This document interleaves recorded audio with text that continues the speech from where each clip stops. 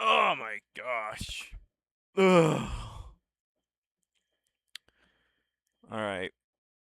I think I got everything in order. Um, had to go take a huge dump in the bathroom. That was fun. I'm telling you, man, that diarrhea bug is everywhere. Here, let's just go live. Alright. Let me see if I could show this really quick.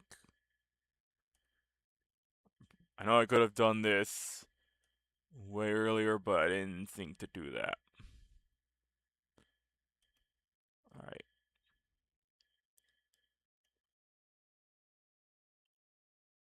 It's not capturing the window, so I think I might have to just do desktop instead. That's not good.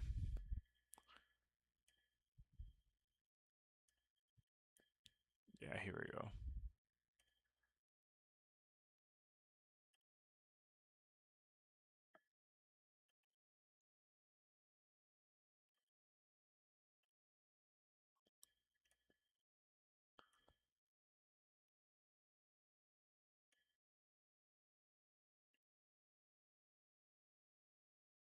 Well, it's a little bit too big. Still a little bit too big. Eh, it works, I guess. There we go, 94 by 94. Okay. What am I doing here? That's a question I ask myself every day. I could have been playing Power World, getting that grind down for the mid game, but I chose to check this out because apparently, okay, so to get the general idea out of the way, I was watching some videos on YouTube as one would, and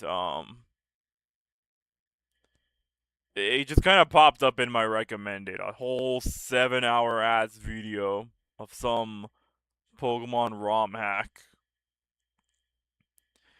Supposedly, this game is really scary, really weird, and I don't know, people in the Pokemon ROM hacking community and I guess like people in the Kirby Pasta community are saying, "Oh my gosh, it's the next best ROM hack." I don't know. I looked at the video that showed up in question. I did watch a whole the 2 hours out of 7 of it, and I was like, all right, I guess we could check it out. Now, I don't know much about it beyond the 2 hours of that video, but before we actually get into the game itself, I figured it would be in my best interest to take a look at the website that I got it from. So we'll take a peek at it here. Let me just do one last check to see if everything's in order.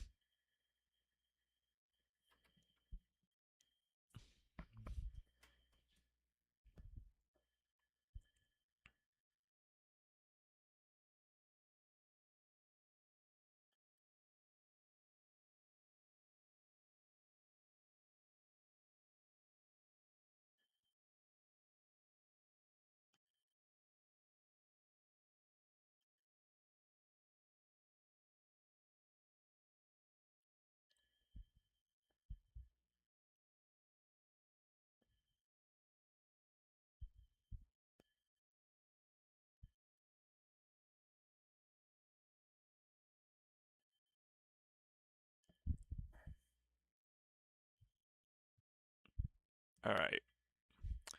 I think everything's fine. Let's go ahead.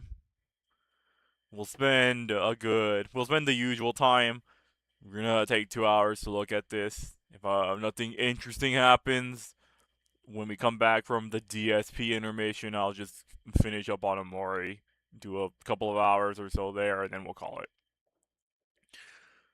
So hopefully something interesting happens. But again, before that, we're gonna go here and check out the website that I got it from.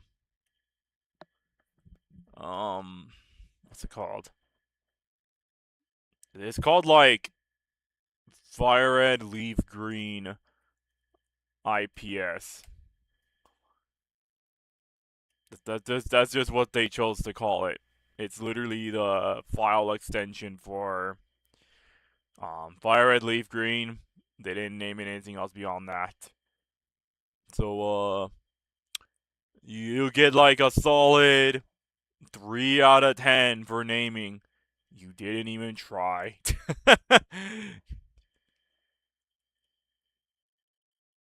hoping everything looks good. I think I turned sound on for stream. Not that it matters, cause I haven't done anything that has sound in it yet, but I just wanted to make sure. All right, what do we got here? Uh, FRLG. Wait, oh LG. Okay, FRLG.IPS is available. It's Kanto again, just like you remembered it. You love Kanto. You love Kanto. You're gonna play it again. There's a new rock by the water. It features every Pokemon is available for a complete Pokedex. It's optimal to work alone. I mean, what else am I gonna do? Some tutorials have been removed. You've been here before. That's good. Events made obtainable. Travel to the altered cave for an ally with info. Ooh. Miscellaneous. Some weird text. Whatever. There's a new rock by the water. Yeah, we got that. 3 new. Cool. I love 3 new. Story. It's the same as you remember. And then some other stuff, I guess. There's a new rock by the water. Okay, yeah, I get it.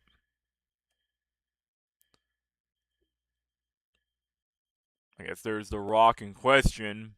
How do I like exit? Get me out of this picture.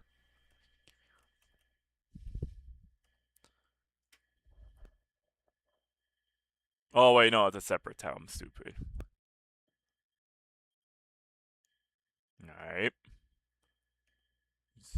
What else have we got? Okay. Mewtwo vanished. Alright. I don't know what any of these pictures mean, but I'm sure it's something good.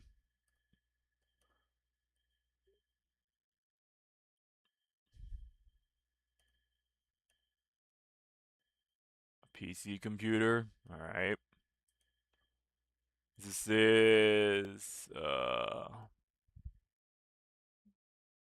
that one boat. I forget the name of it.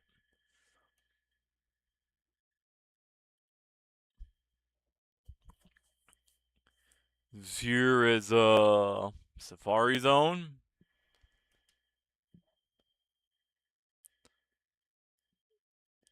Lavender Town. It's raining for some reason. This is wait. What is this?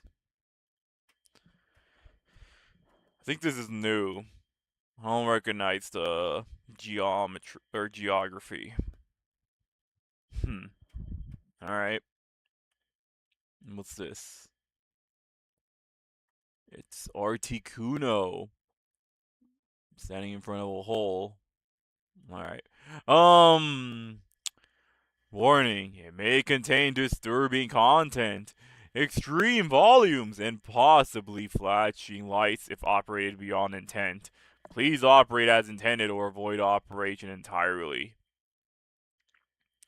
Don't worry, I got volume adjusted on stream to like half the initial audio output. I don't know how loud these games are on stream. I tried recording Resident Evil 4 Randomizer and Left 4 Dead, and sometimes the audio would still peak beyond what it does for desktop. So I might have to check audio adjustments for this again. It sounds good on my side, but I don't know. If it sounds loud for you guys, just let me know. Alright, going back to this.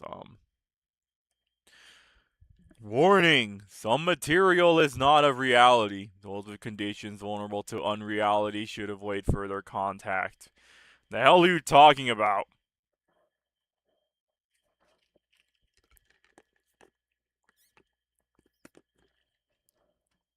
Alright, warning!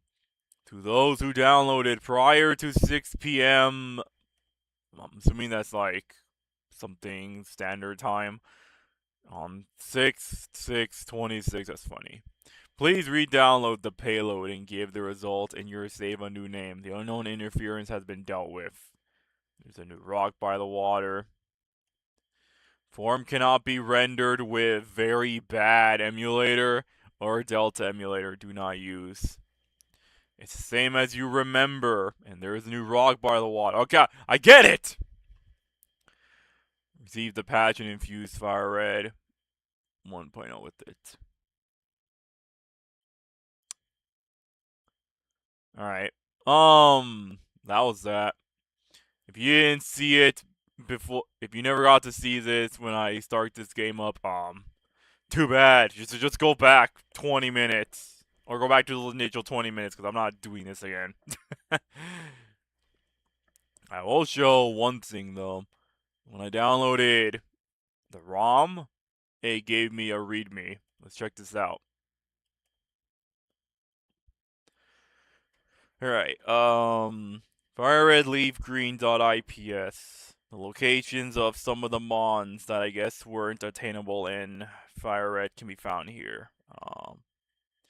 If you want to, like, I'm gonna come back to this for reference. I don't know if I'm gonna actually try to complete the Pokedex. Maybe out of, like, boredom, I will try it. But it could take a long time. I'm gonna have to think about this. I'm kind of curious what I would get if I complete the whole dex, though, because usually ROM hackers like to do funny stuff. But yeah, this is where all the Pokerman is, in case you wanted to find them. But I'll come back to this in the far future. And if I happen to run into any of these mons while I'm just fucking around, then we're in good hands. Blastoise learned Surf at level 36. Certificate is obtained from Bill on Route 25. And some weird text on the bottom. Alright then.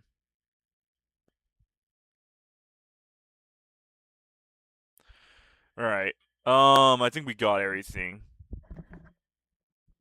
Now, let's get out of this. Enough of the stalling. Let's actually just check the game out, shall we?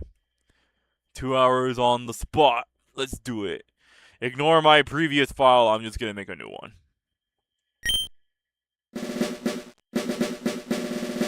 Okay, here. I think I muted this initially. Did I mute it? There are no sounds coming through.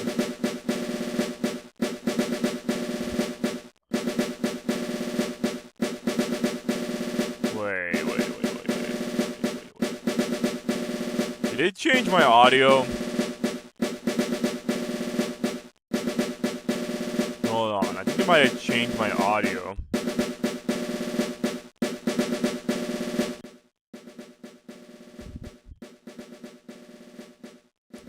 Alright.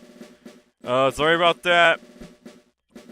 I don't know if you guys were able... You probably could have heard it on your side, but on my side, I guess when I turned on my TV to use as a second monitor, the computer decided to just automatically switch over to the TV's volume instead of my headphones. So while I was able to talk to you guys, I wasn't able to listen to anything on my side. I'm sure you guys might have heard you guys probably heard it, and I just couldn't. But I could hear everything on my side, and I'm pretty sure you guys can hear everything on yours. Hopefully everything's fine. Here, let's just do this.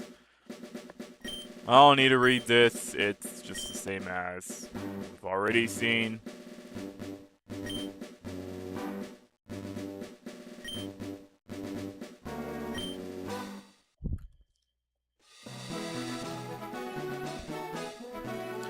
Sup, Professor Oak. The fact that they wouldn't let me go to options before starting a new file, so I actually had to like start the game before doing this just so I can get faster text. It's great. Yeah, we get the gist, Oak. I'm not gonna read through the main plot. You guys, like, come on, guys, come on. It's Fire Red. It's Gen 1. You guys already know what happens. But I will, like, stop and check text if it turns out to be different. But, like, a lot of this stuff we've already seen. I still have to do my, I know I still have to do the original Pokemon Red playthrough I was doing. I might start over from scratch because I wasn't really satisfied with how that video turned out. Now that I have editing software, hopefully I could modify the video better so it doesn't have just a lot of empty space. You know, it's gonna be a lot more streamlined, that's for sure. I'll be a guy. This is my name. The name I always default to whenever I do these streams. I guess that's just how it is. I'll be Freddy Fuckboy. Grandson. Rival? No, hang on. I got this. What should I name him?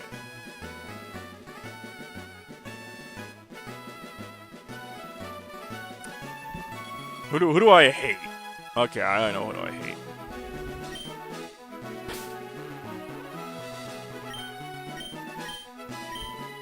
There, perfect.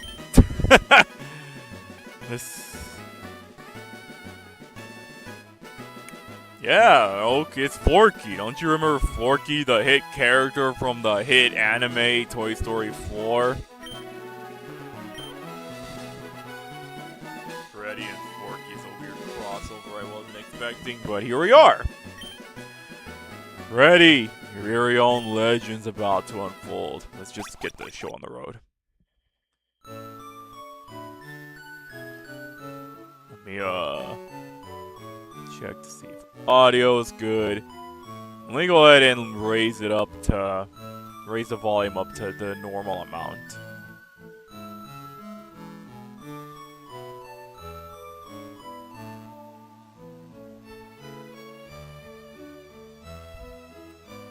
I think that's good. I don't know how loud it is for you guys, again, but I'm hoping it's fine. What do we got here? You always take the item in the box.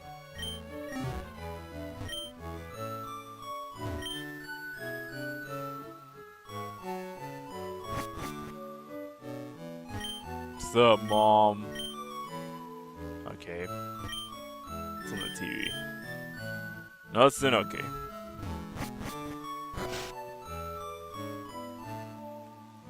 I can hold down B to run, so I don't have to I don't have to wait until Pewter City to do it. That's good. There's a new rock by the water. Okay, Modder. Technology is incredible. You can now store and recall items in Pokémon via PC. Okay.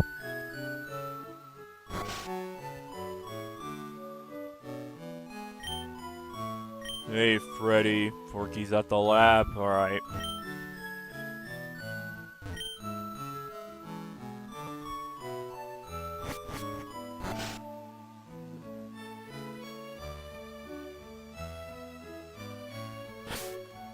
Hang on. I'm looking at YouTube Studio side.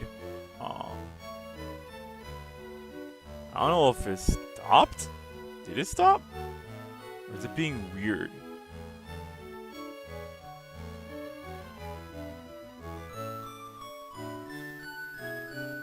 It says live. Did my stream stop by any chance? I'm hoping that's not what happened.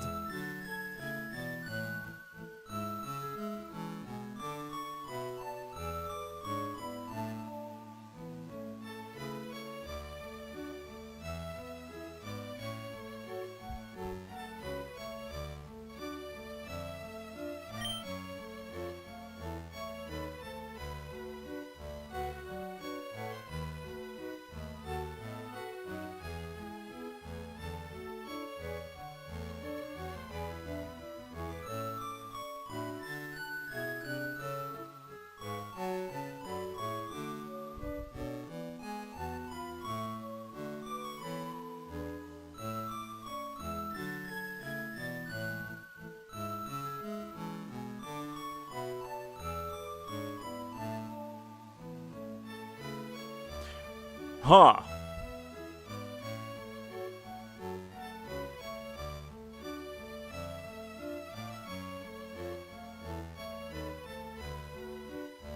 Okay. That's weird as hell. It's not that stream stopped. When I double tap to go full screen, apparently the last thing that was on the screen prior to me doing that just freezes. Like, I could still move around on like my PC and make progress, but it wouldn't show up on YouTube Studio side. So I guess that also means it just doesn't show up on stream. I have to keep it like this,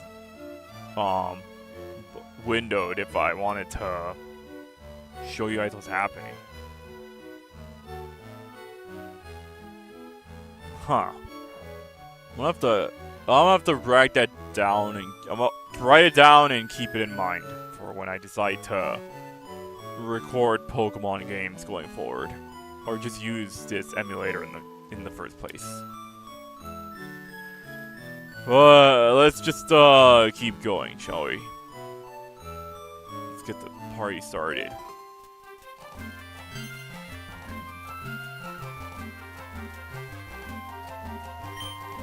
Don't go out there, Freddy. There's dangerous mons. I know. Here, come with me. I have to move my mic a bit if it's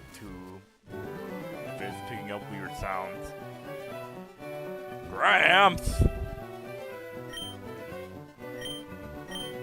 Alright, 3 Pokemon. I got the idea. In old age, you only have these 3 left. Be patient, fucky. Oh man. Or go ahead and make a save right here. Just because I want to. It's not like it puts no on automatically. It's not like I lose anything for doing this, outside of the little amount of time I even spent playing it.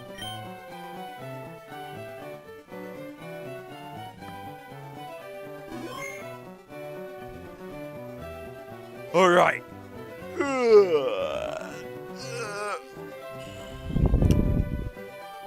I've got 3 mons with my name on it. What do we have? Bulbasaur, Squirtle, and Charmander. Alright, chat. I'm gonna give you guys a good couple of minutes to choose the starter that I'm gonna stick with. If you don't pick one, it looks like I'll have to do it myself.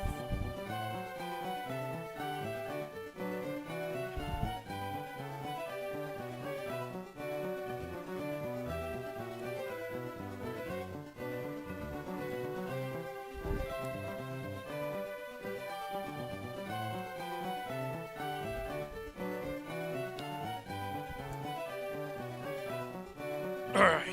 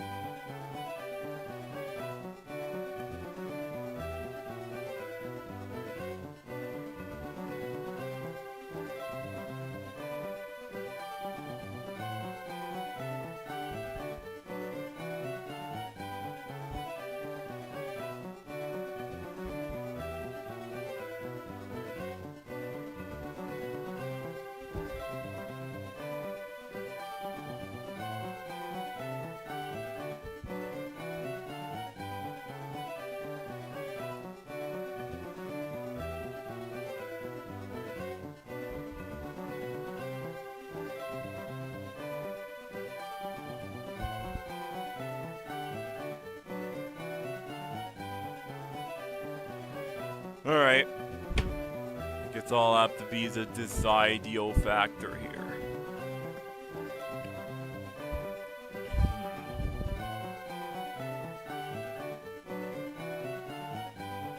Alright, so I always pick Charmander anytime I do Fire Red because of the lack of Fire Mons that are in the game. The ones you do get, they're kind of not good.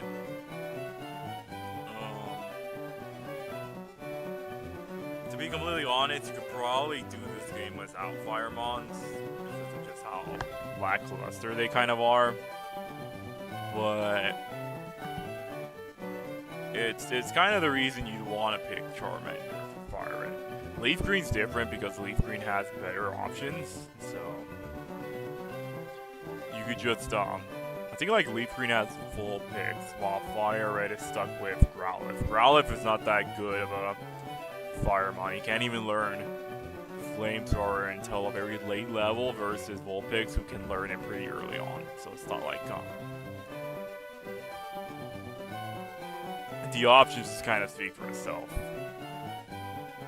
Bulbasaur, it's a good choice. It's a pretty solid start.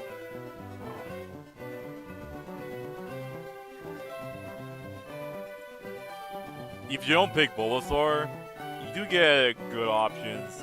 Bellsprout or Oddish. They can help out. They put in the work. My mind's kind of not. My mind's not there. It's just a bit gone. But I'll focus. I'll manage. I can manage this 5 hours. So Bulbasaur, Charmander. Squirrel it's a good in between. You do kind of get handicapped with the idea that you're just kind of stuck with Blastoise for a Watermon. You don't really get to use some of the other interesting ones, but Blastoise is solid enough that you can make do with it, so.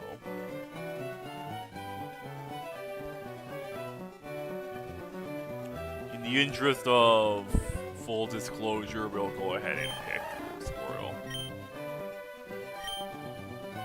Give me this stupid turtle.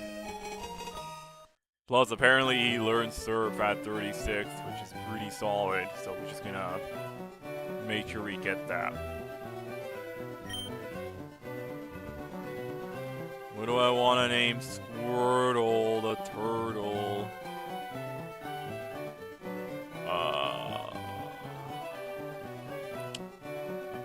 What do I want to name him?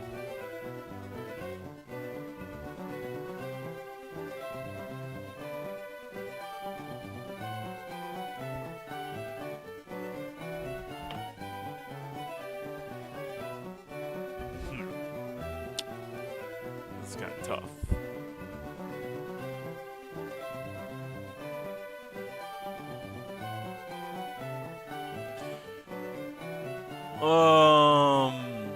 this is why I really hate naming shit. I actually suck at taste. No.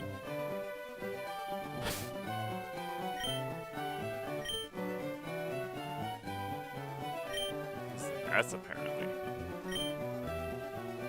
I'll just call you Crush for now. Crush your crushy crush.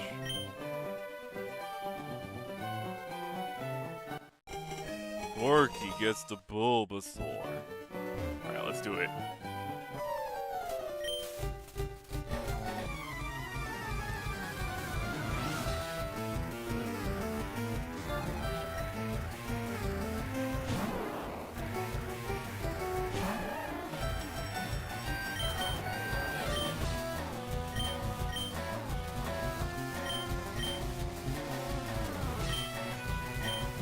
We get it, Oak.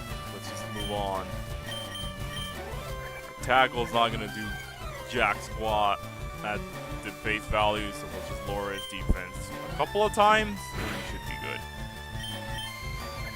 The novelty of Squirrel is that because he's very balanced in his stats, his defense is about as solid as Bulbasaur is here.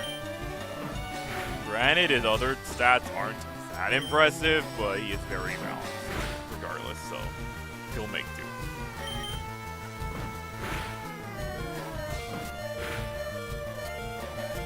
For the sake of not losing out on the experience, I'll go ahead and use the item.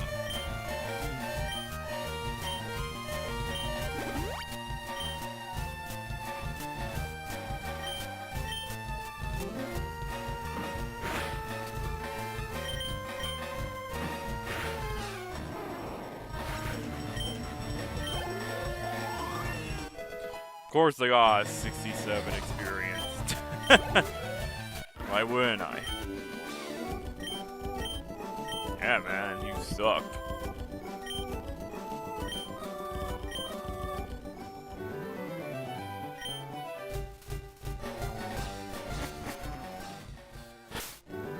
Okay, Crush, man. Oh, man. I really should have chosen to. I should have taken that nap way earlier before I did this. But it's fine.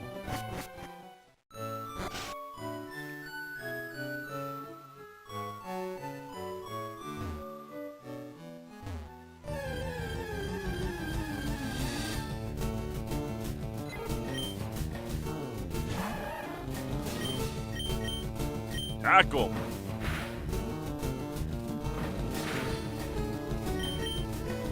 I haven't actually decided on what I'm gonna consider fast forwarding or not. I might just I'll fast forward through backtracks or other means. But when I'm doing Pokemon battles, I'll probably just maintain a particular aspect.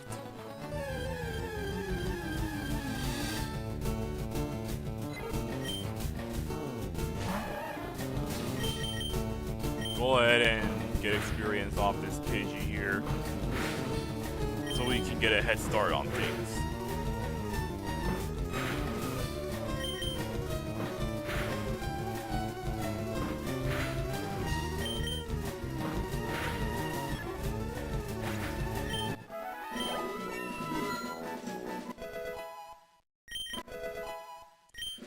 Water gun, that's what I'm talking about.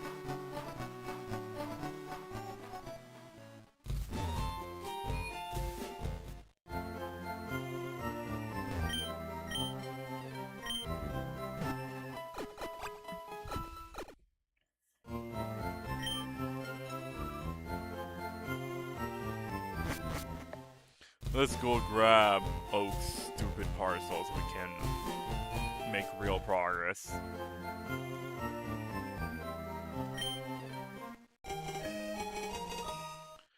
Just checking to make sure everything's in order. Alright. Now we go take it back to him.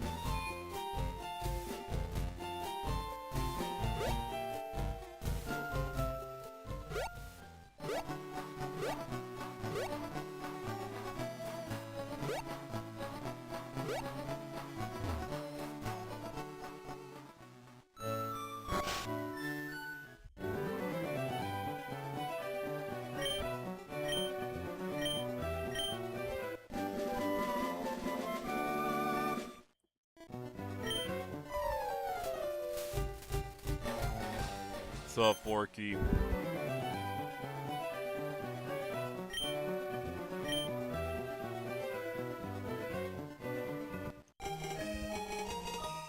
The poker decks.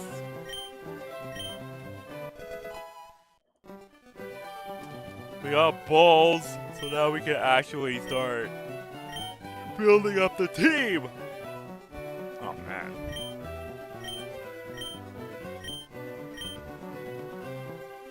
I won't let you down, Grandpa. I mean, not my grandpa, but still. Screw you, Forky. I'm getting your town map because I said so.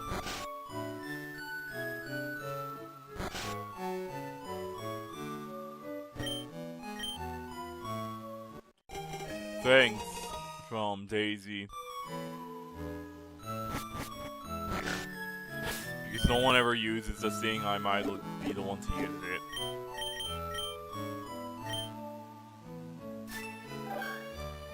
See, look, it's the town map. We got all the places.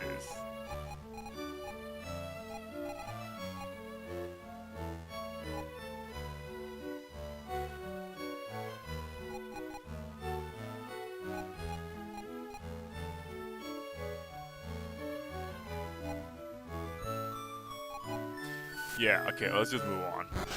Oh, didn't mean to go back in.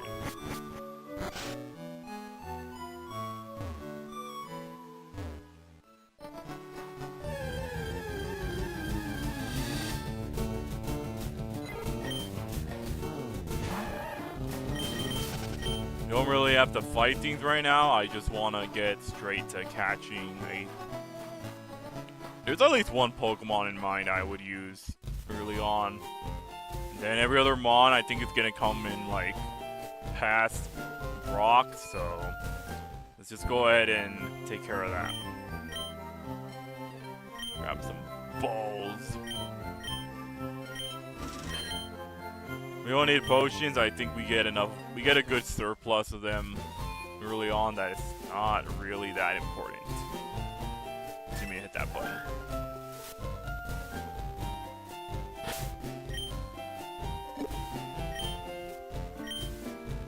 Like if we go over here to the back, there should be one right here. Now let's go over to this side. So we can catch yourself a little bird. You're not a bird, and I will catch you for the sake of completion's opportunity.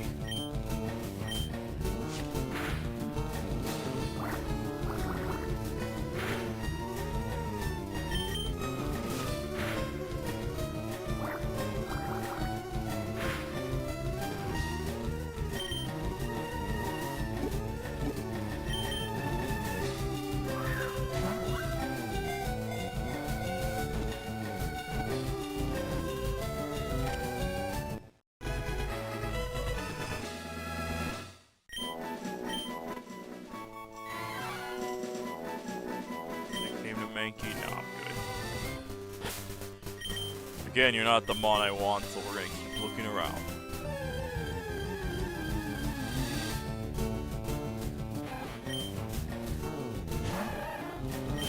Sure, I'll catch you if you don't get KO'd.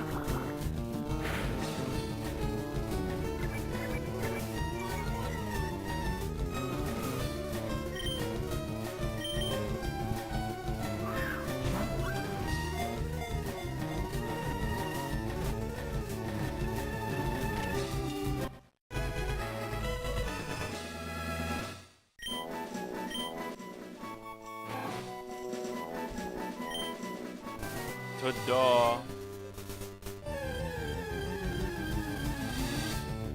Okay, this is a good time to use fast forward. Wait, how do I... There we go.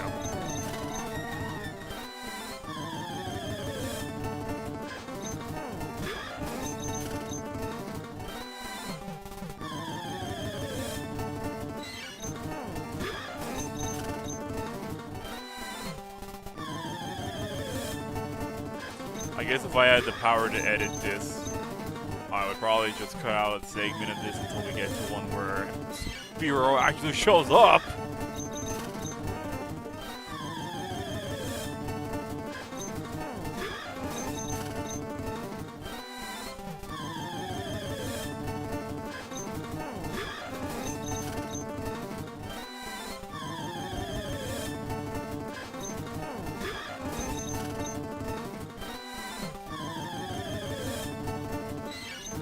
Wow, you guys really don't want me to have Spiro.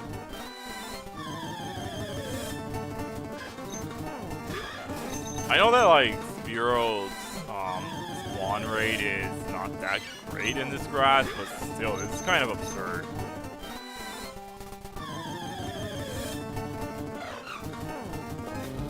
Finally!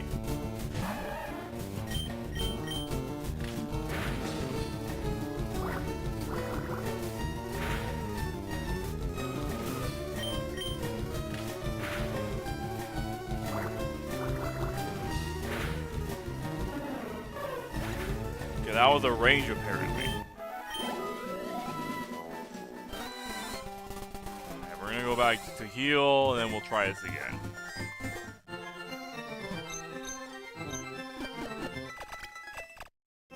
I'm feeling generous. I might bump this to 3 hours because of how little I'm actually making progress here.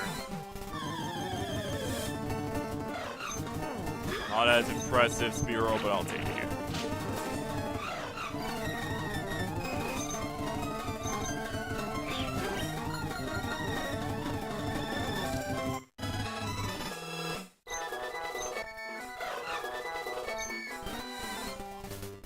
We'll have a time to name all these guys later. Don't worry about that. So we'll just keep going.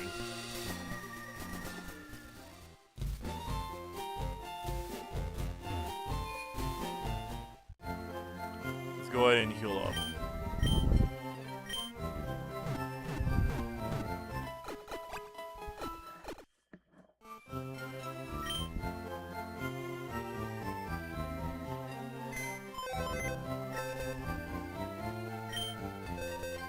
Not that I wanted to pause it. Look at these terrible mons.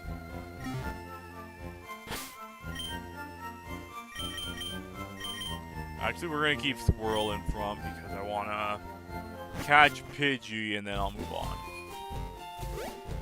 No real reason other than just to make a bit of progress on that whole deck thing.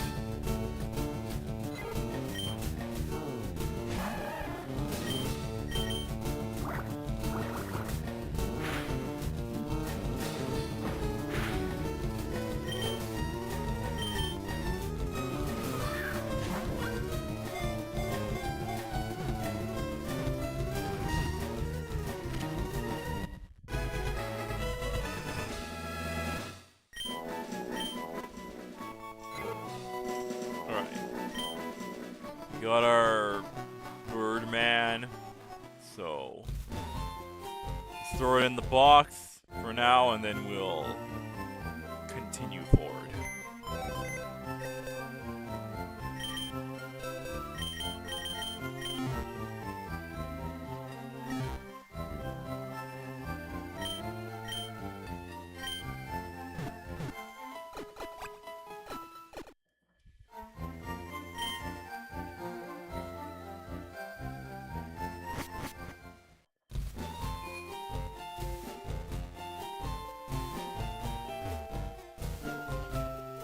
Coffee, red box, Pokedex, word of advice, catch Pokemon, Pokedex, update status.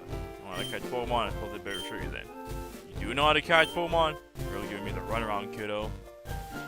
Normally this guy would just show you how to catch Mons, but again, the modder made it so it just skips ahead, so that's convenient.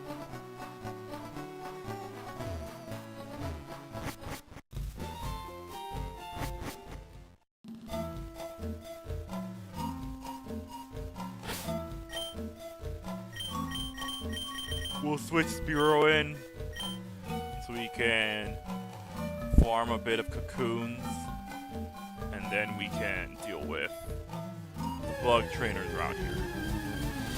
You technically don't have to do that. You can just fight the... You can fight the trainers with just a level 3 Spearow, and given the situation, you'll be able to get out of here just fine without having to grind Spearow up.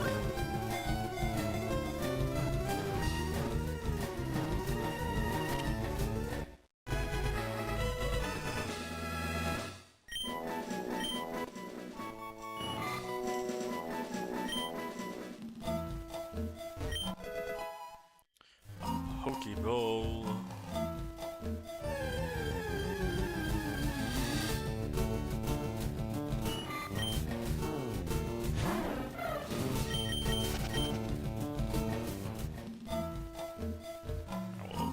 Cut ahead to the bug trainers, shall we? Ooh, an item. Alright. Let's do it.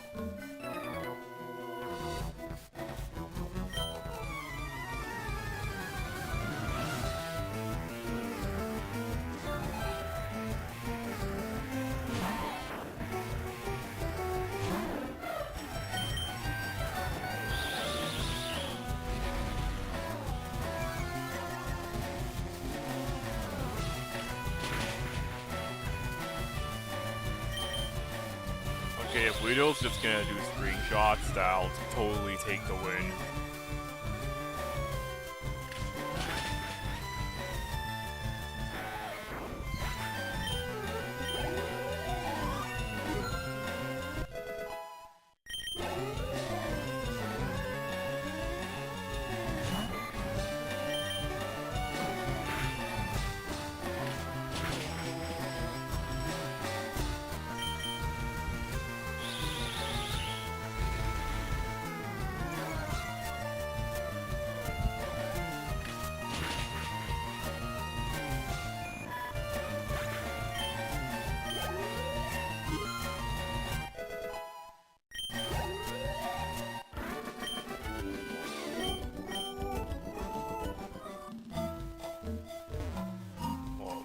Run around here, or run past the grass.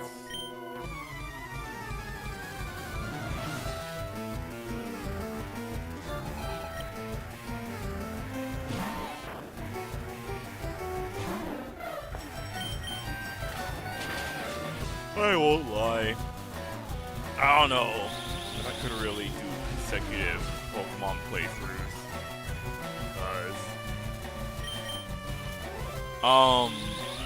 We kind of already know what to expect from me, so I don't really know how I'm supposed to react.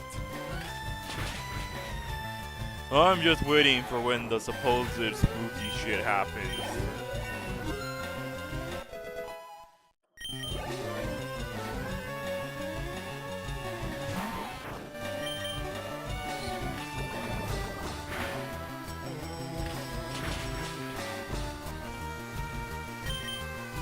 Very least,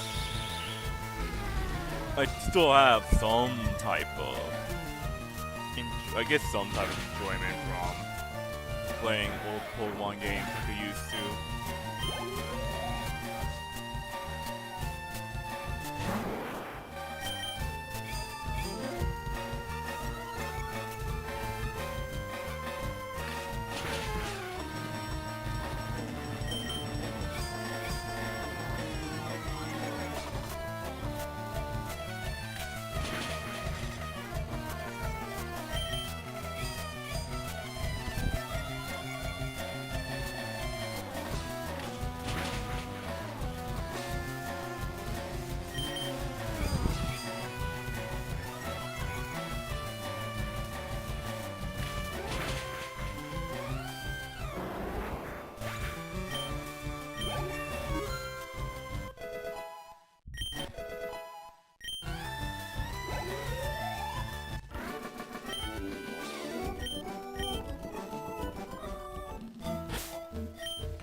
I just realized it's actually pretty good that I picked Spearow.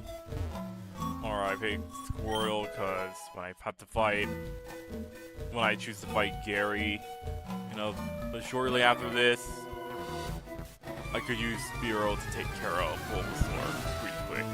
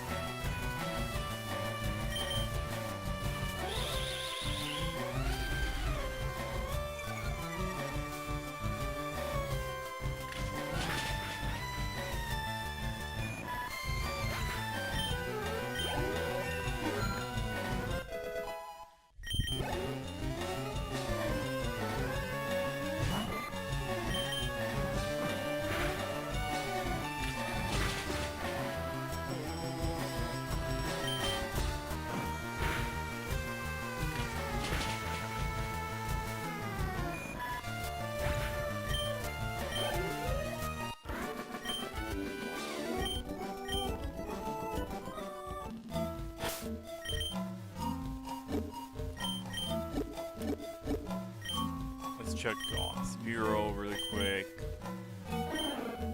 Oh, not that. Got some Pex in, so put him in the back for now. Get Crusher level, and we'll go back to Spearow and keep going.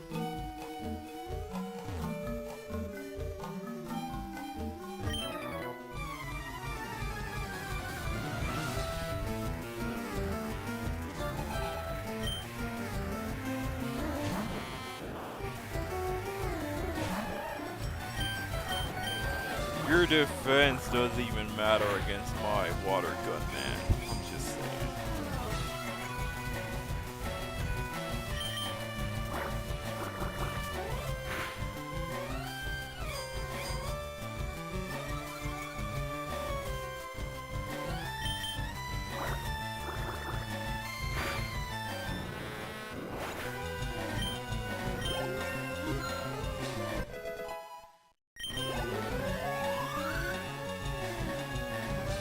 A lot of experience there, Crush. Calm down, man.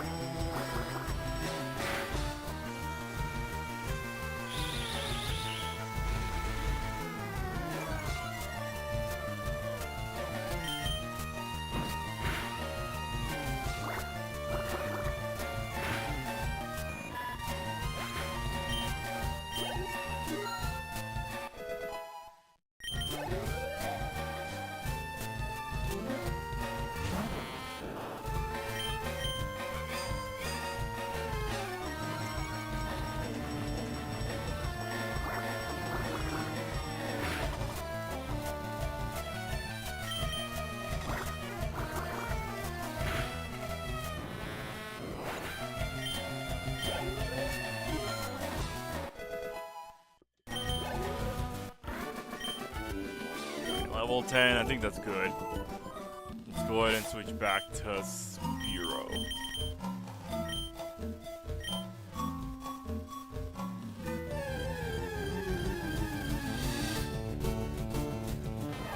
Pikachu! I don't really have a Mon to consistently deal with Pikachu.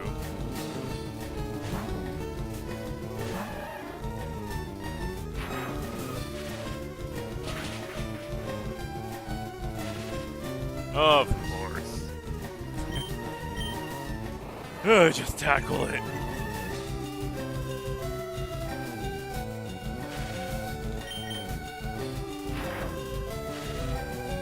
My fast forward if the paralyzed scene becomes a bit too annoying.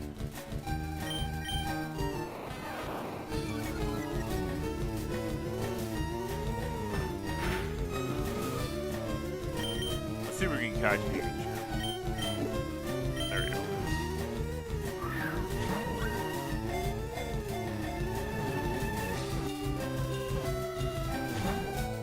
Okay.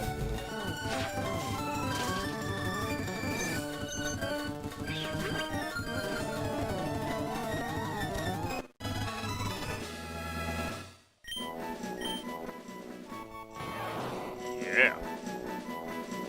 No. Because I'm not even gonna use Pikachu.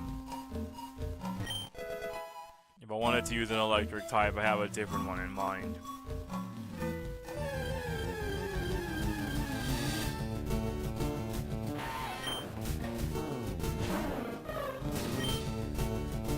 It's probably gonna one-shot Weedle. Yeah. Alright, when I do the turnaround, I'll catch him on the way out. Grab the potion, that's here.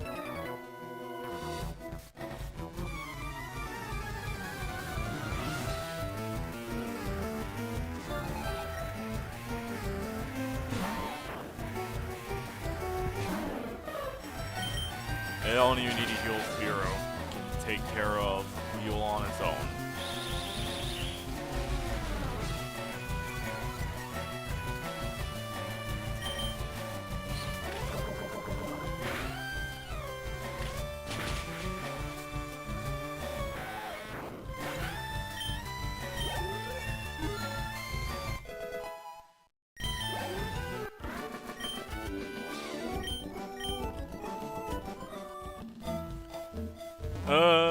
So far, this game is very uninteresting.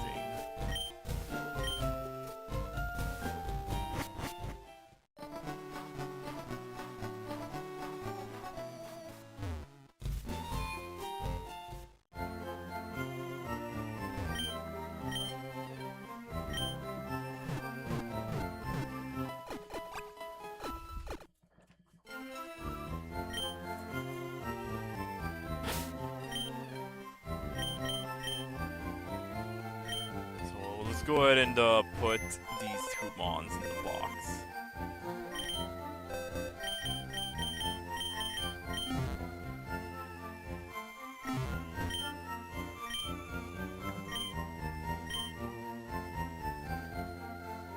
No.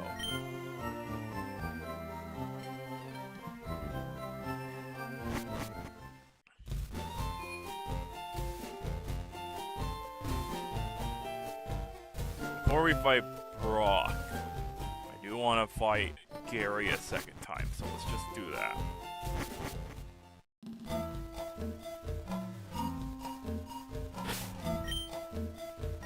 Switch over to Crush just so we can maybe get a bit of experience off of... No, not get experience. Maybe we can catch Weedle.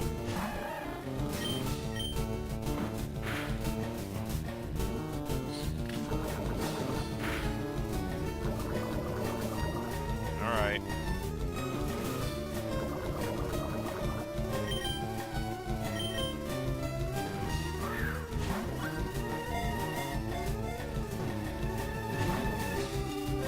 Okay, Weedle. I see how it is.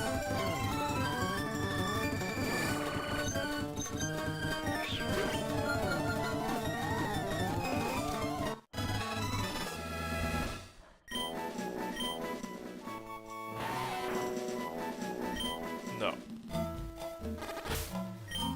Now that that's taken care of, I don't think there's any other mons to get in this grass, so we'll just go the rest of the way with Spiro.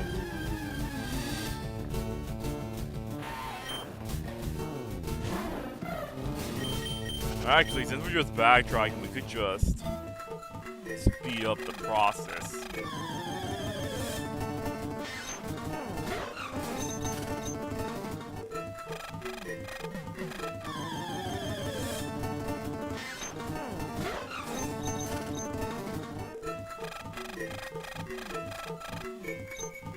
That's fine. We're gonna go to a Poké Center anyway, so works out.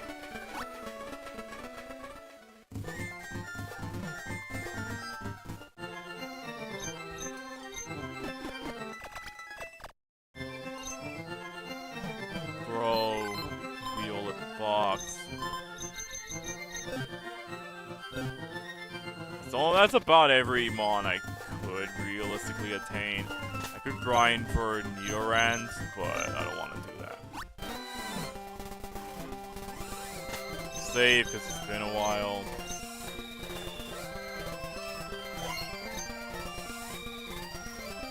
Let's go ahead and fight Gary too. Or Forky in this case. So, Freddy, you're not getting through here without some thing.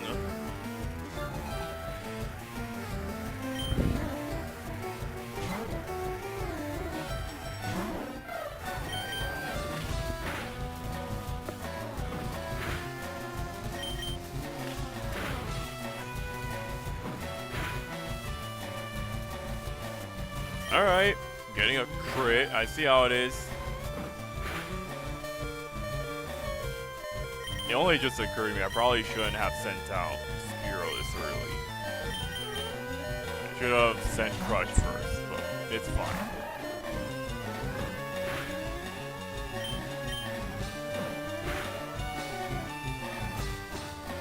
Okay, I'm gonna just stop using that.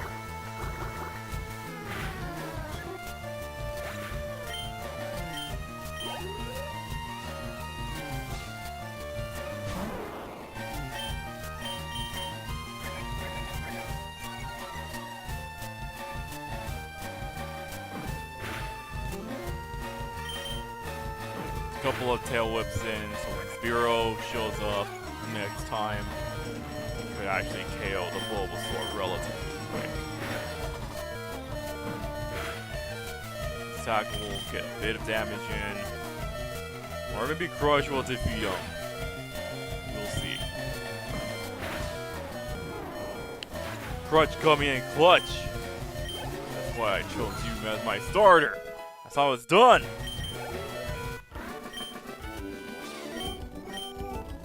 I know I was lucky. That was a skill.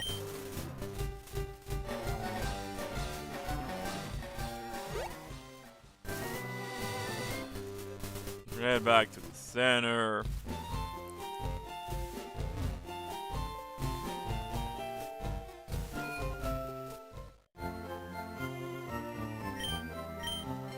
What the fuck? This is terrifying.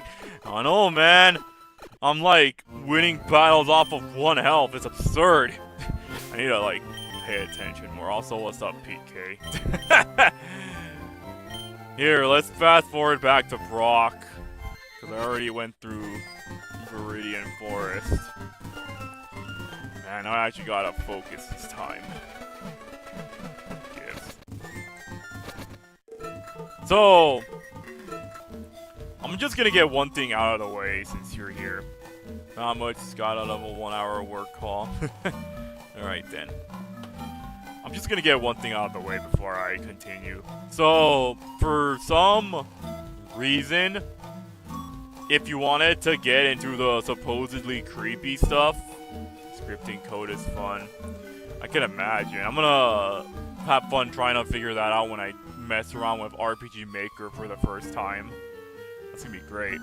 Hopefully they streamlined aspects of RPG Maker enough that I don't have to pull my hair out of stuff, but considering what I've seen people be able to do with RPG Maker, it seems like it's gonna be a lot more interesting than I assume it would be. I don't know, I'll see what I come up with. Maybe it'll turn into something huge in the far future, we'll see. But,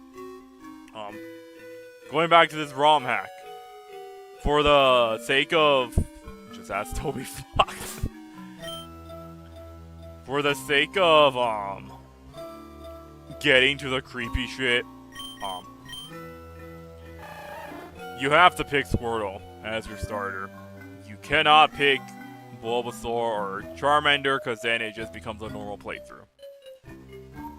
I don't know why the modder did this. It might be part of the dank lore he's concocting in the back. But you have to pick Squirtle, even though it gives you the options to pick Bulbasaur and Charmander. I don't know, I guess if you just wanted a pseudo... I guess if you wanted a pseudo-specific run with... or pseudo-vanilla run with Bulbasaur and Charmander, then you have to do that. And, it might be possible... It might be possible to, like, to get to the creepy shit without Squirtle, but I looked into the README file that it came with. You don't get Squirtle, or the modder made it so that all Pokemon can be attained for national Pokédex stuff, you don't get Squirtle until Safari Zone. So, like, I feel like by that point, you're kind of already missed your mark. But yeah, you have to pick Squirtle as your starter. It's okay though, Squirtle's the best Candle starter. Yeah, man, that's why Ash wanted Squirtle in his first journey ever. He knew who was the best Mon. He understood the assignment. It's just that he woke up late, so he never got to fulfill his criterion.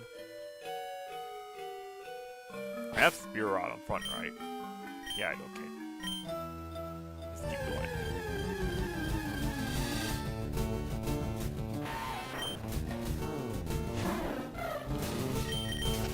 I don't need to really grind bugs with Spearow here because there is plenty of bug trainers up ahead. I'll have my chance. I kind of have an idea of what I want my team to look like. Spearow's on there because I'm not picking another flying Mon. And Charmander's too late for me to want to actually utilize him. So, Spearow it is. For everybody else, I'll start formulating my team set when we get to at least the Mount Moon, or past Mount Moon. That's when I'll start. That's when I'll be around the area where I can start catching other things. So this is like actually a game. Logs 99% of creepypasta stuff.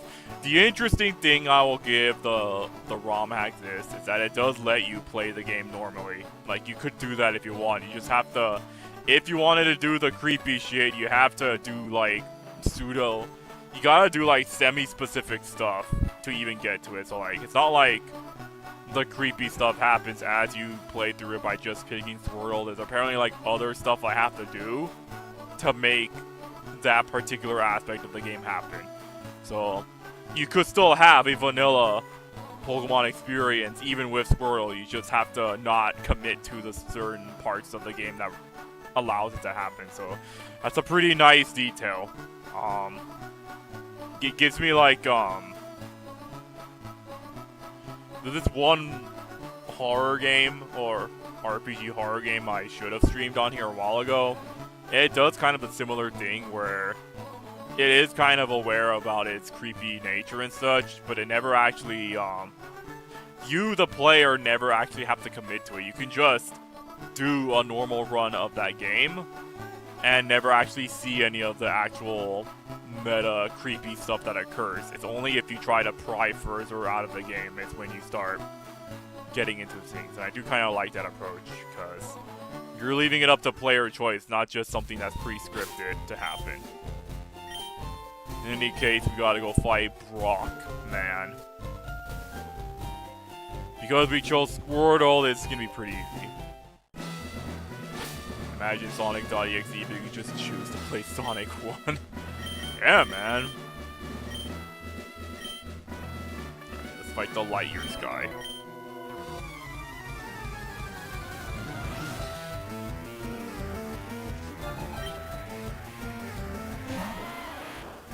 Yo, dude. I'm imagining that if every Mon is available, that also means I can just evolve the Mons that would require trading, in which case I could just get Golem on my team if I wanted to for some reason. I won't because I already have my mindset on a ground Mon and it's not Golem.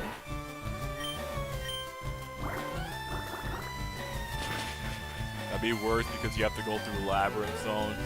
Yeah, we don't talk about that zone. Imagine trying to play Sonic Genesis port. The Sonic Genesis port, and then getting to a Labyrinth Zone. That's gonna be hell. Like, it's gonna be way worse than just playing Labyrinth Zone on its own. We don't even need to heal at the Poke Center. We can just fight Brock as normal, and he'll go down in a flash.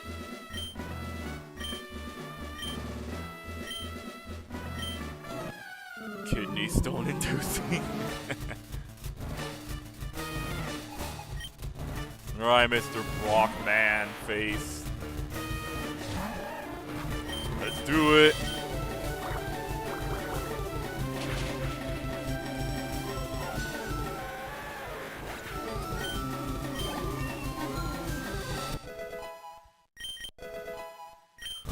Rush learns Withdraw. I think the modder might have swapped Squirtle's moveset around. I have a feeling Squirtle learns Withdraw at level 7, and then he learns Water Gun at like level 13 or something. I have a feeling you're not supposed to learn Water Gun early on. And I know this because Game Freak did that on purpose. So when you fight Gary on the route to the Elite Four, his starter will not have a type effective move against your Mon yet. Like, it'll still have a stat boosting move or Leech Seed for Bulbasaur's case.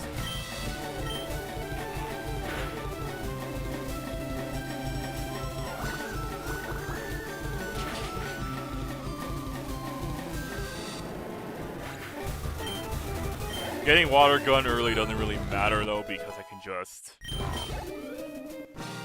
I could have just fought the bugs and then I would have gotten Water Gun eventually. But it is kind of convenient, so I'll give them that. Boulder Badge. It's so funny how you get the I got a badge music in the middle of coming out of the battle instead of just after the battle's over. Like, this is the only... This and I want to say Giovanni are the only two gym leaders that does this. While every other gym leader just gives you the badge after you've beaten them. Like, outside of the battle screen and such. Yeah, give me Rock Tomb.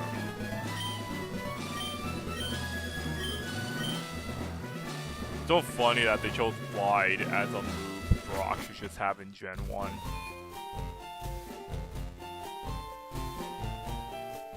So now that we've taken care of that, let's heal up, and then we're gonna deal with the trainers on that route.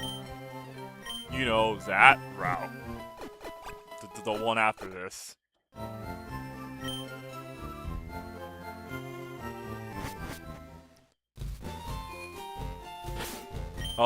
I had done like a test run of this game prior to doing the stream just to see if it worked. None of the trainers say anything inherently interesting, so I'm not gonna talk to everyone. They might start saying something weird later on, but I don't think most of these guys even say anything interesting. They could, but I don't care enough to do it. Okay, let's check our items really quick. Not the map, the items. I will say one discrepancy about the mod I noticed. On the map, usually it's just a small detail, but it's something that I did notice. On the map, it shows you the locations of all the towns and the important areas like the forest, Diglett Cave, Victory Road. In this mod, or this ROM hack, you don't see Cerulean Cave on here. Like, it's not here. Normally, Cerulean Cave would be like on like either this corner or like one of these little tiles, I believe. For some reason, it's not here. So that's already fascinating. Or maybe it was never there, and I'm just being stupid. But I have a feeling it was supposed to be there on the map.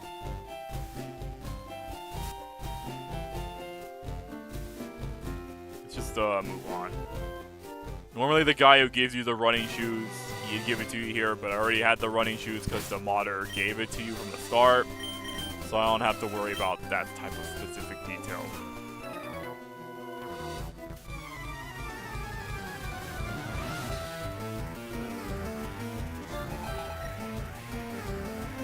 Caterpie. Get him, Spearow. I don't know what I'm gonna name these mons, by the way. When we get to the name raider, I'll think of something. Or maybe I'll have chat pay me the names of the mons, and then I'll just use them for like 5 minutes.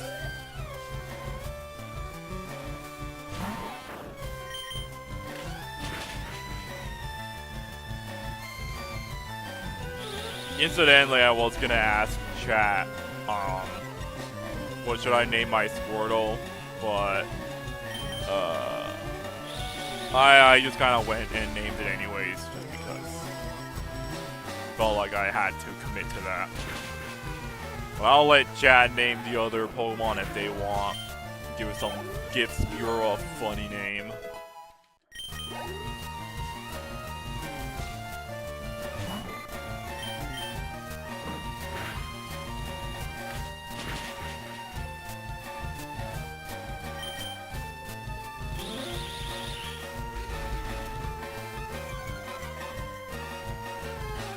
$20 donation requirement to name, by the way. Exactly, man. Give me fork over the 20 if you want to name this hot bird.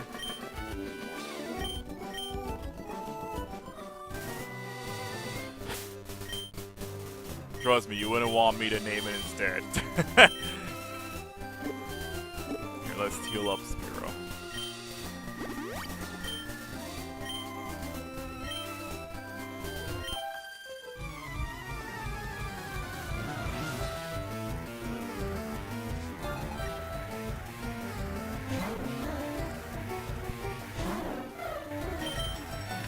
In case you're curious, I talked about this in the beginning of stream, but the way I found out about this ROM hack was apparently, I was watching YouTube videos. I don't remember what I was watching. It might have been like a ROM hack for like another game. I think it was like Fire Emblem, because I was researching Fire Emblem stuff for commissions for Left 4 Dead. Anyways, YouTube pulled up a 7-hour video of some person playing through this ROM hack. And I was like, damn, 7 whole hours? I don't know if that's really as long as the game is, or if a majority of it was fast-forwarded. And I was bored, so I sat through at least 2 hours of that 7-hour video while I was just kind of either in bed or just doing other stuff.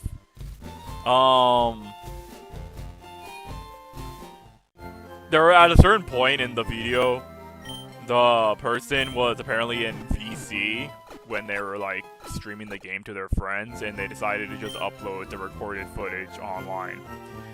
At some point, the person just kind of came out and gave like a unreality warning. Like apparently, if you they did a disclaimer stating like if you're squeamish about unreality crap, whatever that means, then I would suggest not watching the video beyond this or whatever. And I was like, who the hell? What the hell are they talking about? So at first I thought you were gonna say 7-hour analysis video on this hack, and I was like, damn. Imagine a 7-hour analysis of this stupid ROM hack. That would be insane. But oh no, thank God it wasn't that. Hey, Shorts Kid. So I don't know. 2 hours in, I turned off the video after they said that because I stopped caring about their video. But the mod or the ROM hack did interest me enough that I did want to try it out. Because of the little I saw of the 2 hours, it was kind of a thing. I gotta be honest though, an hour and 30 minutes of that 2 hours was like normal Fire Red crap, so like it wasn't that interesting. But the 30 minutes that was there, it was kind of interesting enough that I was like, alright, I'll give it a try. And that's why I'm here streaming it right now. My initial idea was that I was going to give this game at least 3 hours, and if nothing scary happens, then I'm just going to move on. But if scary stuff does happen, then maybe I might commit to the whole 5 to 6 hour stream. But if not, we'll do a DSP break halfway through, and then we'll just go back to Omori.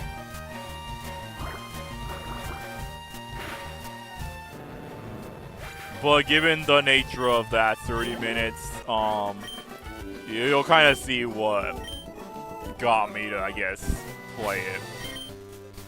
But the problem here, though, is that I have to commit to getting through the rest of the I gotta get through the early game first, which is kind of a drag. If you're like looking for ROM stuff, if you're just playing the game normally, then that's just kind of what the experience is. Alright, Greg.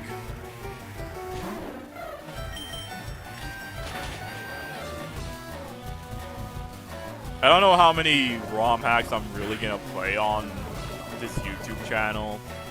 I don't even know if like I really want my YouTube channel to be consistent of just me playing mods or ROM hacks of the game.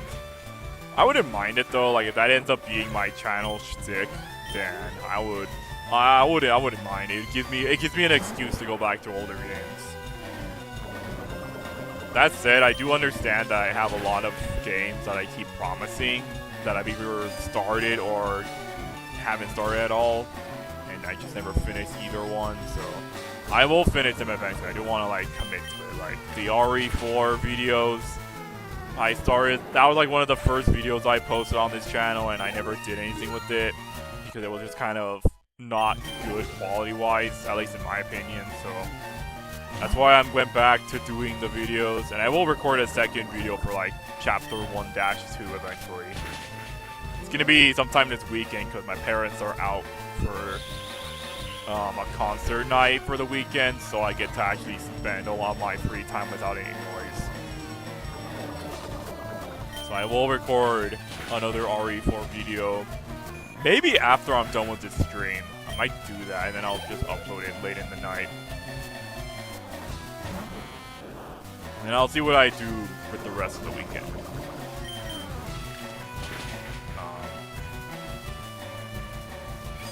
If I do like more streams with ROM hack stuff, I'll try to find interesting games or things that kind of interest me in a way. I don't want to just pick up any random ROM hack or mod for a game, just because like if I lose interest in the mod halfway through what I'm supposed to do, I might not even feel inclined to finish it, and that could be problematic. So like I'll commit to what I decide to pick. I don't want to just pick any random game off the shelf. Play Lands of Torture. I could unironically play Lands of Torture just so I can see exactly what the hell I'm Only Here for Pinkman is talking about. Maybe he's not good at Pikmin and that Lands of Torture isn't actually that bad.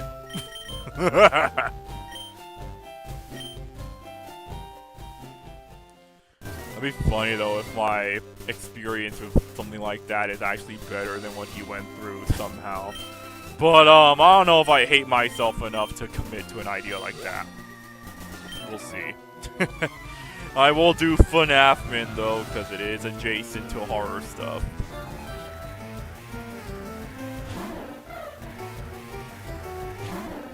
I should point out another thing about this ROM hack. It just dropped last week, or this week. Like, this wasn't like a ROM hack that's been floating on the internet for a few years. It was made just recently, so so the information I have of this ROM hack is extremely little. And even if I wanted to search up things, it's probably gonna be that much unless I sit through some, damn it. Of course you got a crit. It's not gonna be that much unless I sit through a video, so I'm about as fresh as the majority of other people are.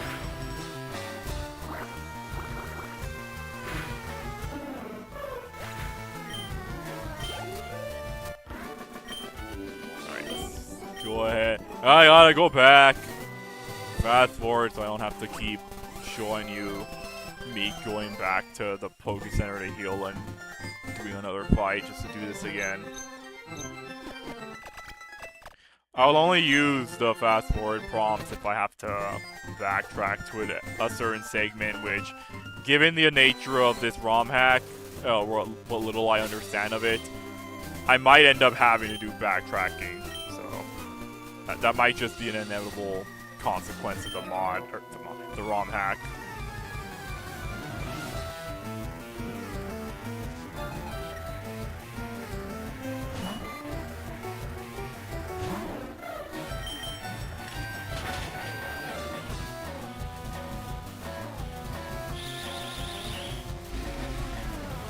Only other thing I know about this ROM hack from, I guess, the comments of the video I saw and the comments of the website I pulled it from. People were saying, oh my gosh, it's just like Deltarune, and I was like, what the hell are you talking about again? So we might be in for Deltarune slop. I don't know, man.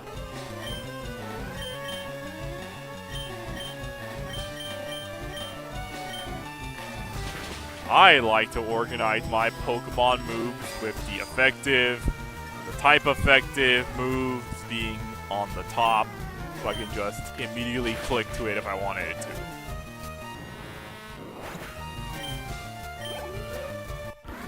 I know some people like to organize their moves weirdly and they're fine for that, but I can't do what they do.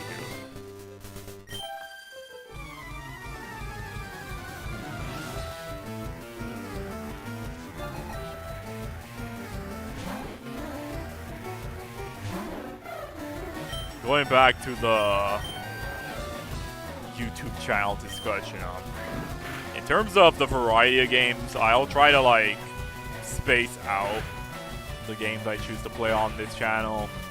Like, I don't want it to be too Pokemon lenient or too Pikmin lenient or anything like that. Just so whoever watches the channel understands that, like, I don't commit to a single community or like a series or something. I'll actually try to just play whatever interests me at the moment.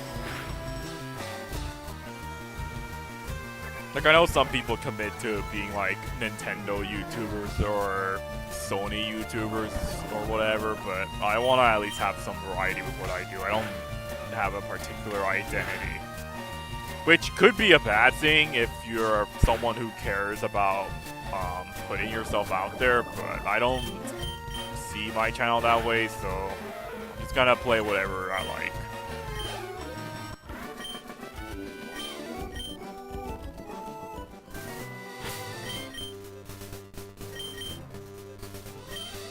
Which I guess in one way, it's kind of why my playthroughs and streams have been kind of all over the place in terms of what genres or games I even try to commit. If a person really just looked at my channel now and just kind of looked into what type of thing I'm going with here, they probably would just be kind of confused.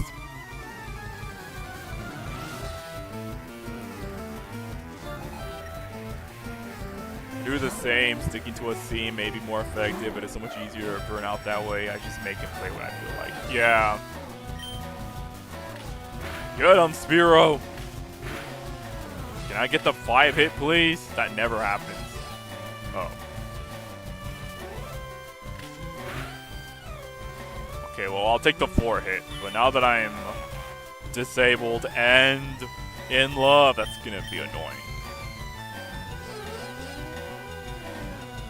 Okay.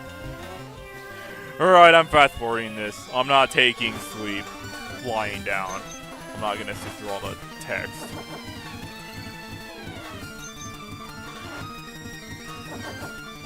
And if Jiggles is gonna be buffing defense, I might as well just switch to Crush and just take care of the rest.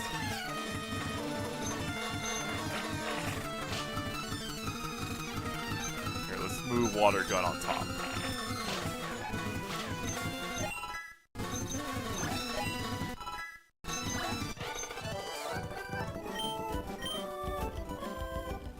Right now, Spearow's asleep. That's not good.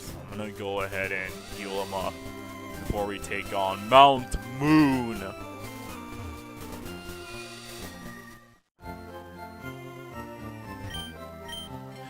And no, unfortunately, Mount Moon doesn't have creepy shit in it yet. But, like, yeah, eventually, we'll start getting oddities when I just start fucking around.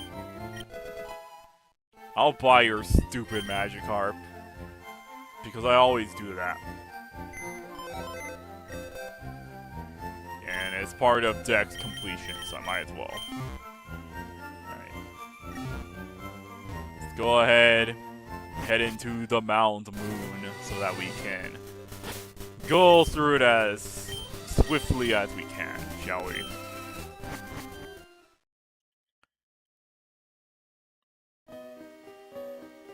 I should mod the game.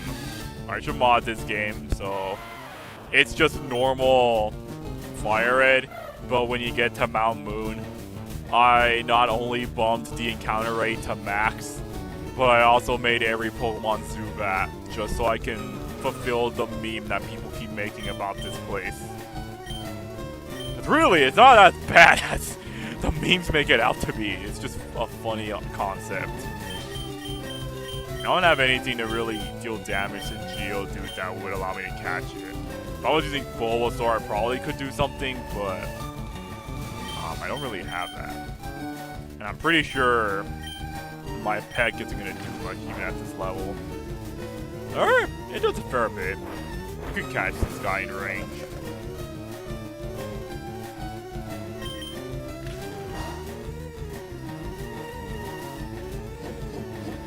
But now that he's buffing defense, that's going to be an issue. I want to get him to at least yellow health, and then I can just start chucking balls.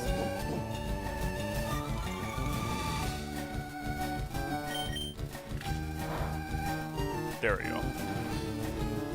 So, a rule of thumb in my mind is that if I'll throw the first ball, and if it doesn't work, I'm fast-forwarding the rest of the ball throwing until it works. Or until I run out. One of the two happens. Cool. I didn't have to fast-forward.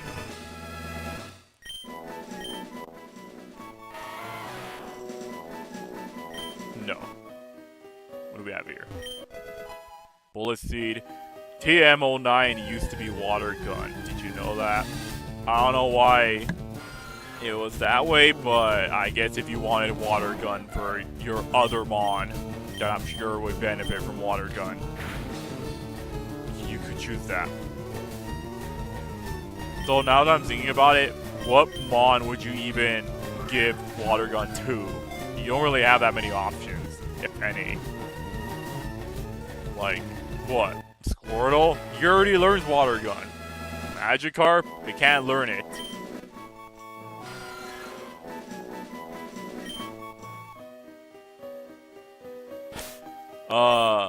Technically Nidoking, but like, good luck getting it by this point. I don't know, man. I feel like by the time you utilize a TM like that, it kind of already wastes its potential. Especially since you get Bubble Beam after beating Misty, so it's like, what's even the point? Oh, let me just check. Okay, let's fight this trainer.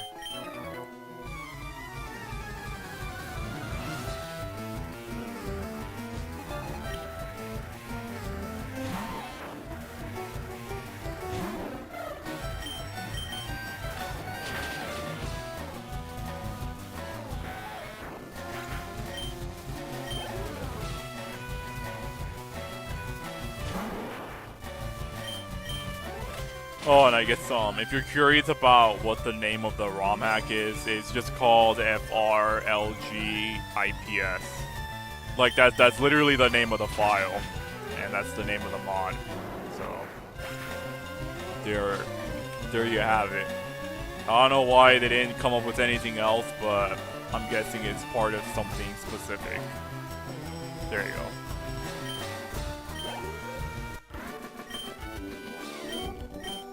So it's not FRLGEXE, but it's IPS, so it's just as scary. Creepypasta file name .exe its name. It always comes back to being a creepypasta naming convention. Clefairy.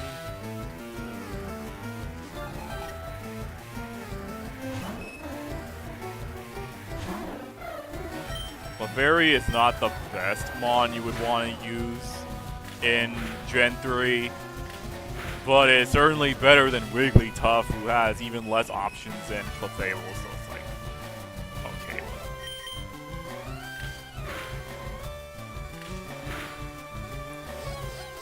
The problems with Fury attack is that it can do more damage than Peck, but it requires you to get more than 3 hits, which... Oh, cool, I got the 5. It requires you to get 3 hits or more, which isn't as consistent as you'd want it to be. And at that point, you might as well just use Peck. For the record, none of the mons I want is in Mount Moon, so you don't have to worry about that. There is one on the road to Cerulean City, though, so look forward to who I pick up from there. You might have an idea if you know Gen 1 well enough, based on like the routes and what mons are there.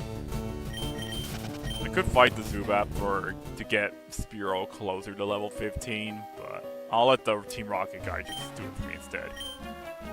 We're gangsters, man!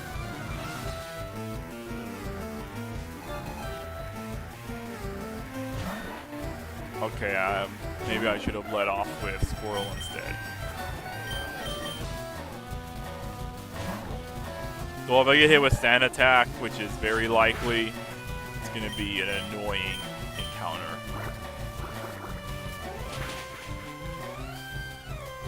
Yes!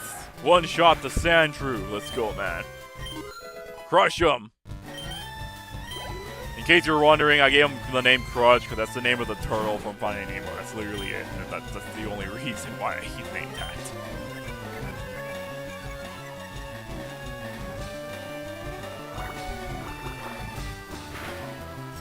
Also, you kind of missed it, but I guess my shtick is that I'm naming myself Freddy Fuckboy in any opportunity I can. And I'm just gonna name... Yeah. Yeah, I know. I'm naming myself Freddy Fuckboy for any opportunity that allows me to do so because, I don't know, I just think it's funny. And for, like, rivals purposes, I'm just naming them whoever I hate. So, try to take a wild guess what the name of my rival is. You'll know soon enough because I have to fight him in Cerulean City.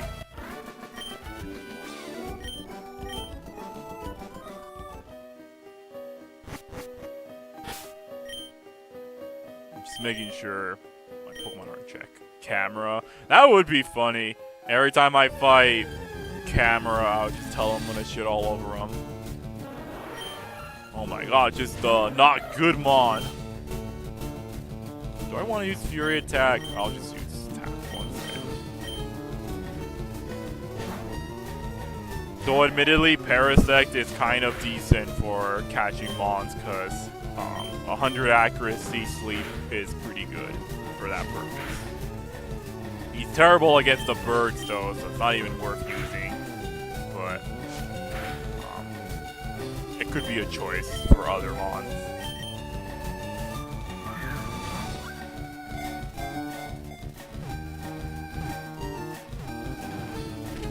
Probably should have bought more balls at some point, but I didn't think to do that. Hopefully I have enough to at least catch the Clefairy in this place, and then I could go to Cerulean City, pick up more balls, and then I can catch the couple of mons I want from Cerulean City. Or at least around that area. Let's heal up Crush. 2 potions, that's fine. It's gonna carry me enough. This guy is the electric guy, so I might as well switch over to him, because he's the only guy that could deal with the Magnemites.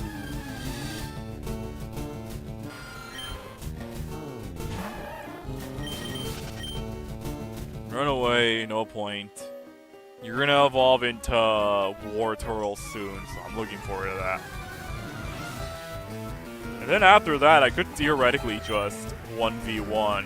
I could theoretically 1v1 Misty Starmie with War Turtle and just use Bite at every opportunity.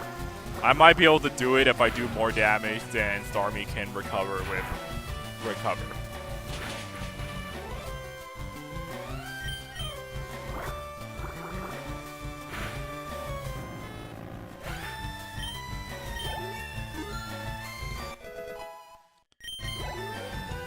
level 16. I can keep Crush alive.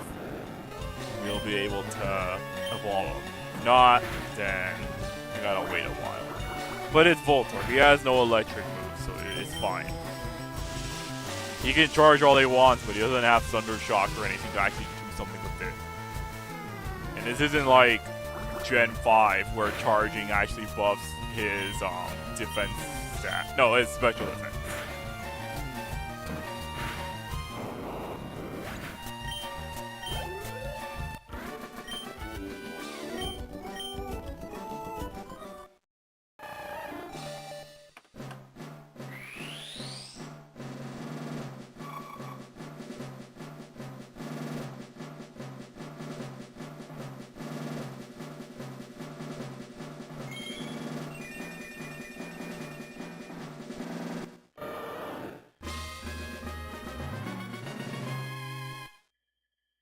Wait.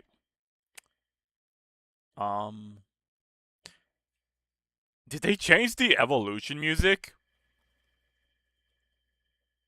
I don't know if that's what the evolution music was always like. Here, let me just check really quick. I feel like they might have changed it to like something else. He looks more purple than usual. I think that's just how Wartortle always looked. He was always like more purple than the others, but that could also just be the effects of the mod. Let me just confirm this, because now it's gonna eat at me if I don't like check this really quick. Pokemon Fire Red evolution music.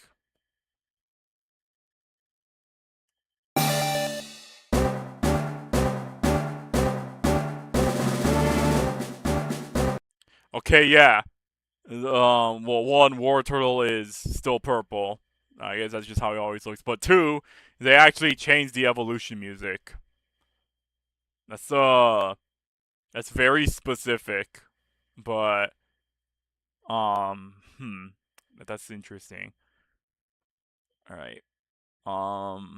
Let's just get out of this. That's just weird. Must have forgot. Here, let's get back in. That's interesting.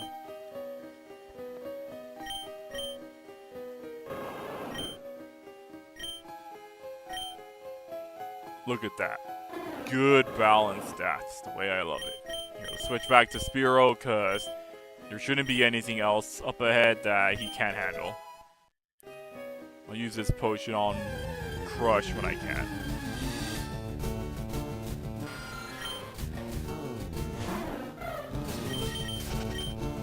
Fight this here bug trainer. I said we'll fight this here bug trainer. You don't have to live up to the meme, guys. I was just kidding earlier. Don't make me actually commit to the idea.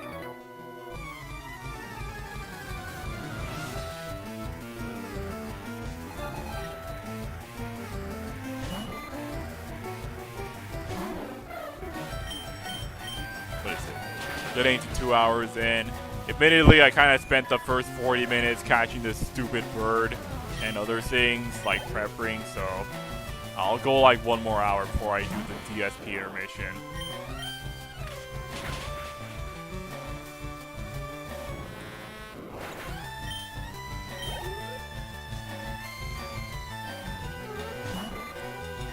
Bro, this game is so easy. I don't know why any new gen player would have such a hard time with it.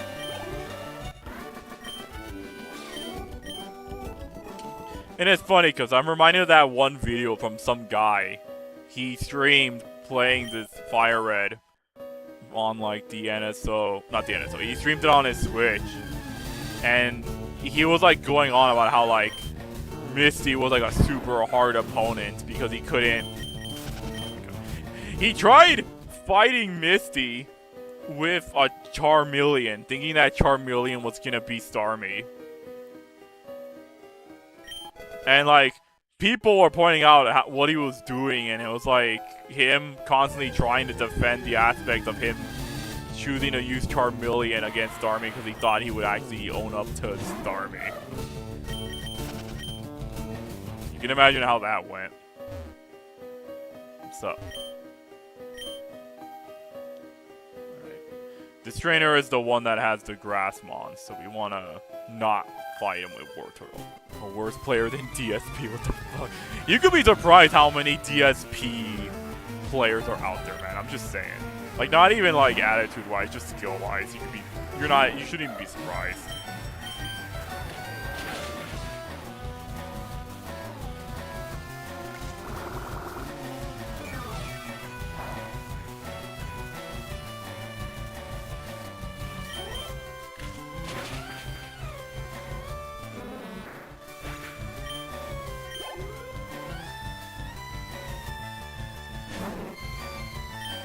Bills. Wow. If you had to choose between Oddish and Bellsprout or Vileplume and Victory Bell, honestly, just go with Vileplume. Like, it's the better Grassmon. Though if you're stuck with Victory Bell, it's not bad. It's just that it could be better. Also, Vileplume gets Petal Dance. Victory Bell doesn't get that luxury.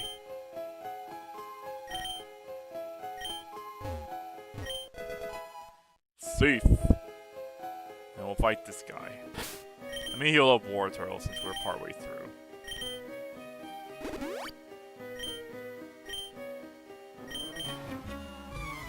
Big job here, get lost, kiddo. Tell me to get lost, man.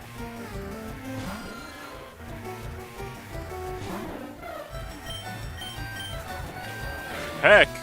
Peck him! Peck his non-existent eyes out.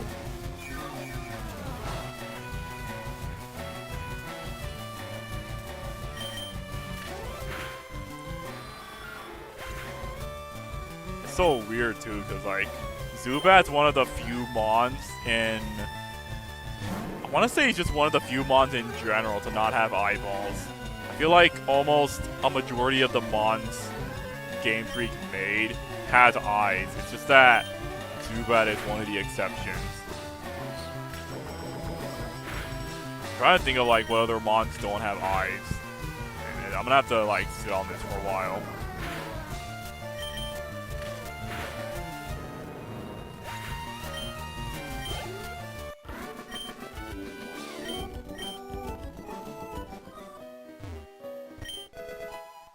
Ether. I'm running out of picks. Alright, I probably should have been using Fury Attack against those guys, but let me just check really quick. Yeah, I'm halfway through. It should be fine though. I'll just start trying to use Fury Attack more often.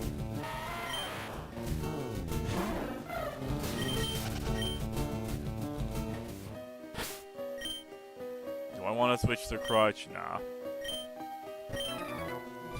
Yeah, I'm here to explore, man.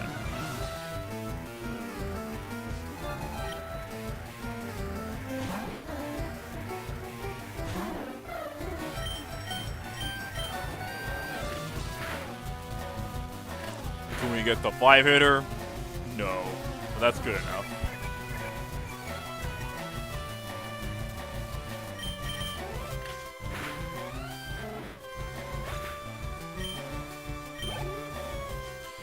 We are at the point where our experience gains are starting to slow down because of the gap between the mons, so we'll catch up. We'll get like a more steady level curve soon, though.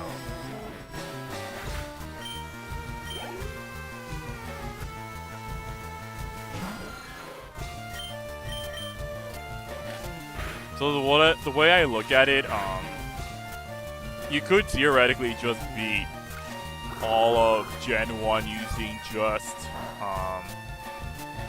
you could beat all of Gen 1 using just Blastoise. Like, there's nothing that's really stopping you from not doing that. You get all of the necessary HMs on Blastoise you would need to get by, outside of Cut, in which case you would want to use, you want to have something in the background for that, but he does learn like most of the other HMs. He's a Watermon, so he can take care of most of the gym leaders in this game without any issues. We run into problems with Surge, but he should be good enough of a level that he might be able to just he could probably take care of Surge if you commit to it. It could be a challenge, but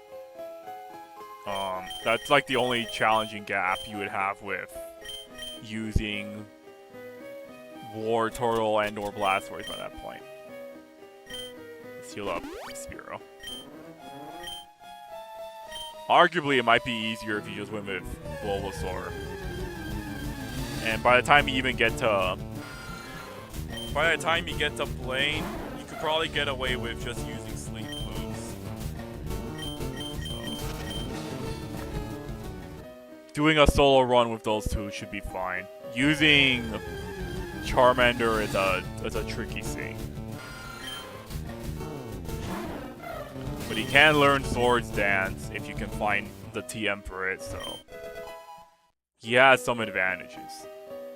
Let's go ahead and fight this hiker with Crush.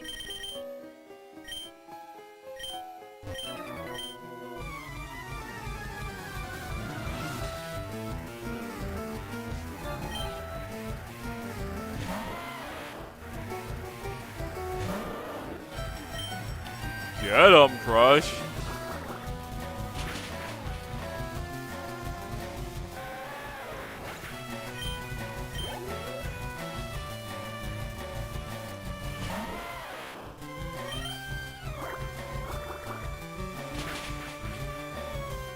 Geodude, more like Geodud.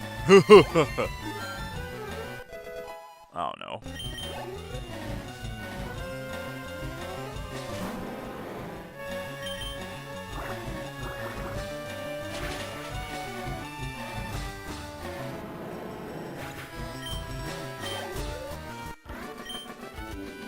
Holy fucking owned. Oh man. Let's go onward. We'll switch out Crush again. Gotta balance out the experience curves.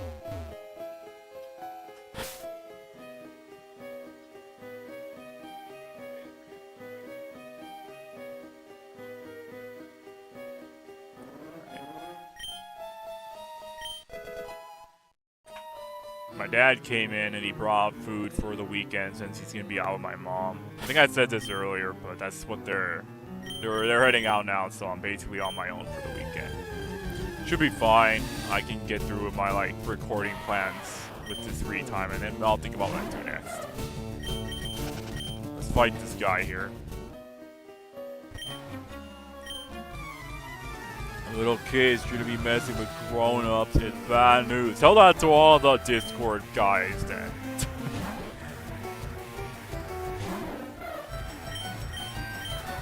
Fury attack. Old reliable.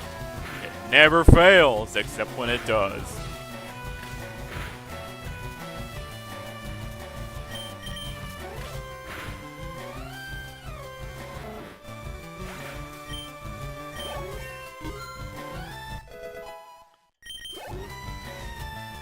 The nice thing about fighting these Rattatas and other mons like it is that it gives you attack on your IVs or your EVs, so like it's a really big benefit for Spearow. Not so much for Crush, but it's good for Spearow since it could use the attack.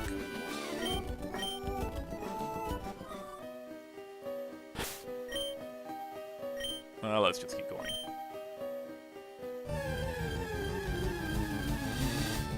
So I haven't seen a Clefairy. That's kind of concerning, but it should be fine.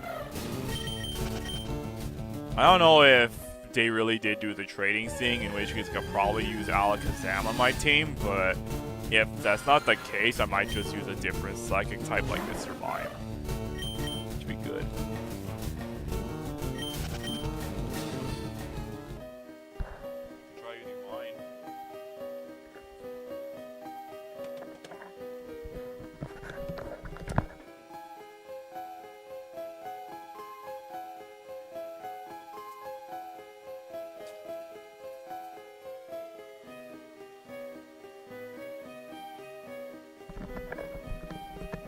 me a sec, guys. I have to do something, but it shouldn't take like a minute, so I'm not even gonna like switch tabs.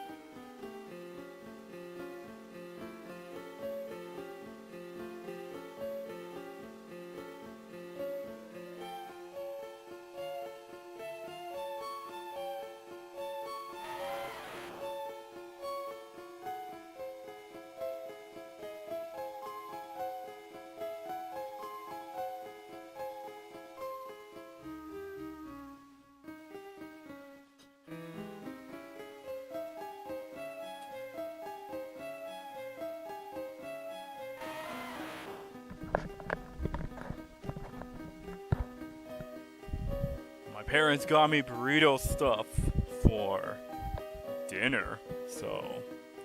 Or for just a weekend, so I can manage with that.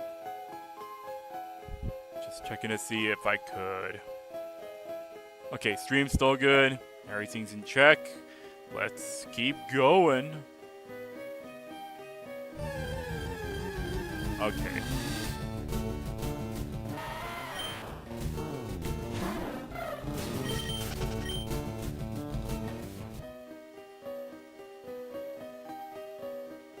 There should be a rocket guy up here. And then it's gonna be the scientist dude who gives you the funny fossil. So take care of that. We'll be out of this area soon enough, don't worry.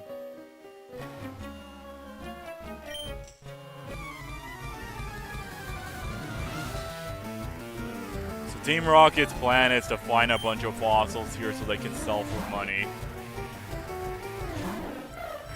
For that I say good luck, I guess. Remember when I said Fury Attack doesn't disappoint except when it does? That's the exception. Maybe I'll redeem itself here. Not quite, but still good enough. I'm gonna have to switch out because I can't afford Spearow getting KO'd here.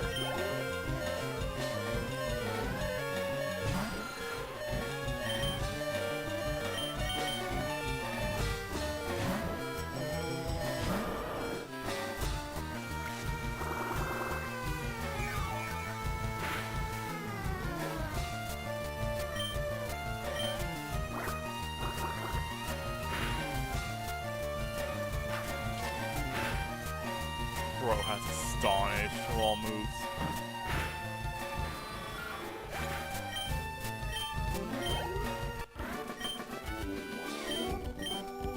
Alright. What do I have to heal? Nothing.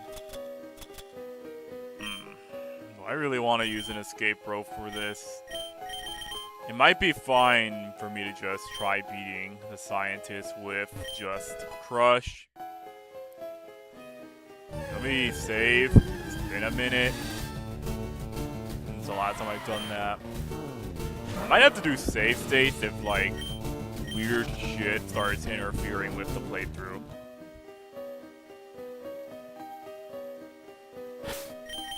Here, let's save up.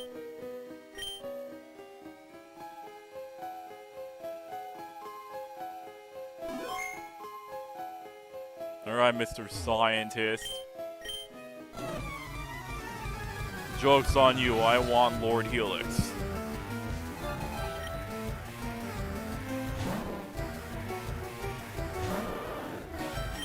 Grimer's not that bad.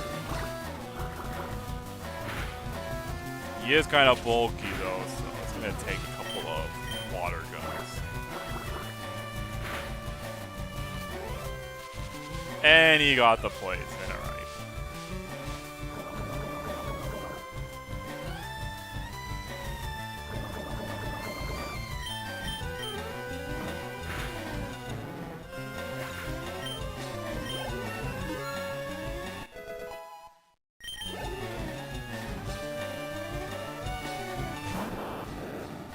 Voltorb still doesn't know any electric moves, so we're still good.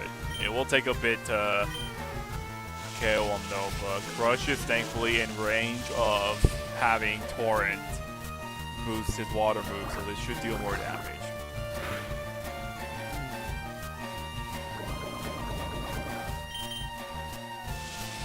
You charge all you want, Voltorb, but it's not gonna accomplish anything.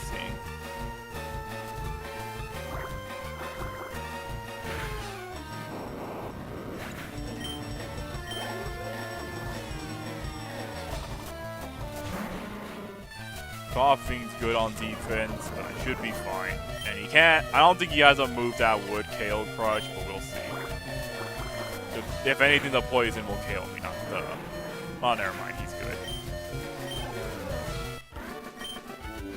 Torrent coming in clutch. You love to see it. At least take a fossil and it'll be greedy. Okay. I really not have anything to heal anyone. I do have a revive though, so I could just let Crush get KO'd, and then I could just bring him back. I'll get Lord Helix, as I promised. Let's just try to get out of here without any more casualties.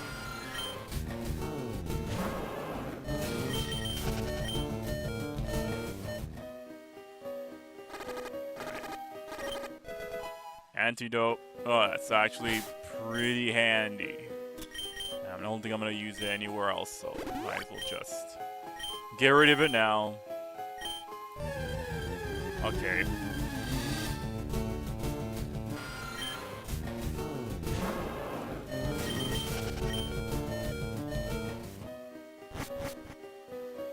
I should point out, we are 2 hours into this game and nothing creepy has happened yet. I feel like I'm being lied to.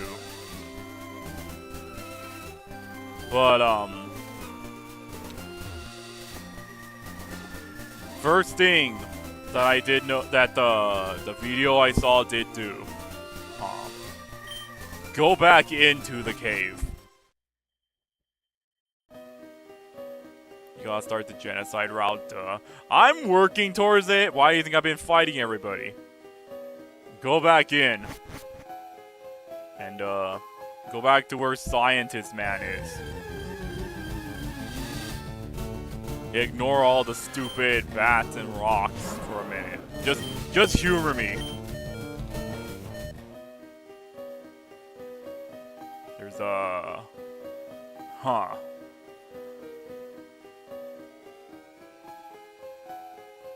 Here. I'm gonna go take a piss while I leave you to just contemplate what the hell I'm staring at. Ugh.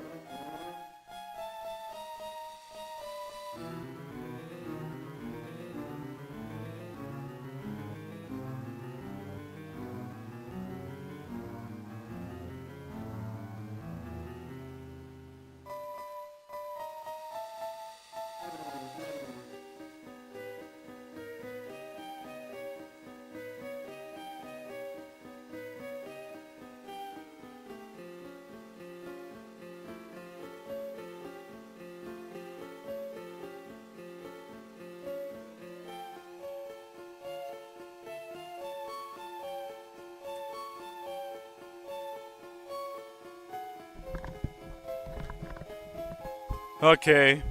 I went through the back door to take a piss somewhere. And then when I tried to go back through the door, it got stuck. So I had to go around the house. That was fun. The creepy shit's already happening. It's not even in-game. It's outside my house.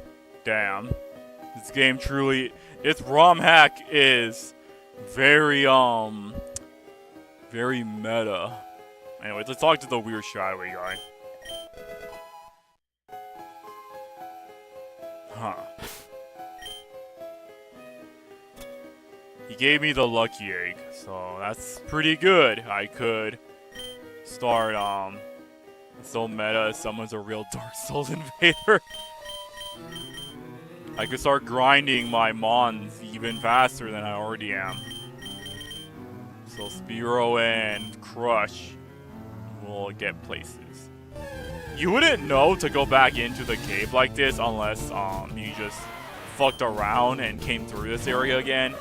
Which, admittedly, you might do that, given the nature of what the ROM hack might do to me, but it's still an interesting detail that you could just get the lucky egg early on, because you don't normally get this you don't normally attain this in-game unless you're in like post-game or something. So it's kind of cool that you get it early on. It saves you the effort and the hassle these guys have. This is Mega Kick. Not that good. What about you? What do you have? Mega Punch. This one is better than Tackle, but I'll save it for a mon that I think is better. Yeah, I can better utilize it than I could. Let's go ahead and grab this item. Roar. Alright.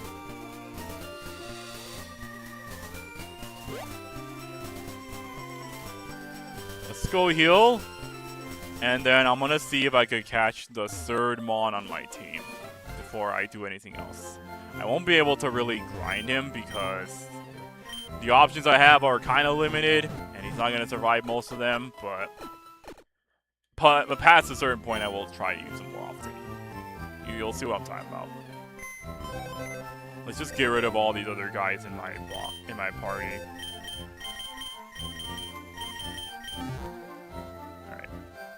And we're gonna talk to other people around here, but I doubt they're gonna say anything weird or funkalicious.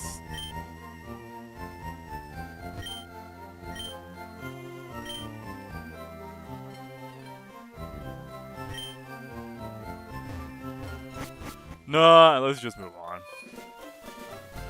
I will check this house though, because he is a trading guy. Feel in my bones, something has changed, but what? Huh. My husband used to like trading Pokemon. He's been acting strange today, however, maybe he had a bad dream.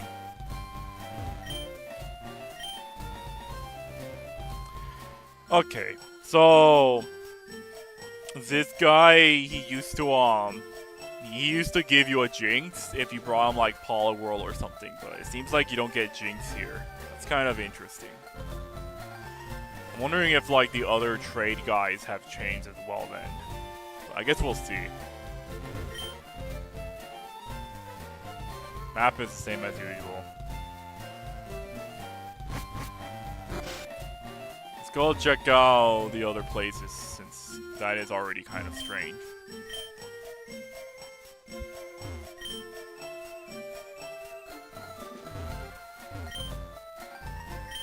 What's in there?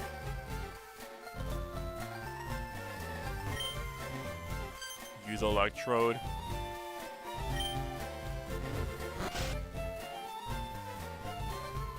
What's up?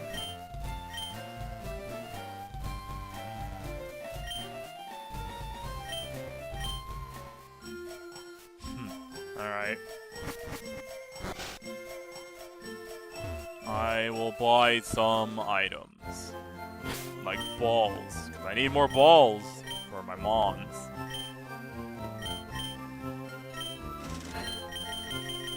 And I guess while I'm here, I'll buy some super potions.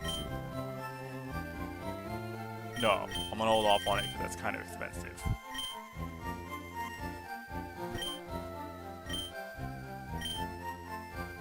Alright.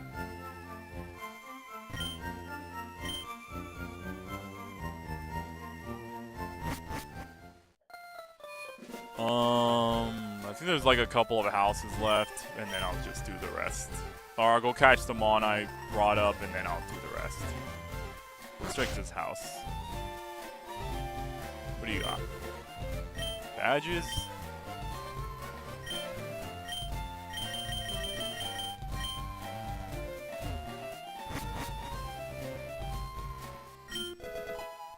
I got a rare candy. That's always there in case you're curious. What about this house? Variety of medicine, berry powder. Okay. Alright, let's go catch that mon I brought up. He's over in this grassy area.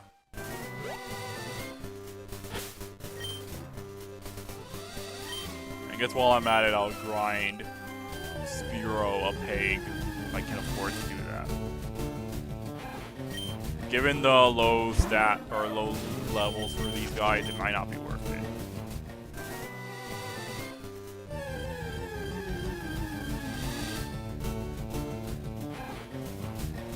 Oh wait, we gotta click on the game.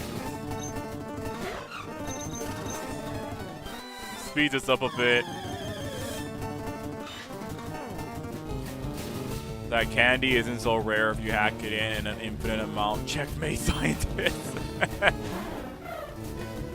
Anyways, we're getting Sandshrew because there's only like 2 ground mons that are actually worth using early on. You can evolve Graveler in normal ways, so Golem's out of the question. Onyx sucks. Sandshrew is a very good, very solid ground mon. And not having a rock typing on top of him makes survivability a bit better. It's either him or Cubone because Marowak has almost the same identical stats as Sandslash. The only difference is that Cubone's got like a plus 10 in his attack stat compared to Sandslash. They're basically identical.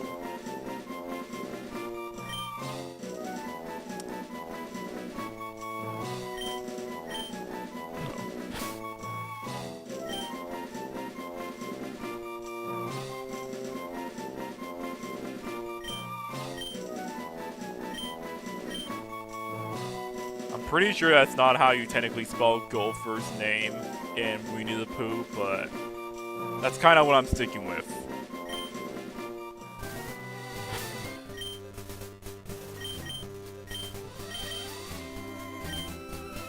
But anyways, we're gonna give Gopher the lucky egg. Maybe I should have caught a Geodude named it Gopher because it blows up for a living, and that probably would have been more accurate, but whatever. I didn't want to commit to Golem. But anyways, the only other good Groundmons, barring those two, is like Rhydon, but Rhydon's in Safari Zone, and I don't know if you really want to commit to the grind. But it is like a very solid rock Groundmon. It's the only good one you'd want to pick. But I don't want to wait that long, so I'm sticking with Gopher here. Catch this Ekans for the sake of Dex completion. Then our next mon is going to be a grass one that's from the route up ahead, so we'll see what I stick with. I don't know if Oddish, I think Oddish is like available in Fire Red at the start, so that's already a pretty solid choice. I could go with Victory Bell if I want to do the memes, but I don't know. I'll think about it. Let's go heal up.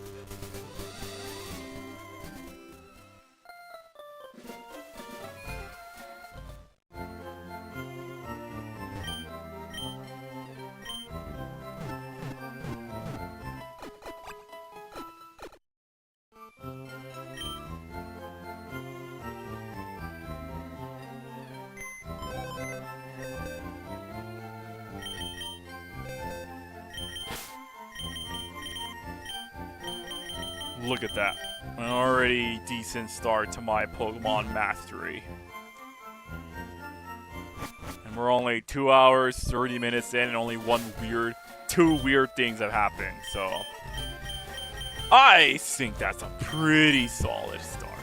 Wouldn't you agree? God damn... Gopher's got Timid, that's terrible. Timid lowers attack, in case you didn't know. And it boosts speed. So he's fast, but at what cost? His own offenses. Natures and such shouldn't really matter because it's still a piss easy game, but still, it does bother me when I do know of this information. I think we're gonna want to switch out to Spearow for the rival fight. So that way, we could deal with his incoming... I think it's like a... I think it might be Pidgeotto now.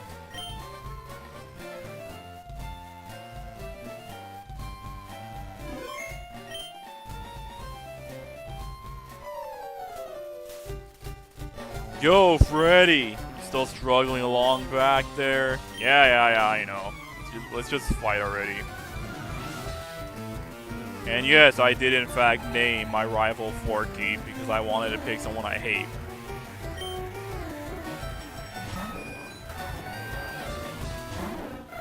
Level 7 Pidgeotto, that's actually kind of scary. If I can get past Pidgeotto relatively fine, then I think the rest will be easy enough. I think this is the only real scary mon in the bunch, because Bulbasaur and or Ivysaur can be dealt with Spearow, so long as Spearow doesn't get killed.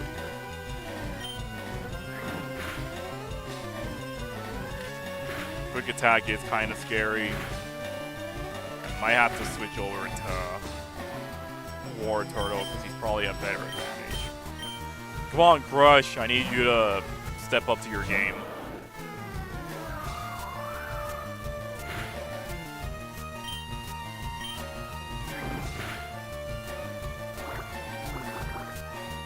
At a certain point, Forky will start having better AI utility. But right now, he's just kind of pressing whatever works. Which arguably could be harder than the actual good AI, but we'll see.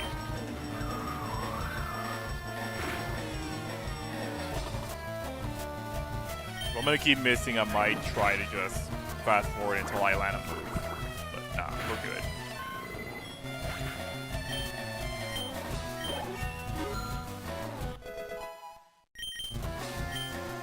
White. That's gonna be a good move to have. We'll get rid of Tackle because it sucks!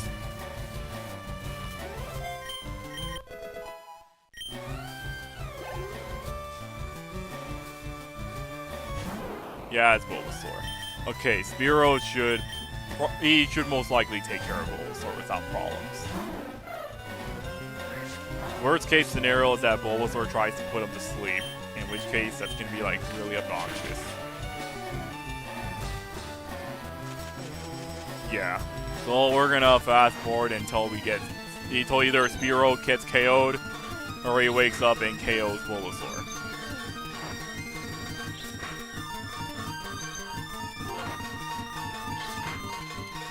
Alright, I think we're screwed.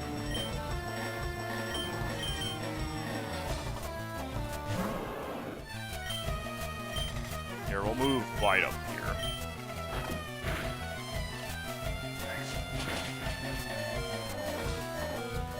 Alright, Crush is coming in clutch.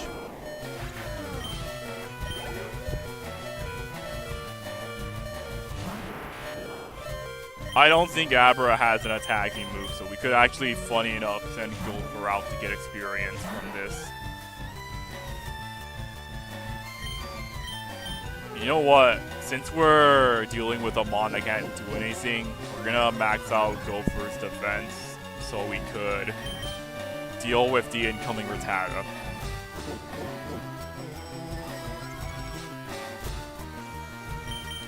And we'll speed this up too, because nothing eventful is going to happen this entire time.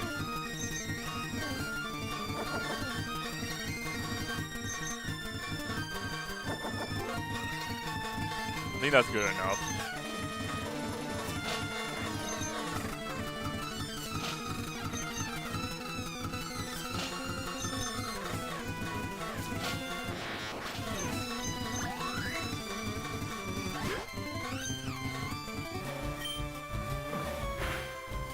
Okay, good. Unless Rattata gets a crit, he shouldn't deal any type of significant damage to Gopher, and he should be able to just take care of the Rattata without problems. Even if he tail whips, it's still not going to be enough to do anything significant.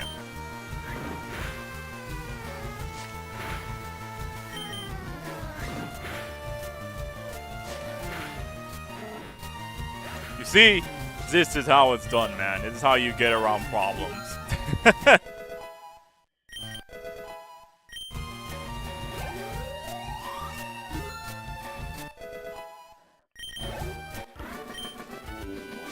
I don't remember what level Gopher has to be to evolve, but I think it's like in the 20s. Bill's a famous Pokemaniac. What? Yeah, right. I feel sorry for you. No, really, you're always plotting behind me. Here, I'll give you a present. The fame checker. Chatty gossip like you, this thing's perfect. I don't need it because I don't give a hoot about others. I really am gone. See ya, Forky.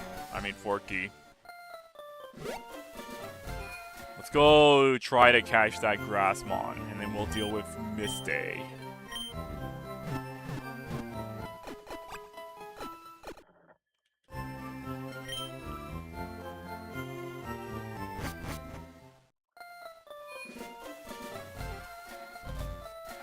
I think we're good to just summon.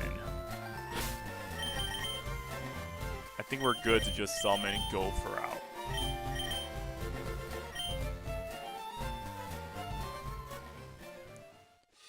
Yeah, this is just Bugmon. You can take care of this. If he can't, then we'll just switch over to Spearow, and then he can just take care of things there.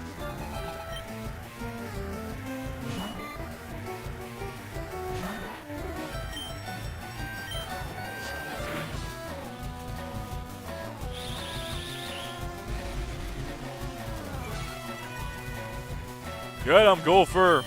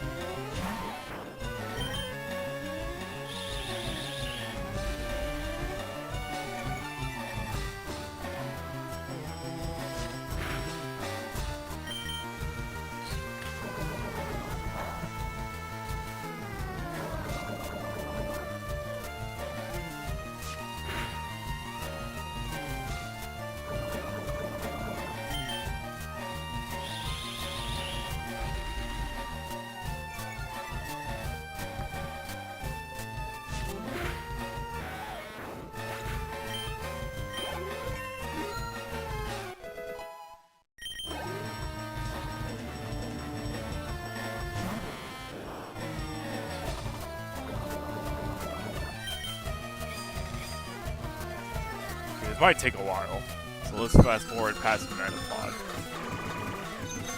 The poison could very well KO Gopher before I even have a chance to beat Metapod, so I'm gonna just switch over to Spearow to make this faster.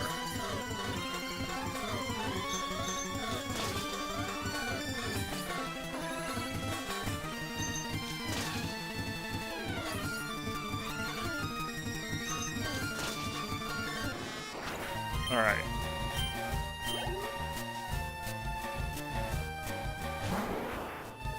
Switch over to Gopher for the stat, or for the experience, and then we'll fast forward again, because cocoons are annoying.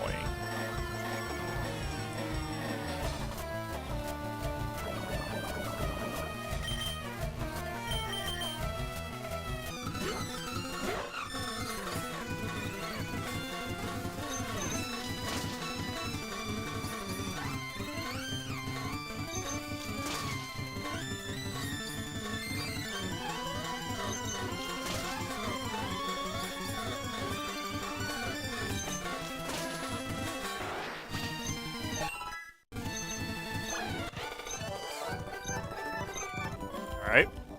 Let's go heal up. Alright, I guess since we're backtracking, let's go heal up Gopher, and we will go back to the bridge and take care of another trainer from there.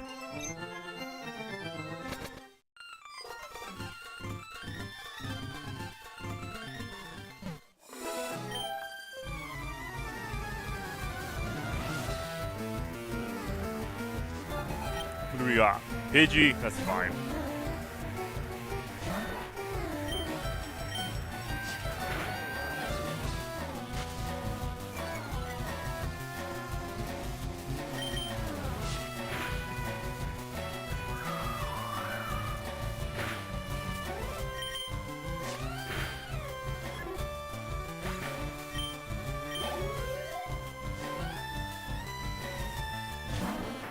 Oh, that's not fine. Alright, back to Spearow.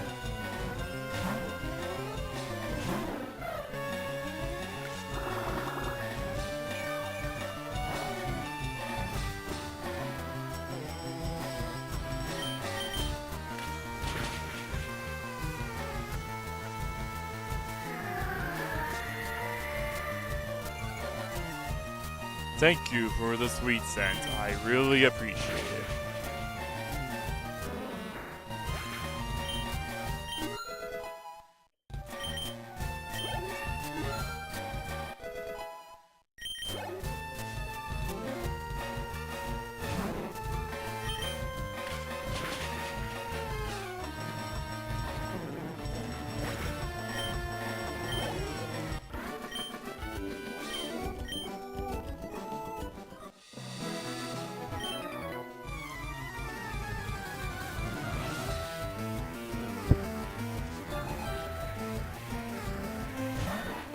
In case you're curious, I know where the next, I know when is the next, creepy moment, I guess. But,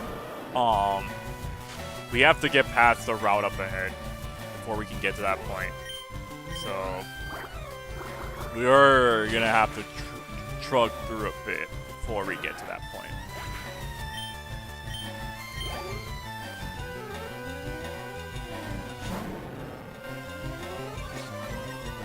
Use Intimidate, so we'll just switch back to Gopher. That's the plan.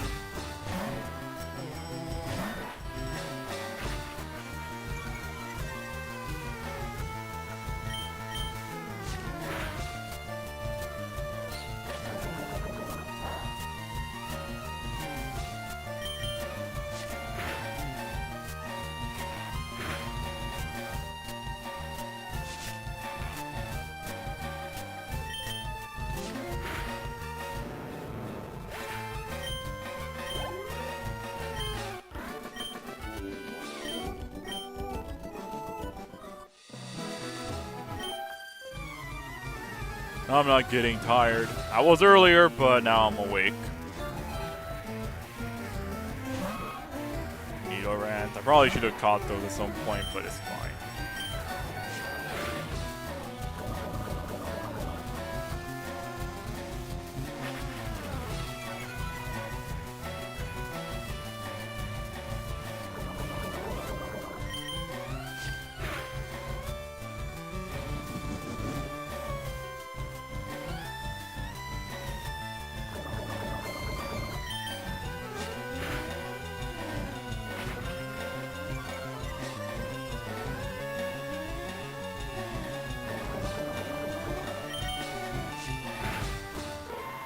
The funny thing about Gopher having Timid is that his speed boost actually puts him above some of these other mobs, so that's kind of funny.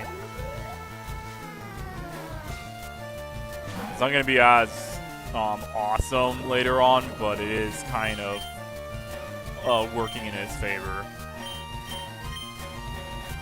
Go ahead and use Crutch just so we don't get another poison proc.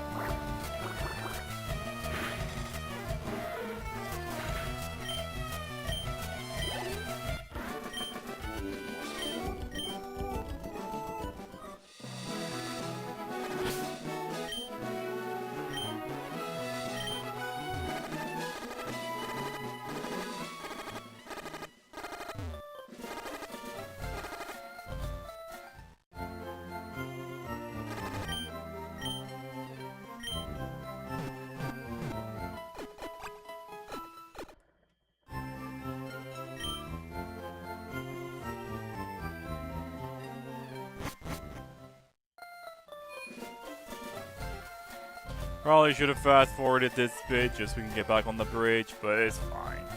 It's the speed difference isn't that big. You're the manky guy, which is kind of annoying. So we're gonna let Spiro take care of Manky. And then we'll go back to Gopher for future experience games.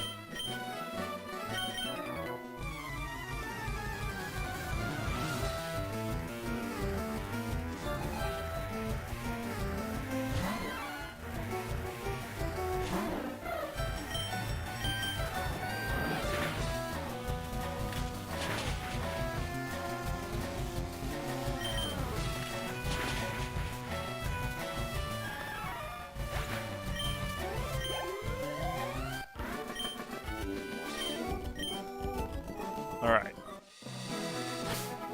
Almost there. At least getting off the bridge. Everything else is fair game.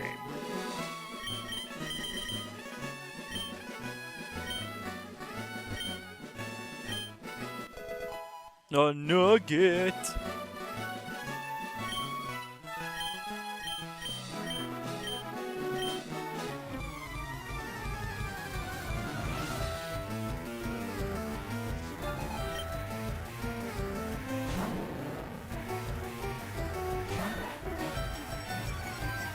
Okay, sending Gopher out on turn 1 against Ekans probably wasn't the best plan. Fast forwarding is anti-art. Sorry, Redditors. Oh, Bite Crush.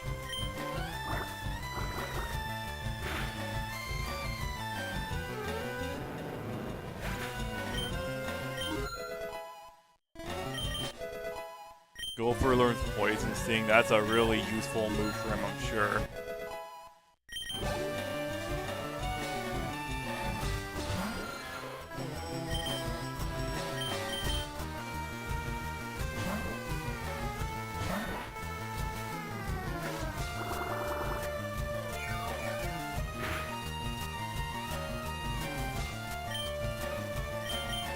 Remove Poison Sting right here.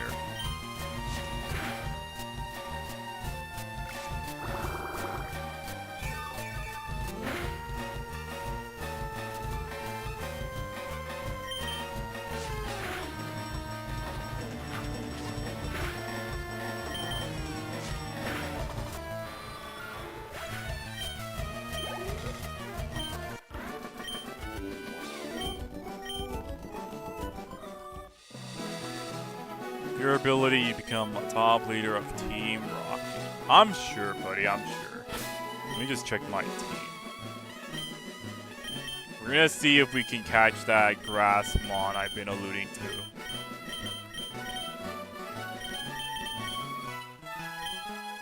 Okay, I didn't mean to give you a nugget.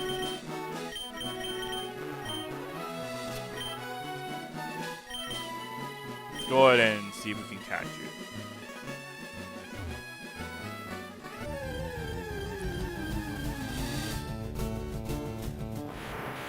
There's the Abra. I mean, I could use that for convenience.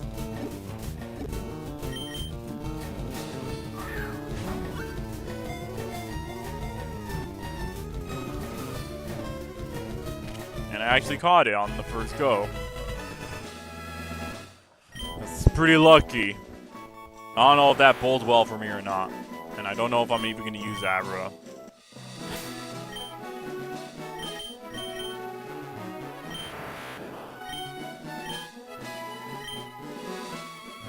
At the very least, I have something to teleport myself to the Poke Center, so I don't have to worry about that until later.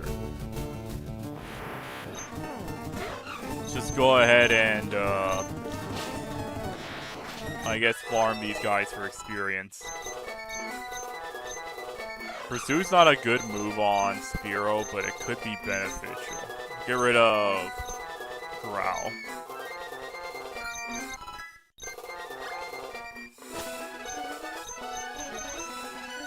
No, actually, we'll let you go up to 20.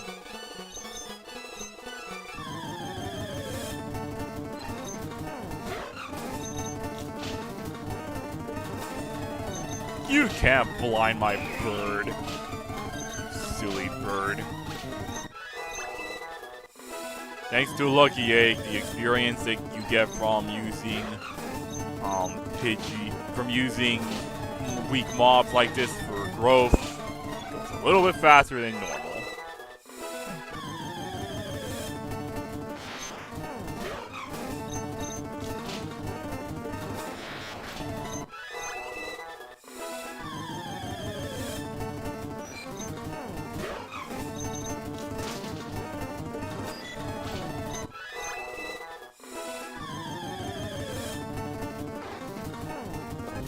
Okay, you know what? Bellsprout's not the Mon I was thinking of, but because he's the first one that showed up, I guess I will use Bellsprout.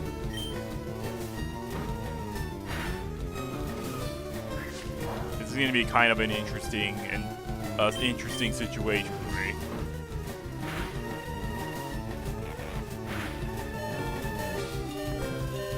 See if one more pursuit can put him down to a good amount of health, or if it just KOs him. At the very least, Victory Bell has a higher, I think it might be about as good or has a higher offensive stat pool than Wild Blues. There is some merit to using Victory Bell.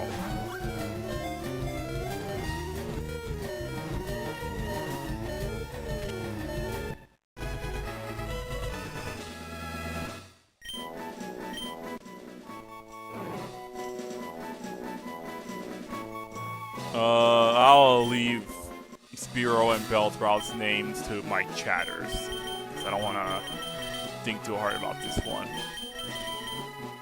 I'm going to give you the egg, so we can bump you up a bit.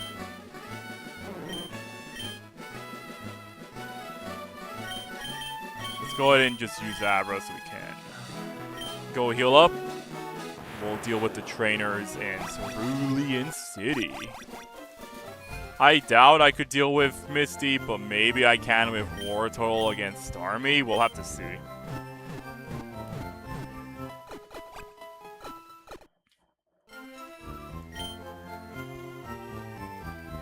Alright.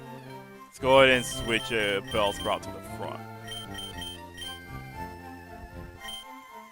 We are creeping up on 3 hours. I will do the DSP intermission soon. For now, or it's not even have to be DSP, it can just be like anybody. For now, let's just deal with these trainers.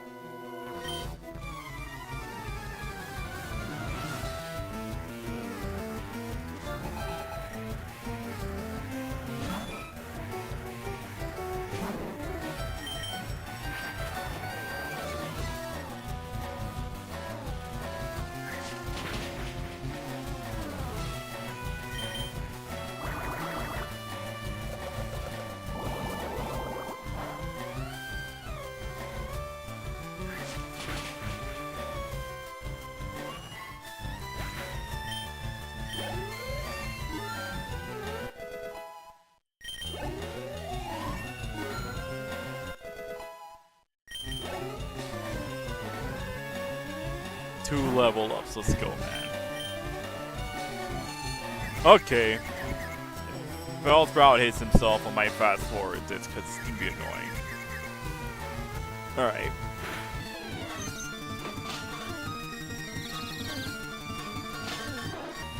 Thank you, Bellsprout. Alright, I don't think Shelter has a water move, so we could technically use Gopher here.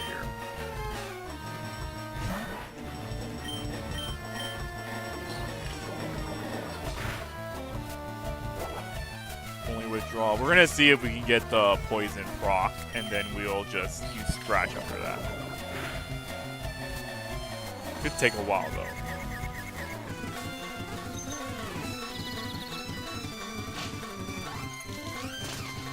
Oh, you have an actual damaging move that's not tactical. It's not good.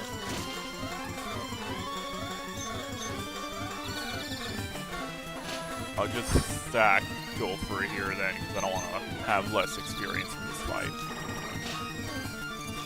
You didn't even get the poison proc, so it didn't matter at all. At least it got some damage in, so that's something. Since you're using an ice move, Crutch could be better.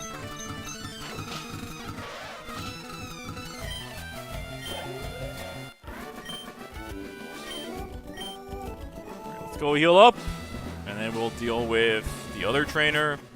Maybe we can beat Misty after this.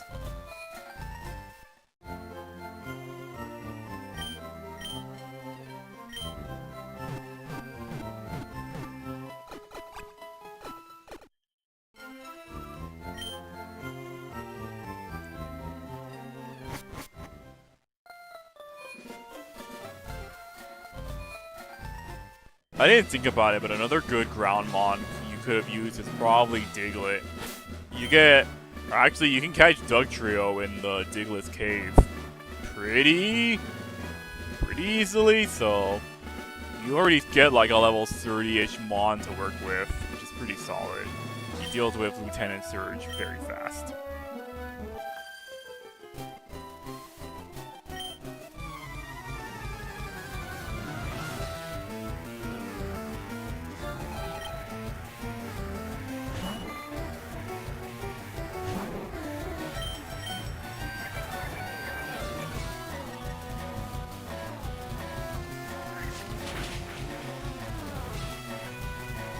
Maybe I should have started off with Grove. Alright, Bellsprout, you're really, you're something, man. You're something.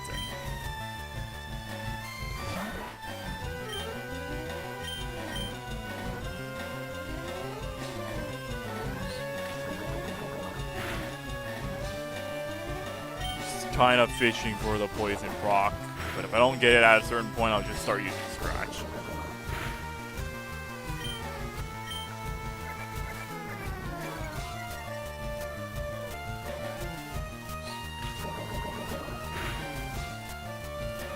Alright.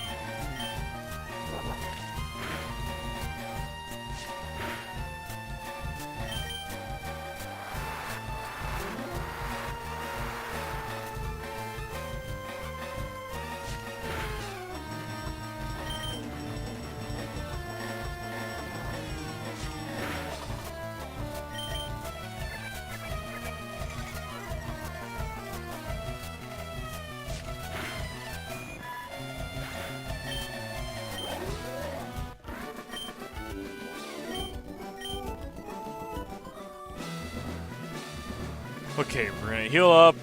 We're gonna take care of Misty. Then we'll continue the route forward.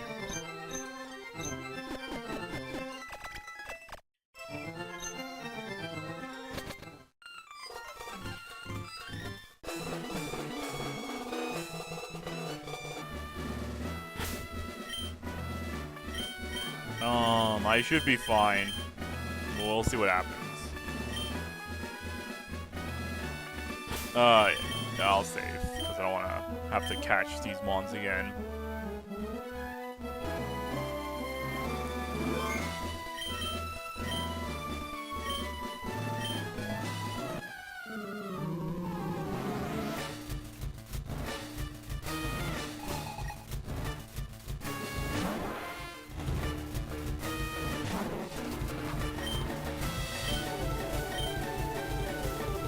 Might be better for me to lead off with Grove. Sorry, you using Harden's funny, but it's not going to help it much.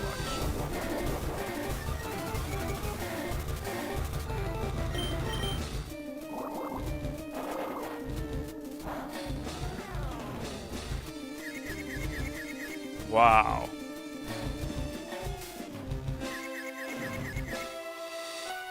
Bellsprout, I really have no idea why I picked you, man. You're like disappointing me this entire time.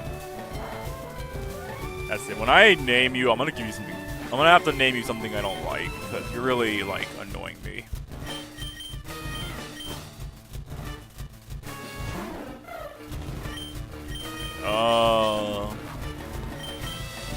You did Harden. It's the Plants vs. Zombies guy. Pursuit's not that good. It might be one of my only decent options. Especially after the second Harden.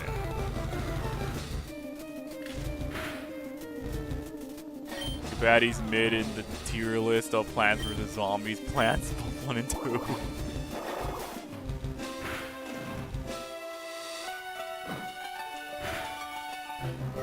Yeah, damage is about the same. It didn't matter. And Spearroll's gone, so. Really, all I would have needed was for Bellsprout to actually pull its game here. Or I could have just gone to the other route and grinded those guys to get Bellsprout higher, and I'm just being a bit pasty with my decision here. This is fine. We're gonna withdraw because Swift is annoying, and I don't want to deal with it. And then we're just gonna have to rely on Bite and no, I can't use Tail Whip because Bite is a special move. We're gonna have to rely on Bite and just hope that things work out against Starmie.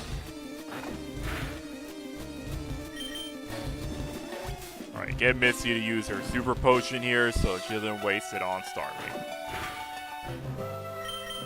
The Bite could be a range.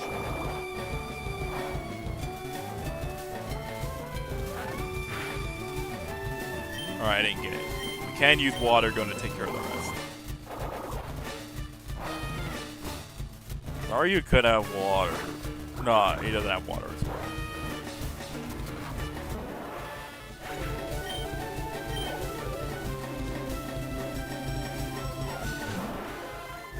Alright.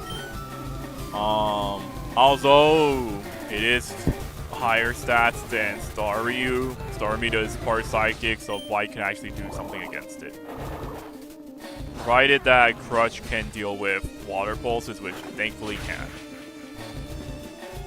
That was a crit. It was very unnecessary, and I'm pretty sure if Starmie had committed to Restore, then I could have just taken care, or Recover, I could take care of it pretty easily. See? He's not hard. I don't get why people struggle against Starmie, man. We had an annoying... The Starry U was more annoying than the Starmie.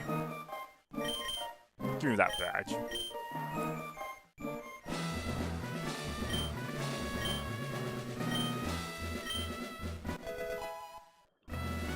Alright, Water Pulse.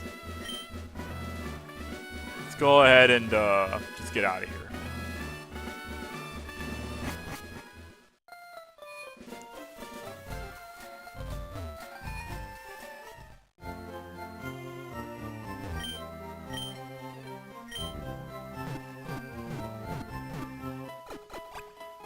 Since I already took care of Nugget Bridge, we'll just take care of the other trainers and just keep on going our merry way.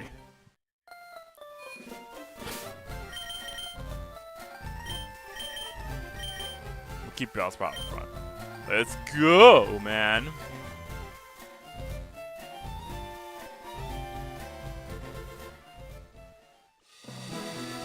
Or rather, I would do that, but it has reached 3 hours, so... I'm vibing with Pokerman, so we'll keep going after the intermission. Let me go ahead and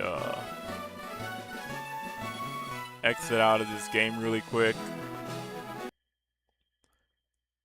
Okay, so let me go ahead and check on what Phil has been up to. If anything new has even popped up.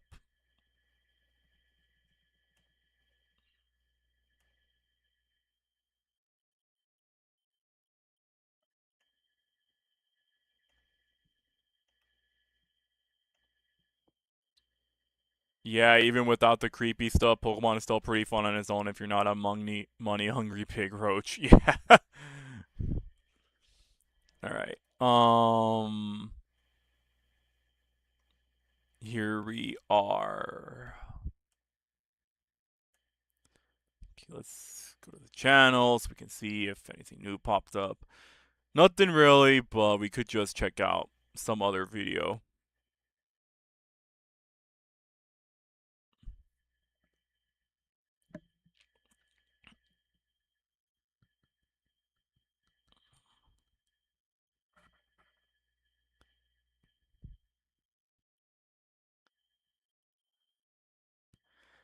Okay, that one could be interesting. All right, let's watch that.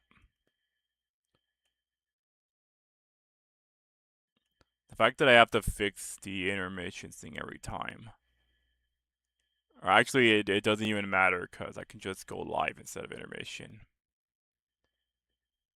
Alright, let's pull this out. Unmute desktop audio. We'll lower it down slightly for the YouTube video's sake. Here we go.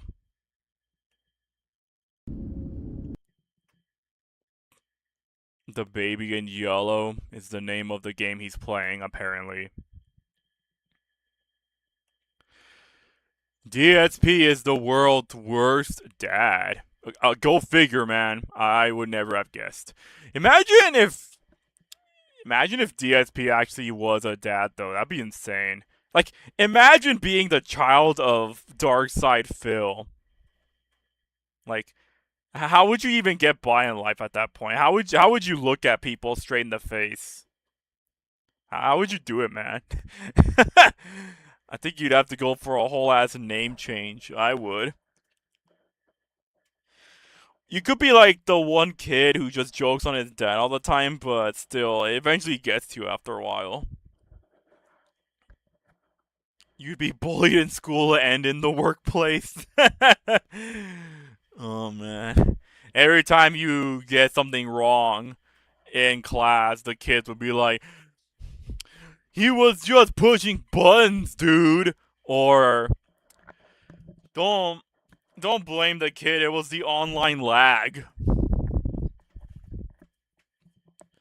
Alright. Let's watch this. It's only 10 minutes, so it's very brief.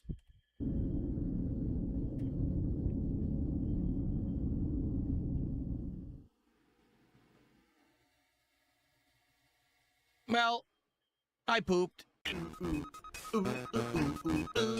I'm sure DSP tells him that every time he wears his adult diaper.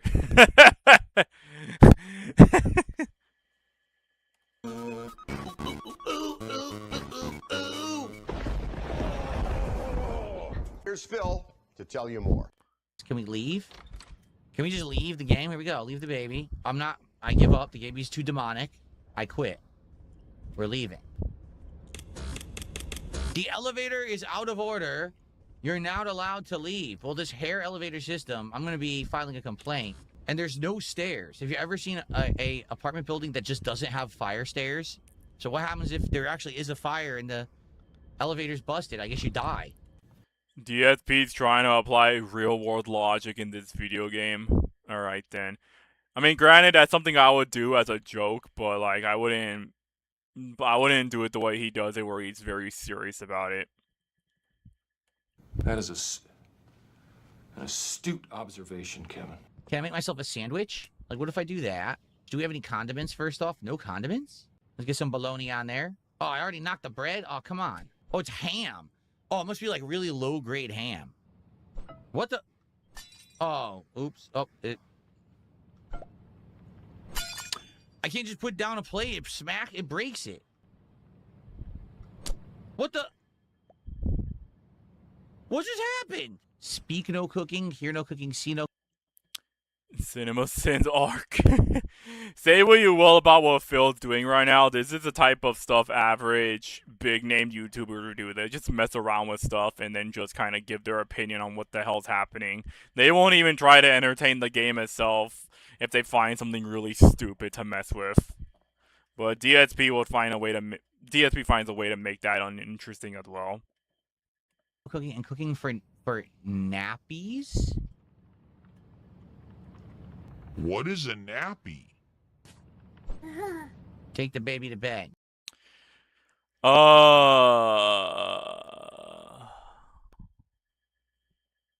I won't lie, PK, this is probably the scariest thing I've seen on this stream so far. I know nothing has happened in Fire Red that is inherently scary yet, but like, I'm telling you, man, it kind of says something when this is like the most disturbed I am. Alright. You know what, I'm gonna go grab a quick drink. I'm gonna let you stare at this demon baby for a bit.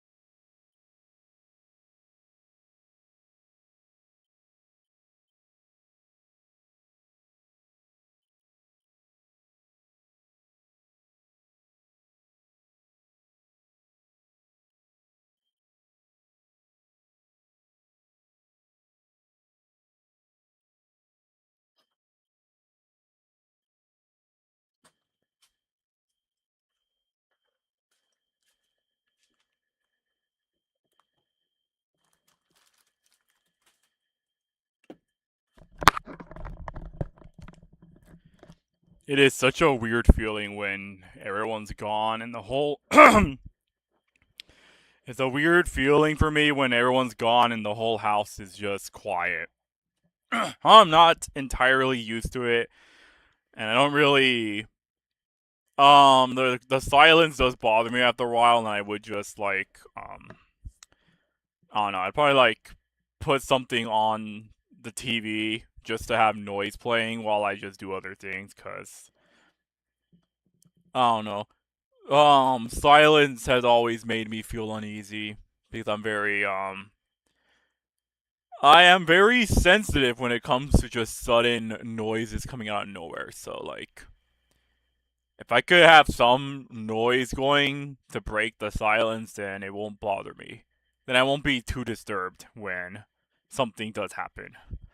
But right now I'm streaming, so I'll get to hear this play for a bit, so that should be fine. Let's hit play. Hold on.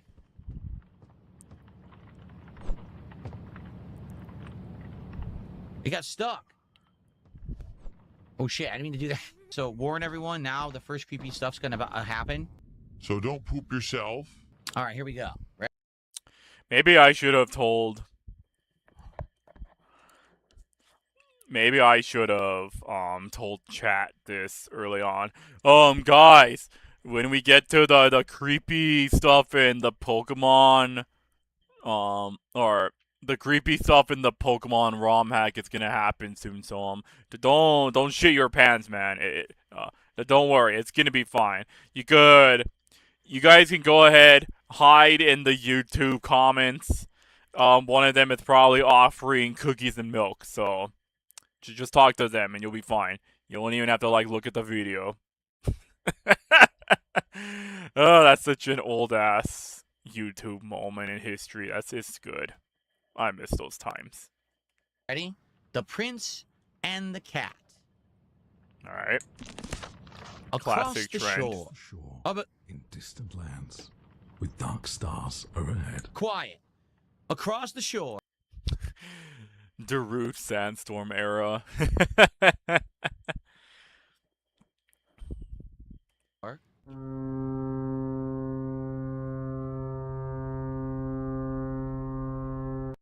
You're not simping just saying. He did 500 kicks and he said,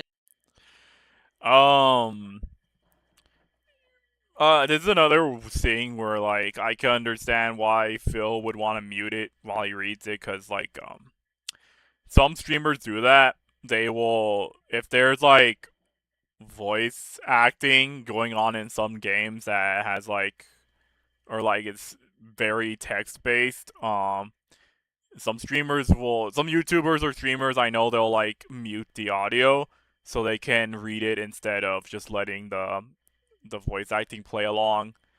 You can say what you want about how they choose to do this because it is like undermining people's voice acting roles when they do this, but like it is a choice that the player can do. So like if the streamer wants to read out stuff to amuse their audience, then I think they're as liable to do it as they are just listening to them talk. At least that's my 2 cents on this. Phil is Phil, though. He doesn't make anything interesting, but that's just like my general take on this. you need to take a stinky into the microphone. The kingdom needs you. I don't have to take a stinky. I actually took a stinky before the stream. I'm sorry. If I had known that you were going to request that I take a stinky into the mic, I would have saved up, but I did not. The Kingly stores are empty tonight. Sorry about that. What the hell did I just listen to? He's playing a weird-ass game with a weird-ass baby, and we're getting weird-ass replies from his dent. Somehow I'm still impressed. Uh-oh. The baby's crying. Go settle the baby. Oh, I'll settle it. I'll settle it once and for all. Get in there. Put the correct plushie in the cot. Phil actively wanting to kill a baby on stream. That's pretty hardcore, man. Well, I don't know how your horse feels about wanting kids, but like, I'm just saying, man. There's a sheep. So should we give him a sheep plushie then? Oh! How about the Adventures of the Very Creepy Boy? Like, yikes. And if I look down at the stream chat, Okay. it'd be ban. Why is it face down? Why do we keep finding the baby, like, face down? Oh, no. The underwear are alive. His underwear are so stinky, they become sentient. That's pretty bad. Can you imagine the level of poo that they must be stained with to become sentient? Basketball. Obviously, you know what to do with that. Very fascinating, dialogue there, Phil. Very fascinating stuff. Yeah. Oh, shit. Do you throw it? Oh, you do. Look. You basically... Oops. Oh, I don't want to do that. You basically toss it. Oh. How am I going to aim this? Oh. He throws it. Instead of, like, dropping it, he throws it. See? How am I ever going to get... How do you even arch like this? Oh, my God. It's terrible. Well, I don't know what you do with this. Maybe you do stuff with this. Maybe you don't. Can you rob the purse? Steal the money from the people you're babysitting for? That'd be pretty messed up. When the rabbit Shut up. When the rabbit came to visit, the prince said, "Time to play." But his big red eyes, they scared her. She didn't want to stay. Quickly towards the exit, the tiny rabbit hopped. The prince ran right behind her and screamed, PK, You should hire Phil to be your babysitter. When you and Mia ever has to go out somewhere and you need someone to watch the kids, hook Phil up. He'll take care of your kid. Screamed, "She must be stopped!" I'd rather hire a Discord mod. Corridors he chased her. Shut up, shut up. I'm going to narrate. Thank you very much, you jerk. Trying to ruin the night here. Watch TV on the sofa again. The door won't open. You can't open the door of the baby's room anymore. Uh-oh. What does that mean? Well, I don't know. I can't seem to do anything. So I guess we're going to go back down and we are going to end the day. No, that's not Stalking Tiger. This is a fake. This is a fake person. The real Stalking Tiger was not banned. The other Stalking Tiger from earlier that got banned was a fake. I know because I checked the account. Okay. We're going to put some cheese on there. Okay? There we are. All right. Now that is a toasty that would make any American proud. You have to understand, that's the standard that they would serve over here. If you don't live in the United States and you wonder what our diet is like and why most of us weigh about 300-400 pounds, we roll around like giant swollen blueberries from the Willy Wonka movie, that's why. Let's make that toasty, baby. Yeah.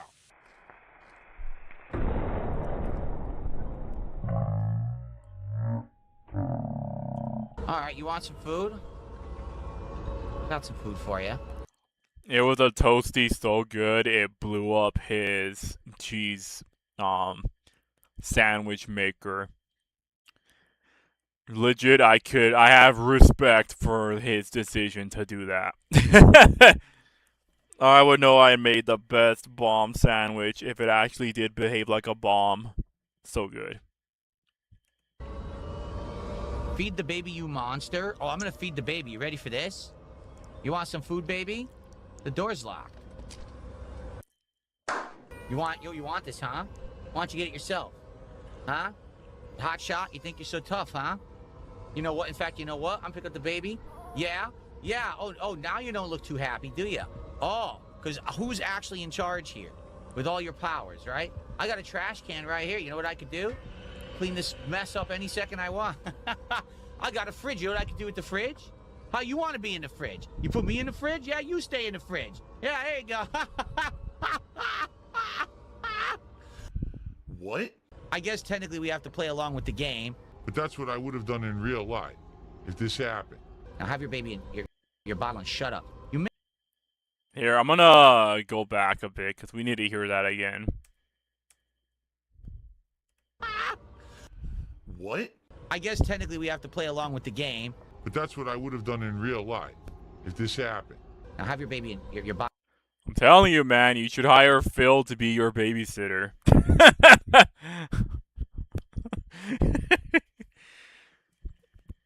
Look, man. I don't know, maybe if you're like a very hyper-specific streamer, you could probably pass it off as dark humor, but like, I don't know if Phil's capable of making dark humor actually sound funny. Sounds more like a threat than a joke, but that's just me. Shut up. You missed. Take your bottle. Quiet. Pacify that baby. How is this baby getting worse? I don't know, man. Pacify that dang baby. Come here. Bah! It would be funny if it was Germa or Vinny. Yeah, at least they will have like more interesting reactions. Exercise the demons. What is going? What?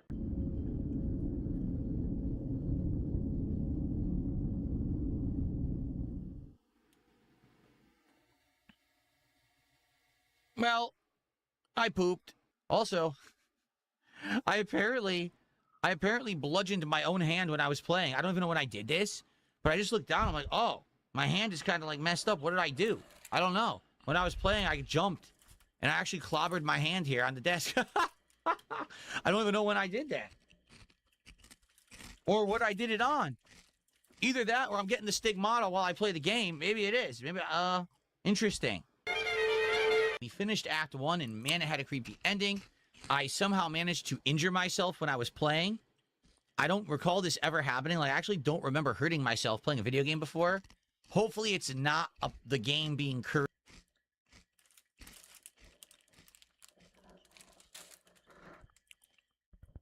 Didn't he go on a tangent about how he hurt his thumb trying to play Silk Song?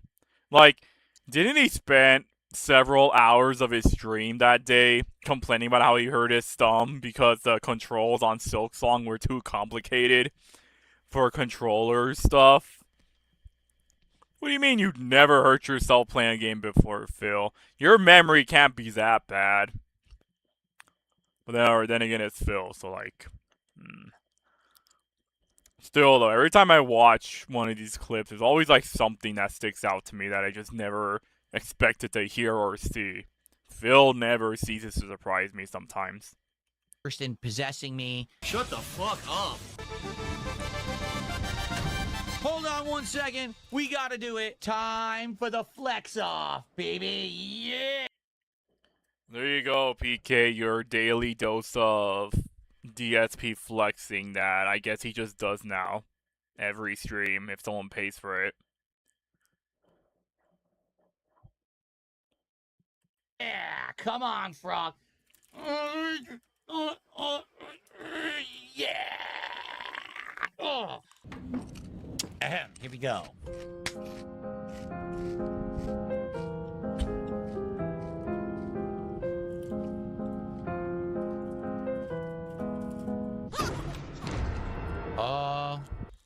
It's time, Frog. Let's go. Yeah! Come on, Frog. That's a good one right there, baby. And then, Thirsty for Blonde Babes did a $2 super chat saying he's acting up because he doesn't get his Wolverine toy. This is what happened. What did you think happens if you don't get the Wolverine toy when you're a kid? You turn out like me, or you become a demonic baby yellow king. It's one or the other. That is such a funny, that is such a funny history DSP has, because, like, yeah, him not getting the Wolverine toy really did just make him out, really just made him who he is today. It was a canon event, if you will. Both. Yeah, wah. Shut the hell up. All right, let's go. Flatman B, thanks for $2. Just make sure to pray to Jesus before sleep. I'm going to be sure to change my underwear before I sleep. So we need a second pink fuse. Get on my way. Hey, you. I know what to do with you. Ready? An event with you.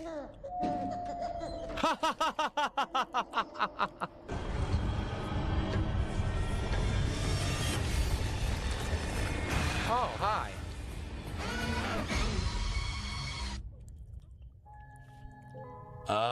I didn't really have a chance to do anything. Is that what we call diapers now? Yeah, man. That's what he calls it. Look at this. This is really well designed. This is cool, man.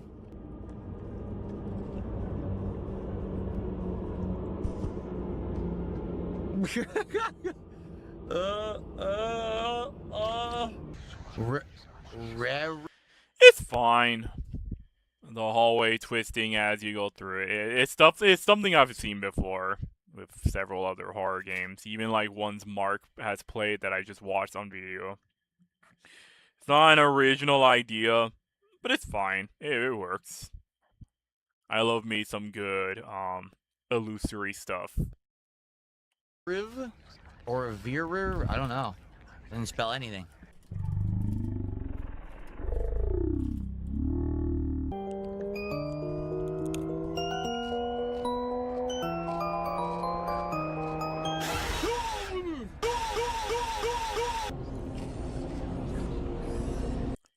There you go, man. Phil did the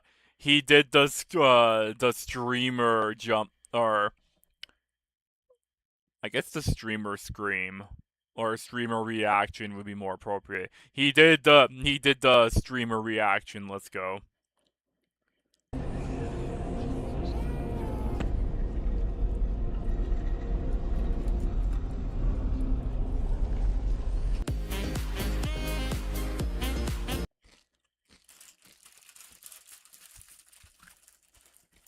I know it was a short one, but ugh. But it's fine. Let me just read comments really quick, and then I will boot up Pokerman again.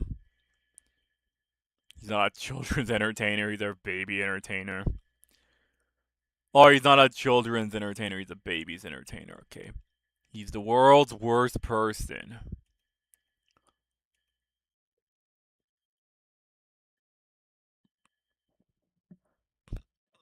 LTG is arguably worse. Wings of Redemption is worse than both.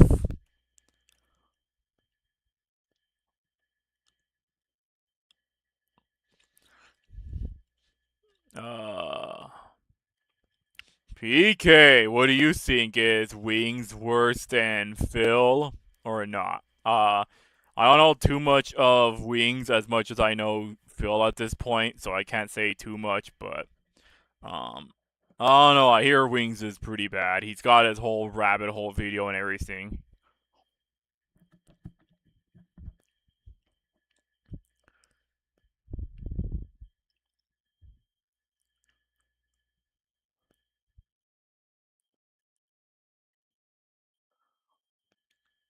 Now that's an insane thing to say. He may be bad, but he's far from fucking worst. I really hope you weren't serious. Why? Why do people take these comments so seriously, man? I don't get you guys. Like, what are we doing here? He's not being serious, man. Definitely not. Wings is actually kind of funny and won in boxing against Boogie. He's unironically accomplished more than Darkside Phil. Yeah, that's true. He really needs trail time. It's cringe watching him try to be funny. I really should just, Here, let me check this really quick. This keeps popping up in my feed. I might, like, just put it in and watch later and watch it on my own, because I want to hear somebody talk about Verlissa Fight for a bit. And it was from 4 months ago, so we're getting more recent stuff here. Boogie is more comparable to DSP since he faked cancer even if he was loved at his peak. Damn, that's not right, man.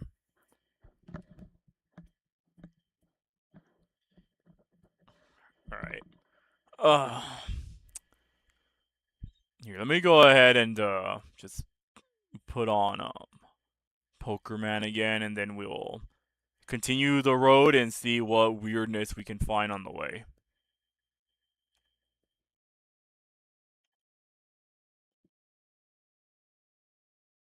Where is it? It's in this file.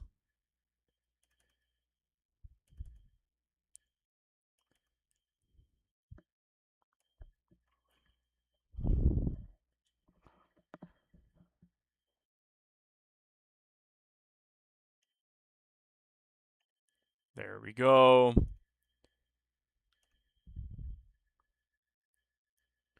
Oh yeah, something I should point out. When you go to the title screen for this ROM hack, instead of just saying put on fire red, it actually put fire red and leaf green on the title screen instead of just fire red. So that's a pretty neat detail. I beat Forky's Rattata up with my Sandshrew and won tenaciously. Preparations had to be made. Misty Star made with War Turtle and won somehow. Departed the gym. And now we're here.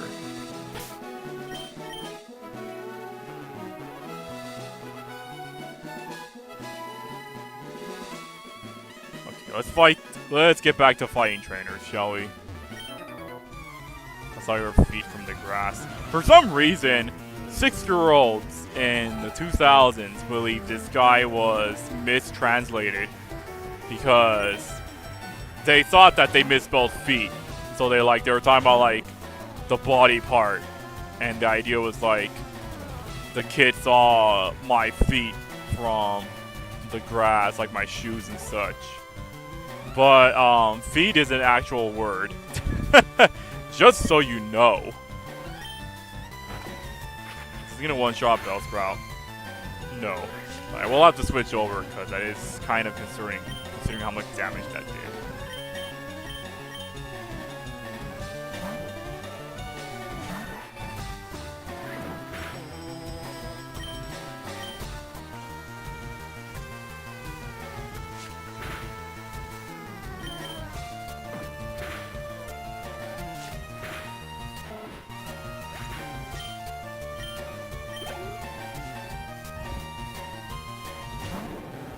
Kind of good that I did because Akins is kind of annoying. I think even with the damage drop, I should do a decent amount. Well, the crit definitely helped.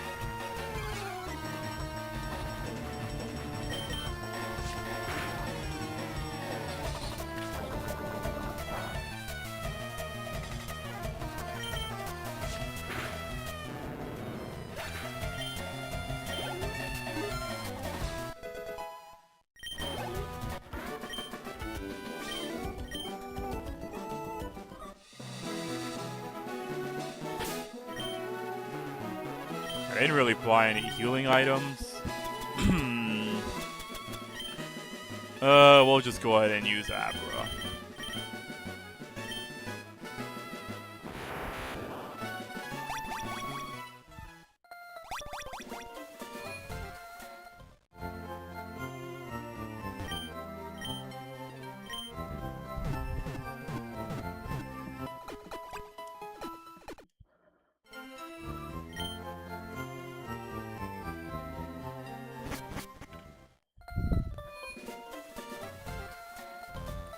Oh, I gotta click the game.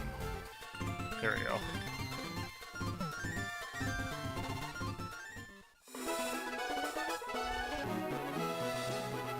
What's this? Attract? Not that good, but it could help out if I decide to use it. Let's fight the hikers.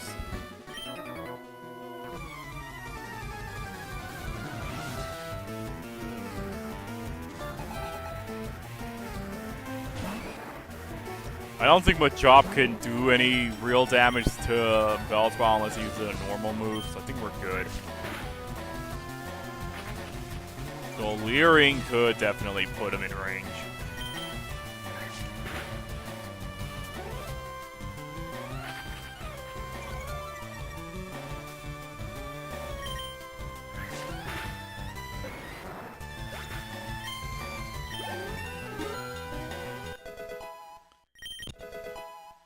Yes, I got sleep powder. We can actually do funny stuff now.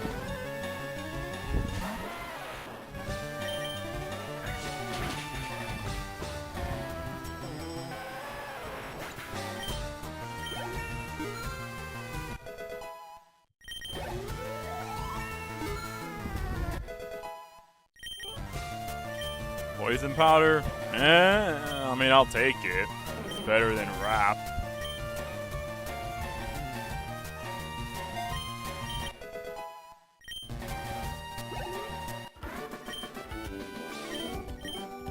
Okay, let's fight the other guy.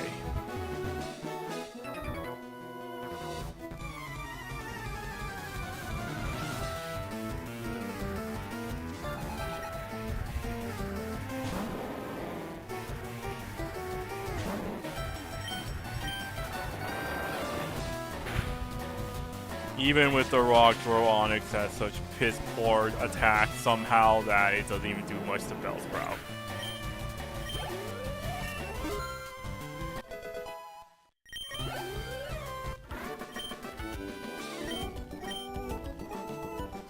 We'll bump Bellsprout to level 20 and then we'll switch to a different guy.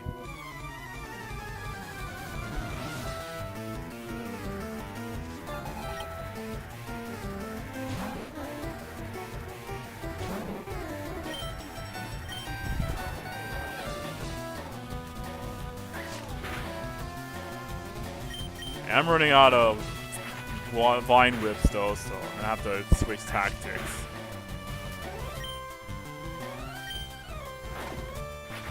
Probably could have put Rattata to sleep.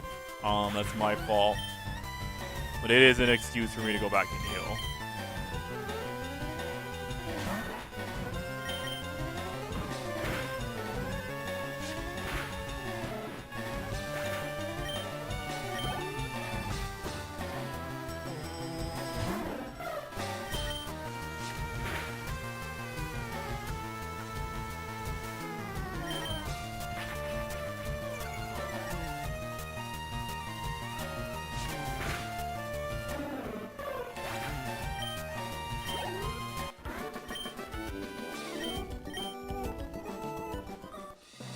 go ahead and do that, shall we? Catching this Abra is really paying me off, man. I swear. Saves me a bit of time.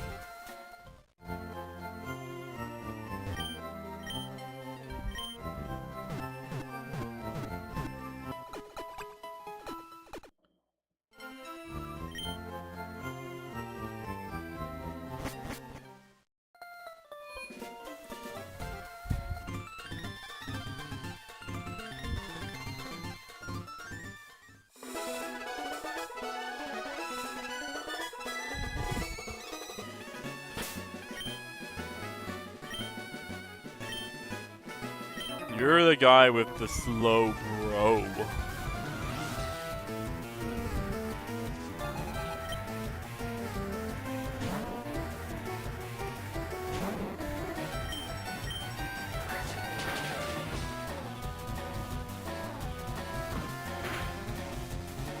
Keep forgetting to go for a sleep powder.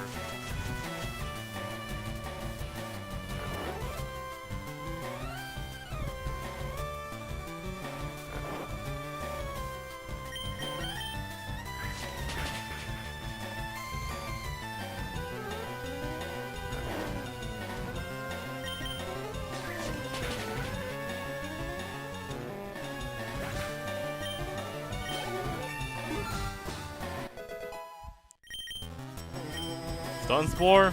Alright.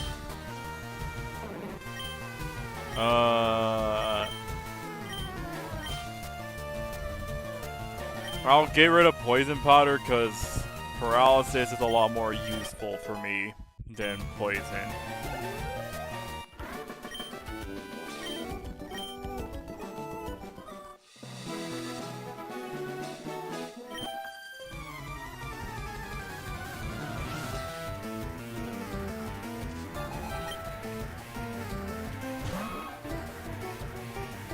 Like right now, I can just put it to sleep, and I'll switch over.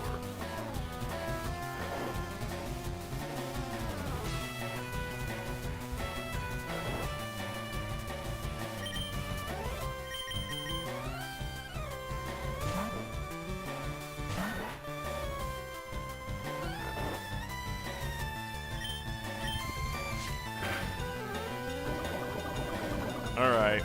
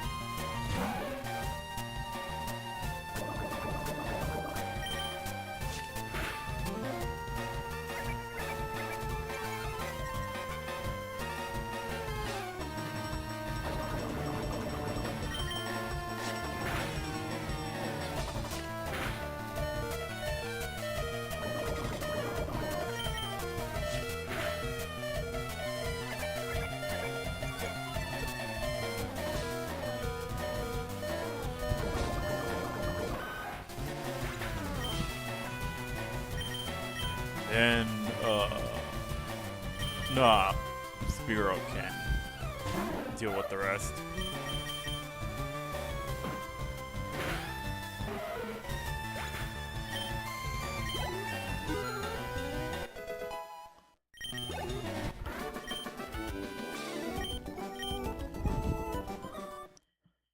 Oh my god, Spearow's evolving!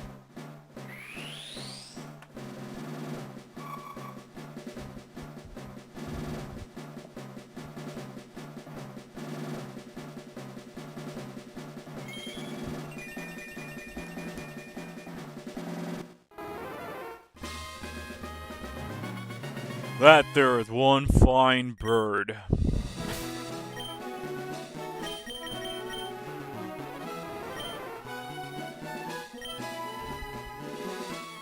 Everything is shaping up to be just well. Here, we'll use the one revive I have, because I don't want to have to go back to the center just for one situation like this.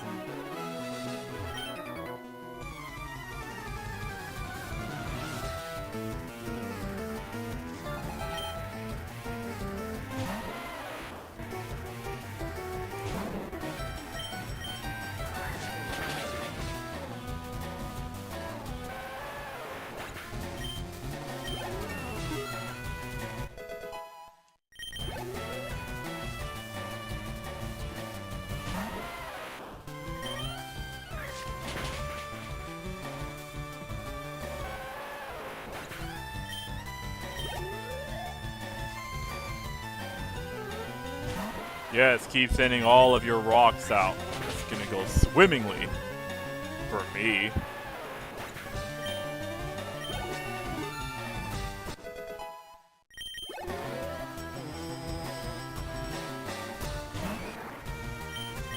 I'll put you to sleep to make this easier. Or I'll miss. That's an option too.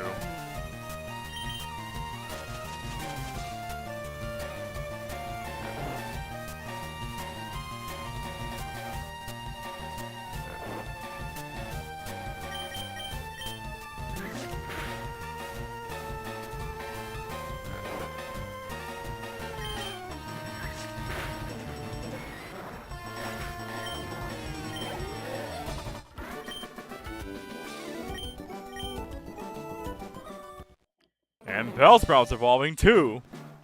Man, I'm really picking up the pace with Lucky Egg.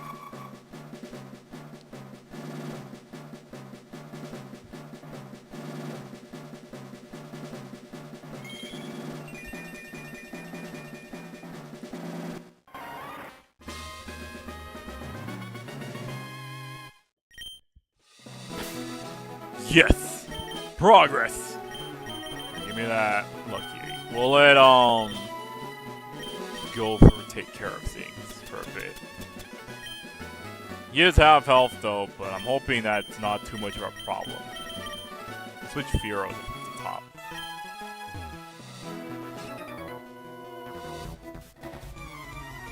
Thanks, man, but I need you to move so I can grab that item behind you.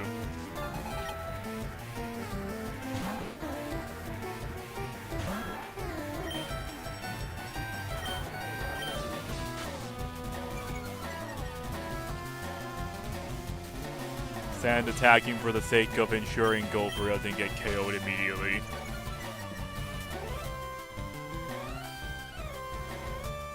Then we just scratch until we win.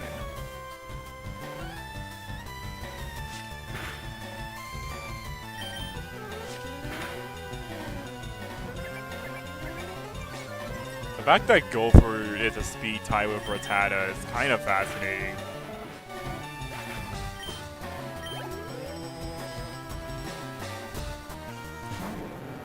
Seconds.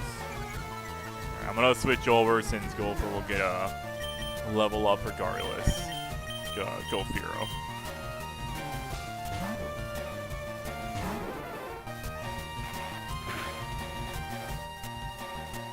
At this point, Fury attack is not really that necessary. We can just peck everything to death.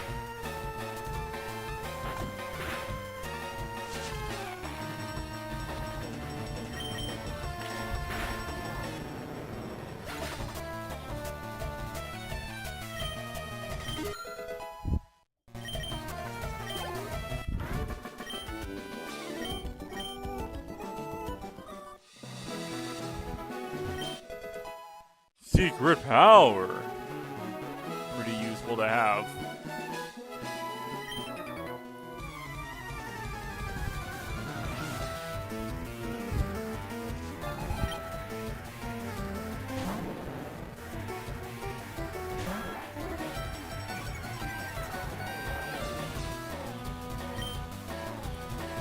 Attack drop is kind of terrible. Alright. Miro, come out again and deal with this.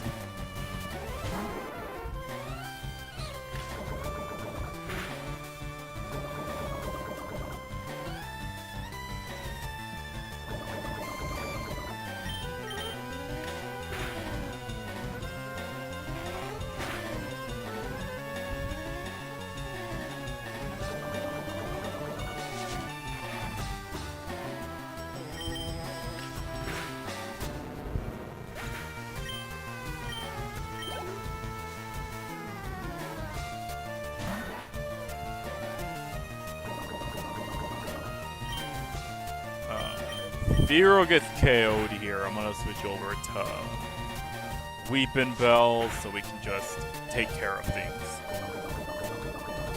I kind of want Firo for the other trainer up ahead.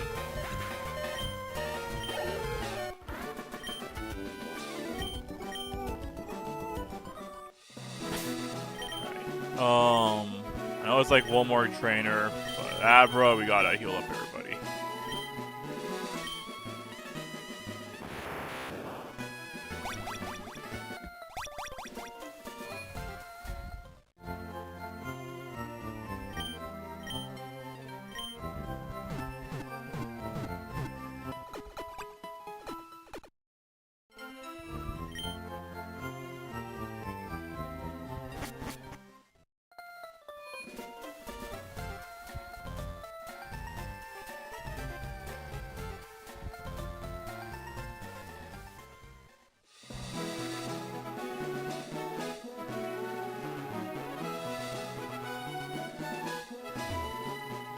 No fast forward necessary.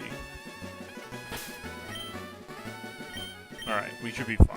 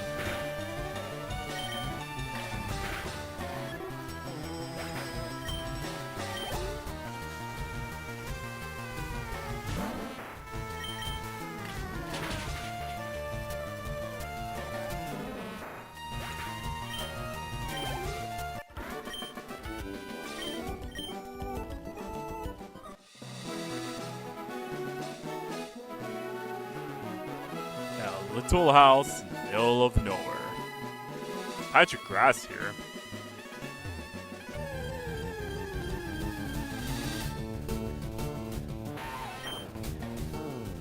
Okay, the Pokemon are kind of uninteresting. We'll just move on.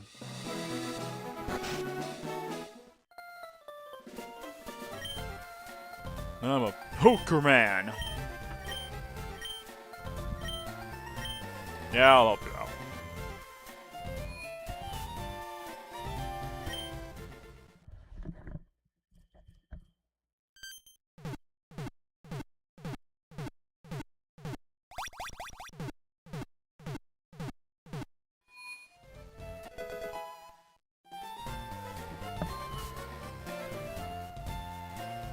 What's up? SS ticket. Alright.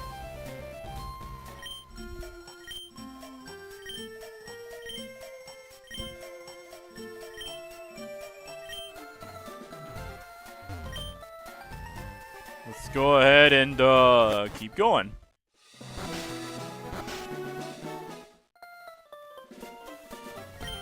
I do want to check these first.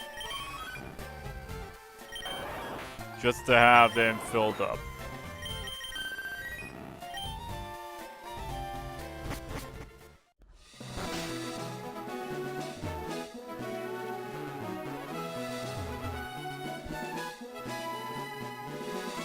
We could take this little shortcut back.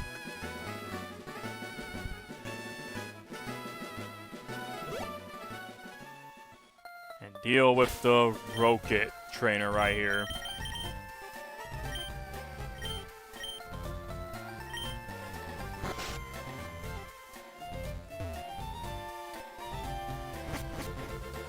What's up, man?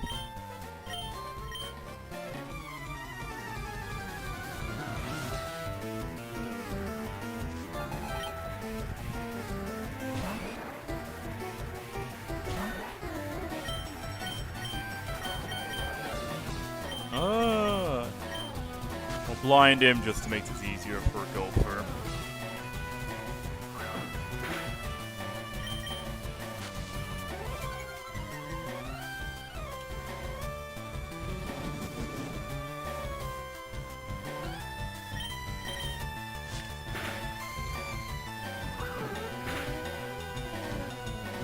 He's gonna start getting crits. That's not good. Let's just switch over to Firo to make this easier.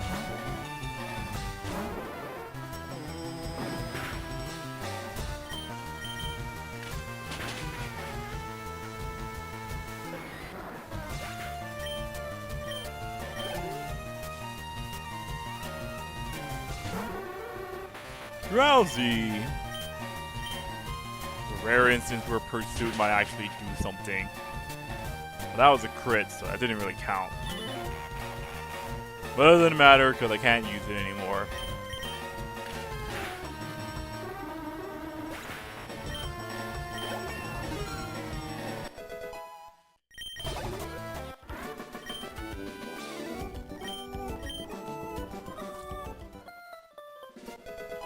Thank you for Dig. I think, I don't know if Sandshrew learns Dig normally or not. So I'm gonna hold off on using it on him. I probably could teach it to him just to make things faster too. Decisions.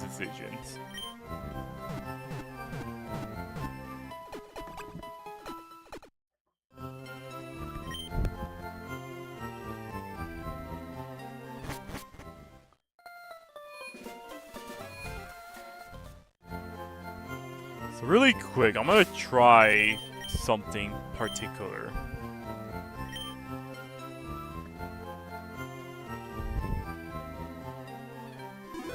Just to reassess myself.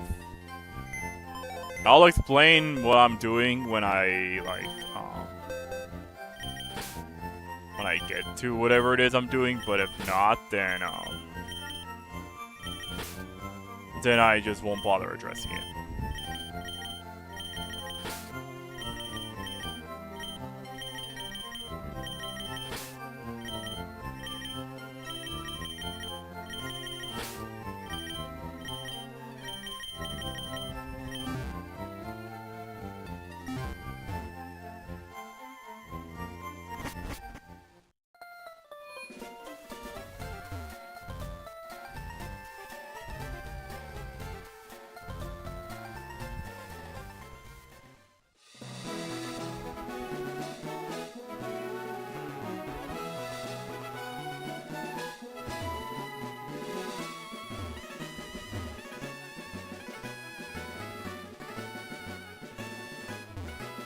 Alright.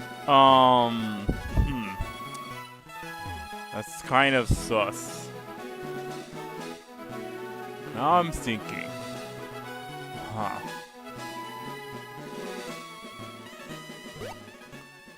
Let me go back and grab my team. And then I guess we'll just keep going for now.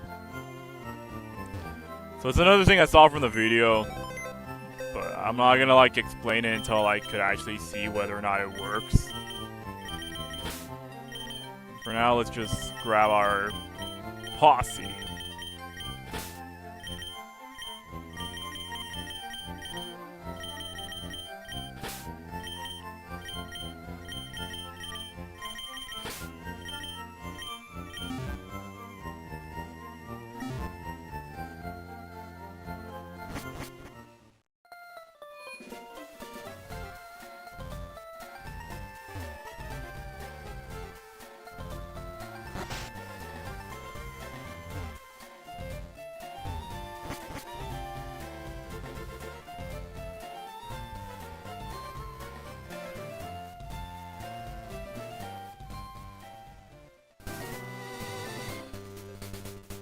You don't really have to visit the house, but I guess I'll do it just to humor myself.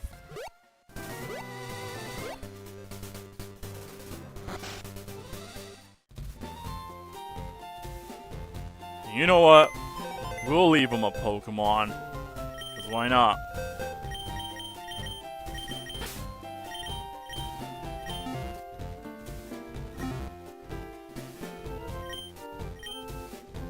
Yeah. Here, take my useless magic harp. I'll come back in the far future just to see what level he's in by the time I come back.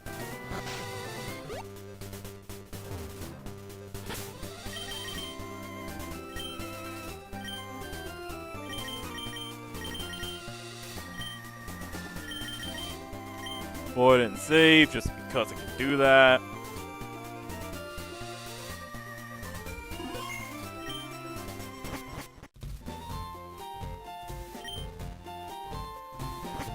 The road's closed, okay. Huh. There's a person here who would trade you a Nidoran or a Nido...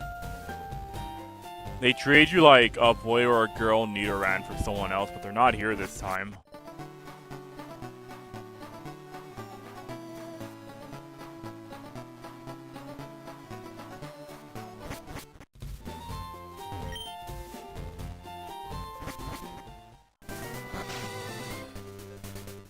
Onward to progress. Come on, Gopher, you need to pick up your slack.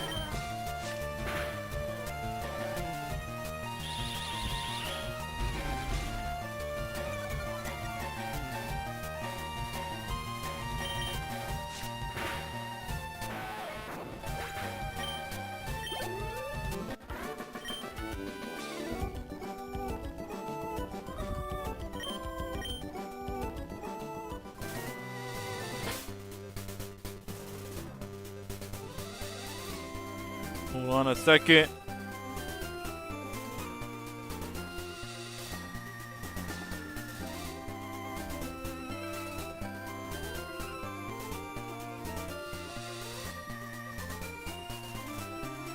Alright, so I wanted to confirm something.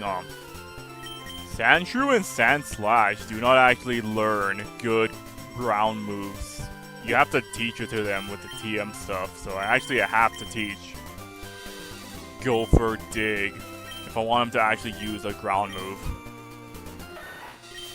Get rid of Poison Sting because I'm never using it. Which means eventually I also have to teach him Earthquake. That's gonna be a thing and a half. Still though, he is like one of the better ground. He's one of the better ground mons you'd want to use if you don't want to sit around with Golem all day.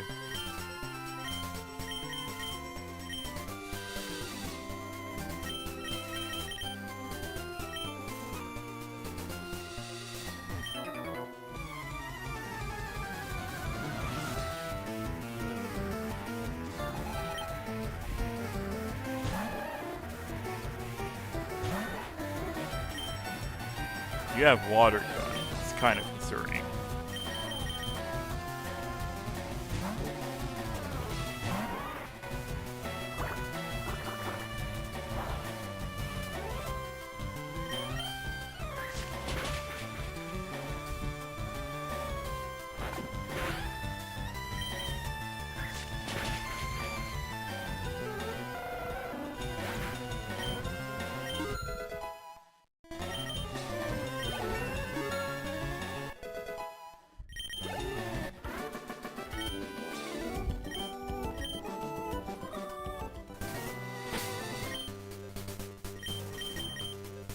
We'll level Gopher to like 25 and then we'll move to someone else.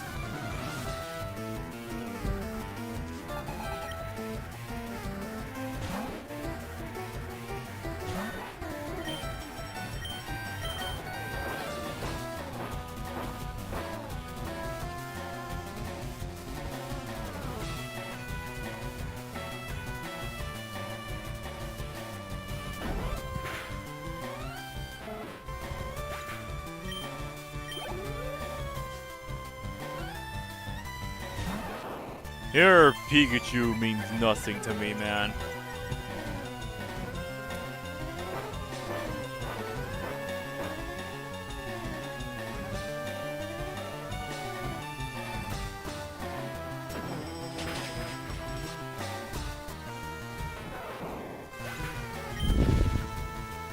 Okay, well that did matter, I guess.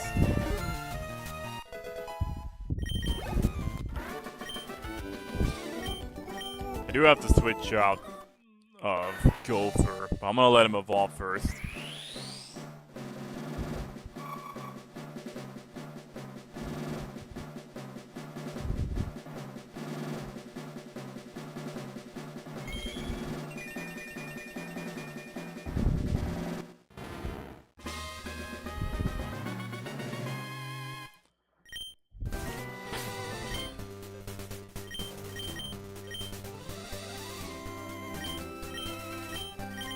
We'll let Crush take care of things until we can get Gopher healed up. Or actually, we could just do it right now. Let's give him the egg.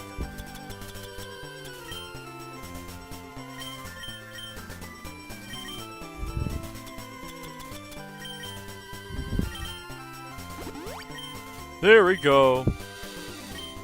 Onward to the next guy.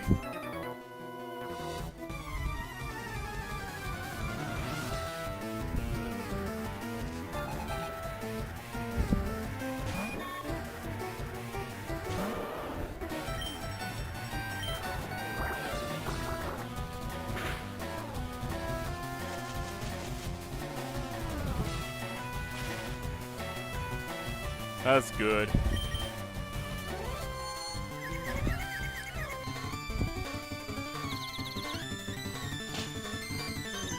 Here, I don't want to deal with para-hacks.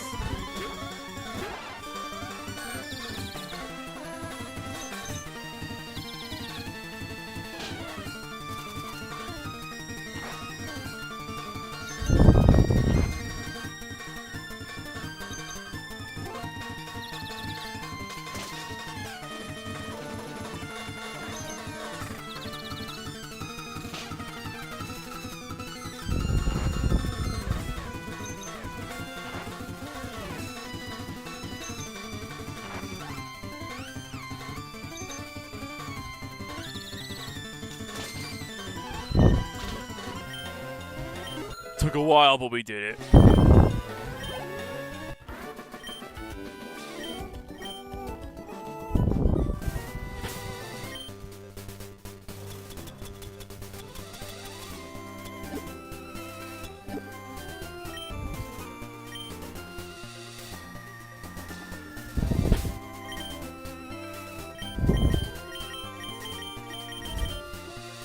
Grab the lucky egg because he's paralyzed. Sad as it is. These are birds and such. We'll let Firo take care of it. One of them is Eradicate though, which is slightly concerning.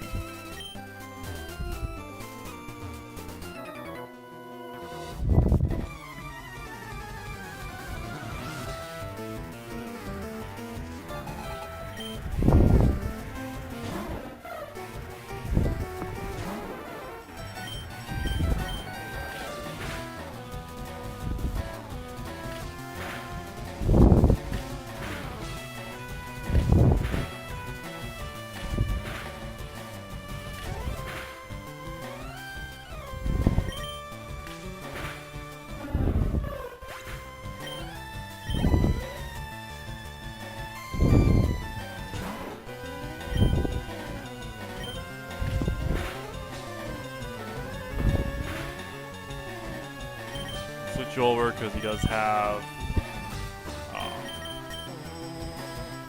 Hyper Fang.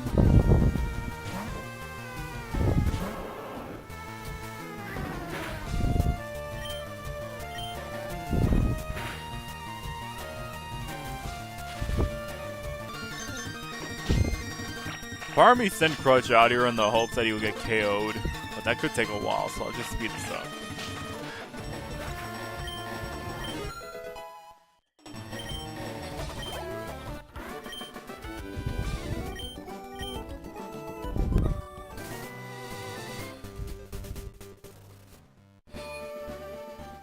Vermilion City.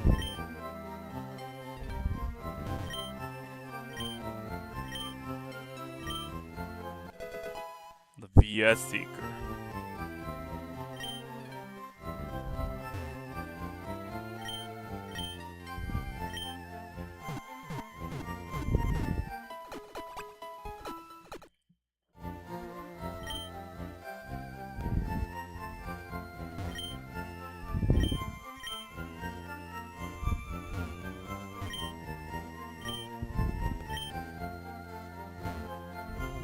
Alright, none of them says anything interesting.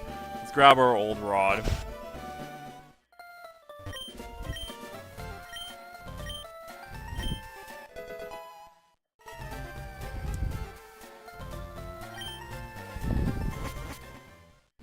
Since we got the VS Seeker, we'll mark that as a select item.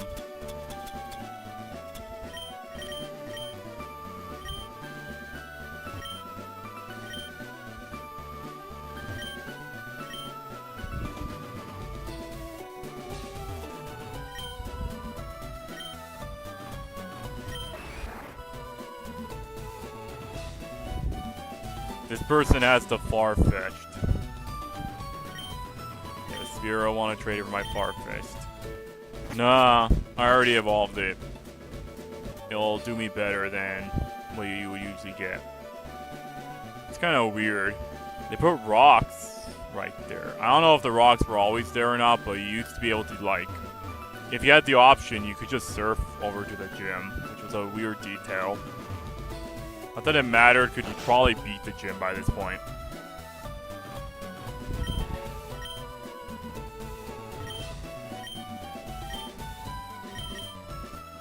Yeah.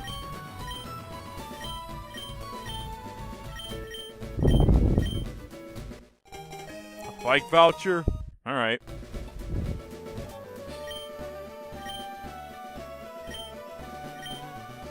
Thanks, man.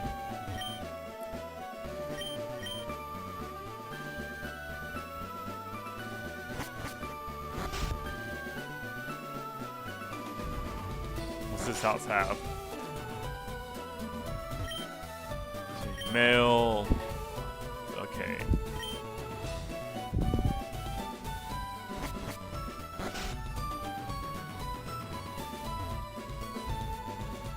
Do I need balls for... Nah, I'm pretty good.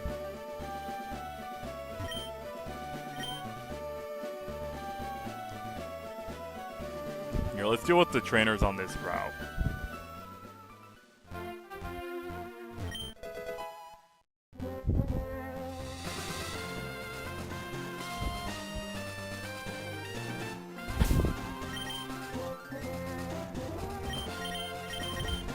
Let Crutch get some levels.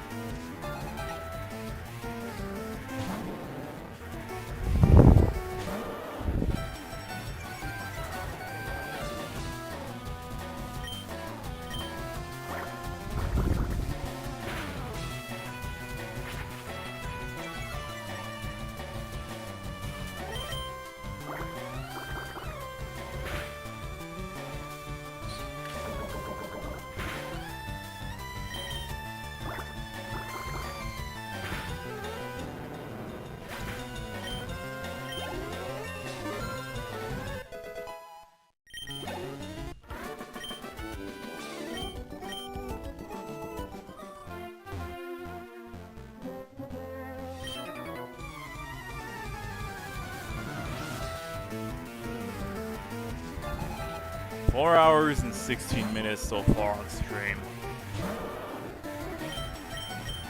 I did say I would get all the way till 5 hours, then I'll stop. Barring the Lucky Egg spawn oddity and the guy who doesn't trade, who jinx for some reason. Nothing has really happened so far. Which I did say, like, 1 hour 30 minutes of that video, nothing happens, but like, was kind of hoping I would make some type of progress, if any, but it doesn't seem like that might happen this stream.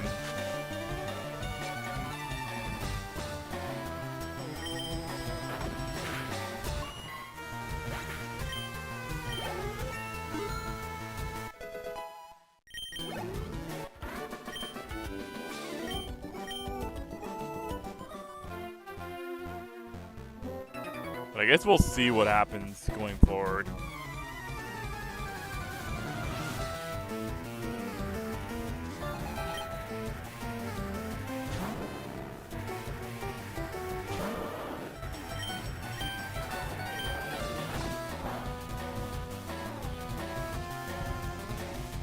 We got the flinch proc, that's good.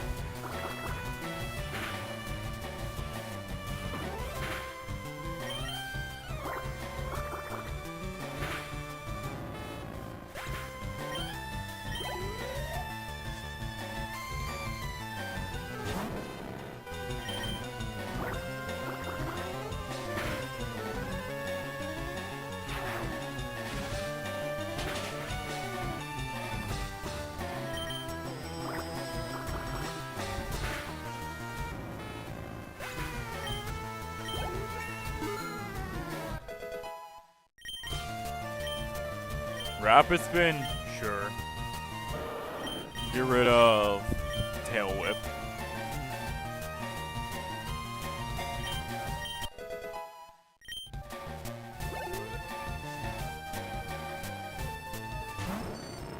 That's not good. Here, let's go to Gopher.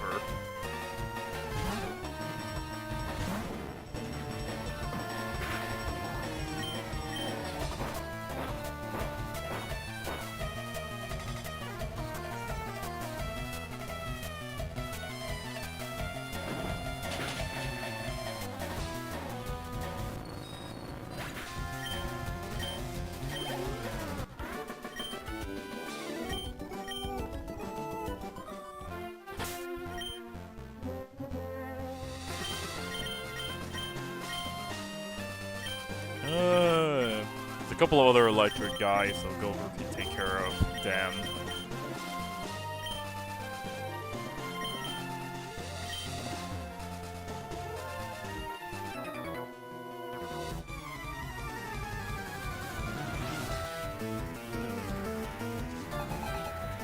Yeah, you're the grass one, that's kind of annoying.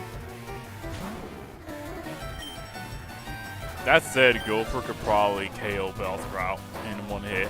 We'll see.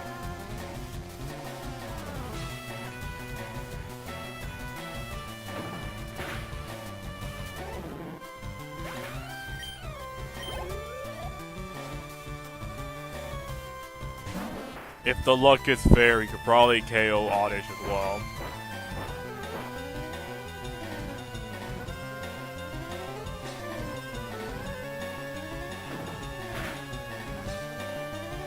Not quite. Absorb's gonna be kind of annoying, but you could deal with it just fine. Press forward because sleep is annoying.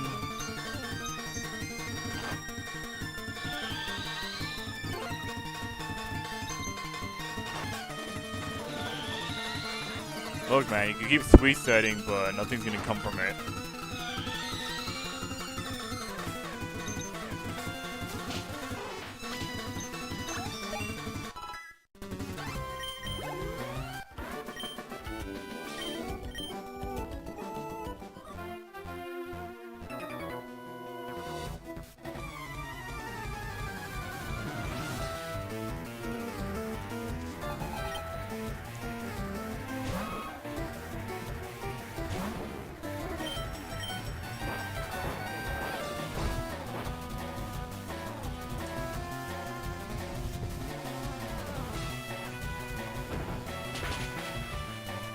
So it's done, man.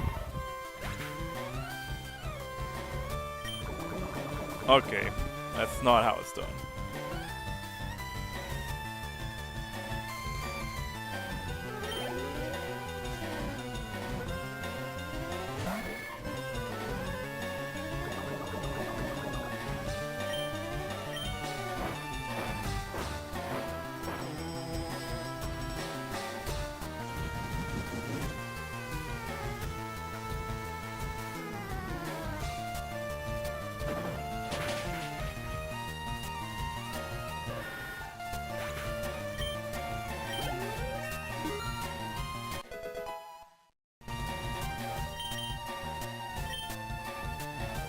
Slash. That's gonna be good.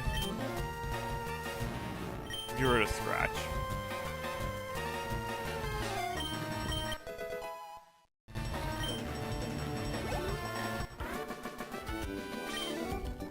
His goal for being hurt by poison crucial to Winnie the Pooh lore. I mean, that explains why he doesn't show up later on. He died to poisoning. So, you might be onto something there.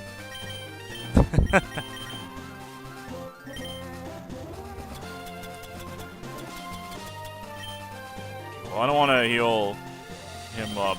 Well, I do want to heal him up, so we'll go back to Vermilion City.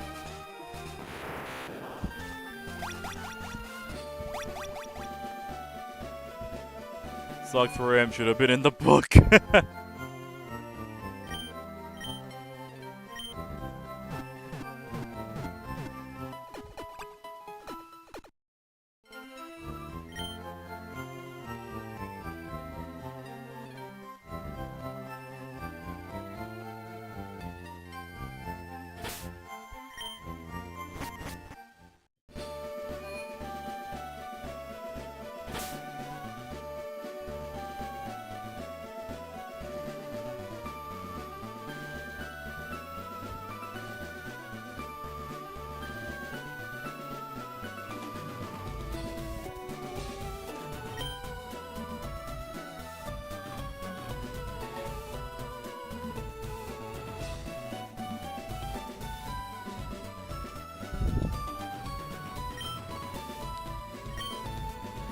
Alright.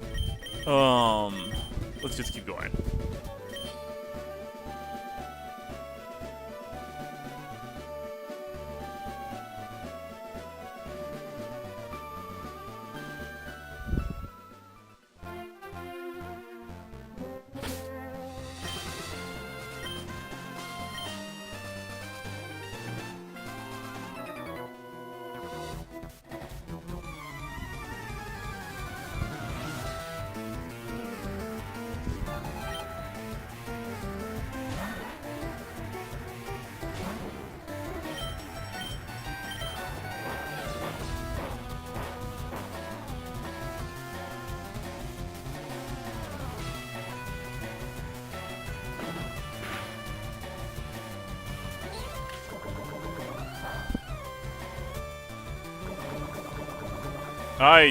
Okay, whatever. When Gopher gets to level 25, I'll just switch to someone else.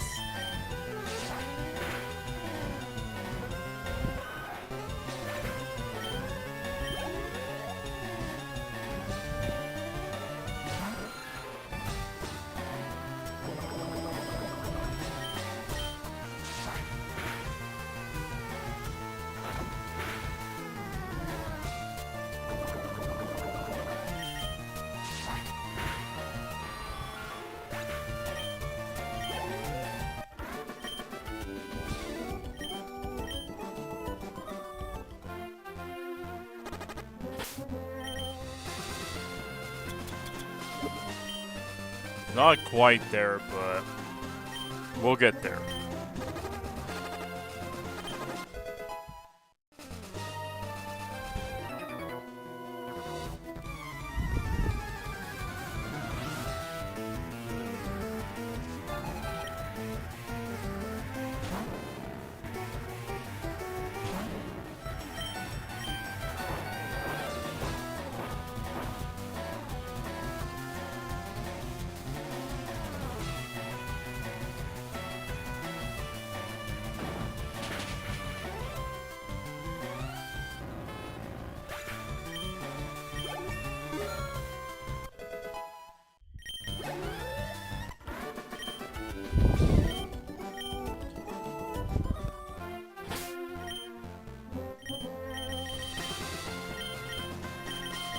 Godo, no, Zero, because one of the trainers is a pirate user.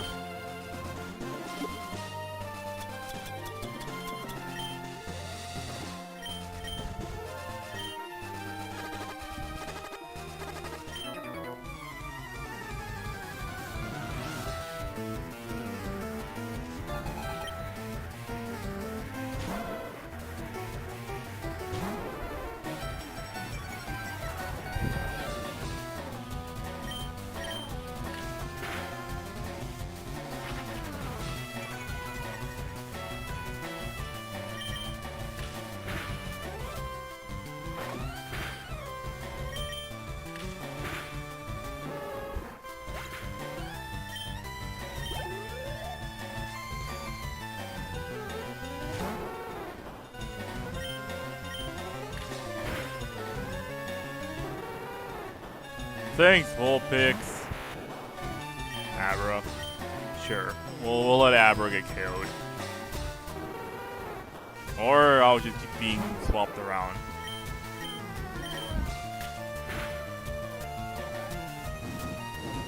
Not the Will-O-Wisp. Ow.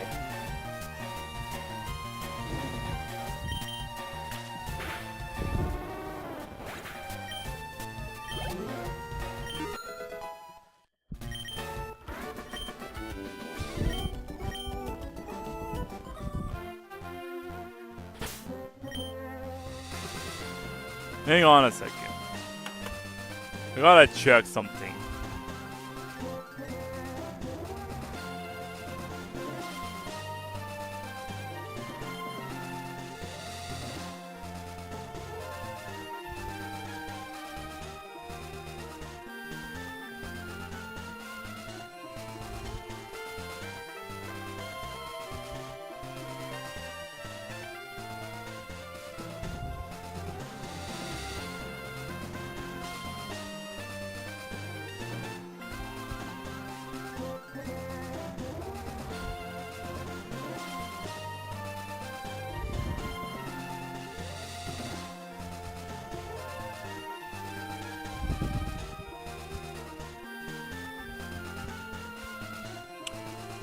Okay.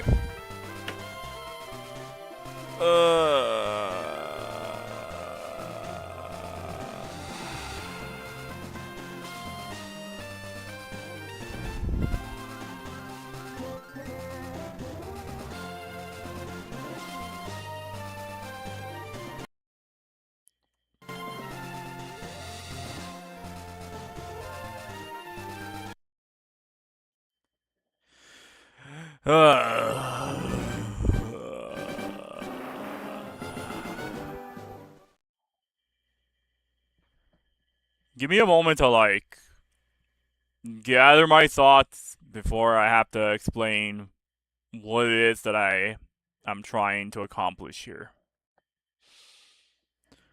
Okay. We might have to extend this to a 6-hour stream, as one of my initial plans was. And there's a reason for this. Apparently, so you could play the game normally, as you will. You pick your starters, you go on through just the general places, the vibes, the feels. You can catch all the mons you want. You can complete the decks. You can do the post game. You can do everything you want. Some Pokemon have been placed in weird locations. Yeah, I might have to push this to 6 hours, PK. Let me explain. So you could do like whatever you want with this file. As far as it is, 90% of it is the original game intact. So like, you could do whatever you want. Like, I could just play this as a normal game. The thing is though, so I have been playing this game for about 4 hours, and I come back with the realization that I basically just wasted my time. At least in terms of finding the creepy shit. I could have just like written this off as like, okay, well, nothing creepy was in this game, so I'm just gonna call it here, and we'll never play it again. And I'll just kind of play that as a joke, but I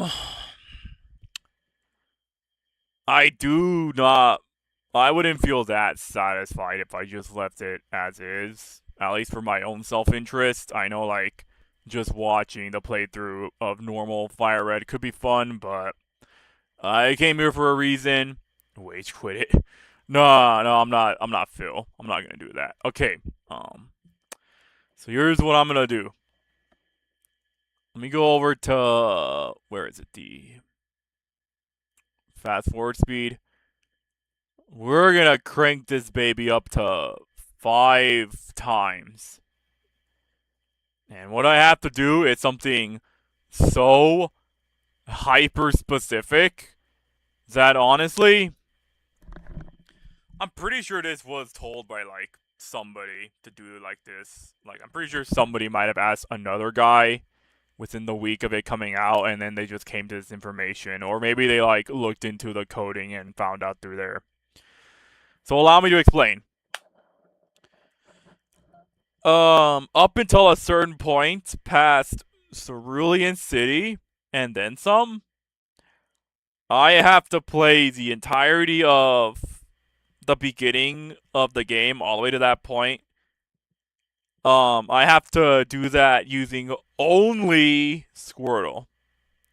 I cannot catch anything, any items I obtain, like balls and such, that would allow me to catch Mons. I have to throw them away.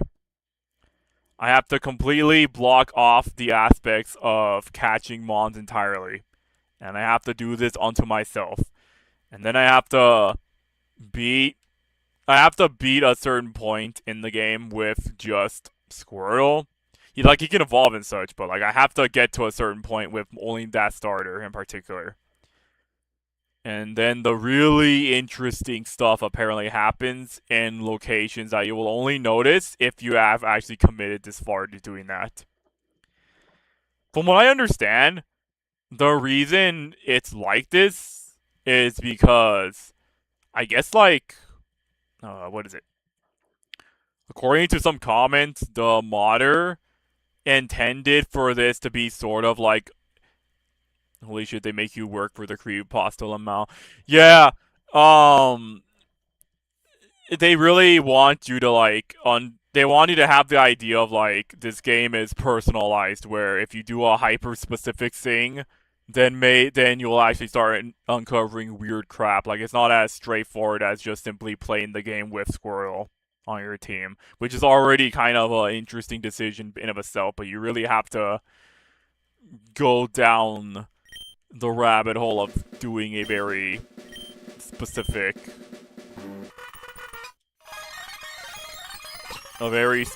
thing. Yeah, I'm a boy.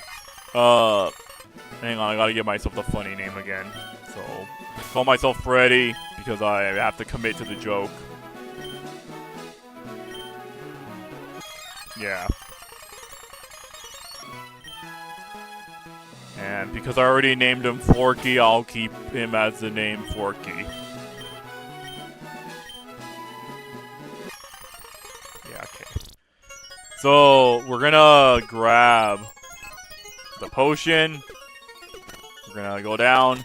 We're gonna rush to Oak so we can do his little spiel. Yeah.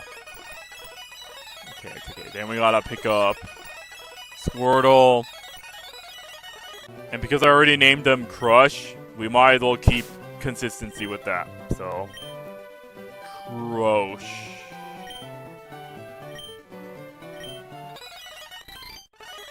We're gonna try to win this fight against Forky here. Or we could just lose. It doesn't actually matter what happens.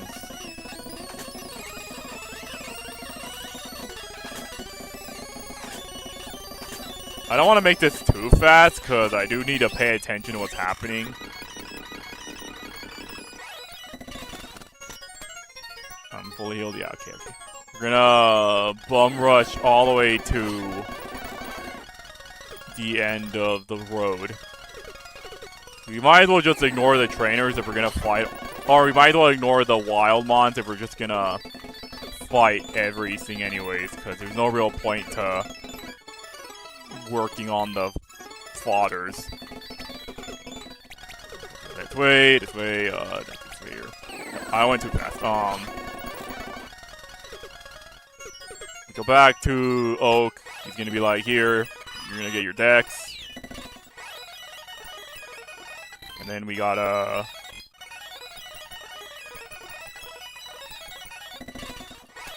Okay. Throw away the Pokeballs.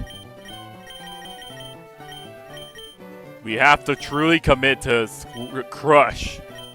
crushing the opponent and carrying us to our victory.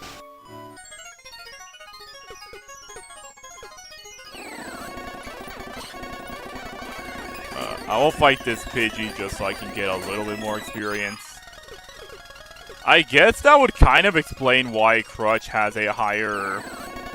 I noticed that Crush gets a little bit more experience than what he usually would. Which I guess would make sense if you're attempting to, like... If you're attempting to do, like, a solo Squirtle run. It also explains why he gets Water Gun early on, because that way you could just take care of Brock without having to worry about grinding for experience. We're not gonna fight Forky on the left side, because even with Water Gun, Crush is not gonna do so well against, it's not gonna do well against Bulbasaur. It won't go, it'll take like a long time. And time is something I'm kind of pushing myself with here. Fight the Cocoons though, because I give decent experience.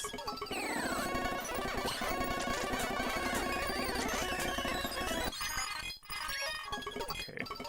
A ball. In a way, this makes sense. Like, I probably should have seen this coming. When you go to the website where you get the... like the modder's website where you get it from, he tells you that, like, it's optimal to work alone, which I guess implies, like, you're supposed to do it with just your starter. He never explicitly states that it's supposed to be Squirtle, he just says you're supposed to do it with your starter. And for the thing that we're trying to do here, Squirtle, or Blastoise is the only Mon who can learn Surf. So, like, it would also explain why, oh, I'm out of Pokemon. That's just gonna happen a lot to me. Money doesn't matter because I can just, I'm not planning on buying balls in the first place. Speaking of balls,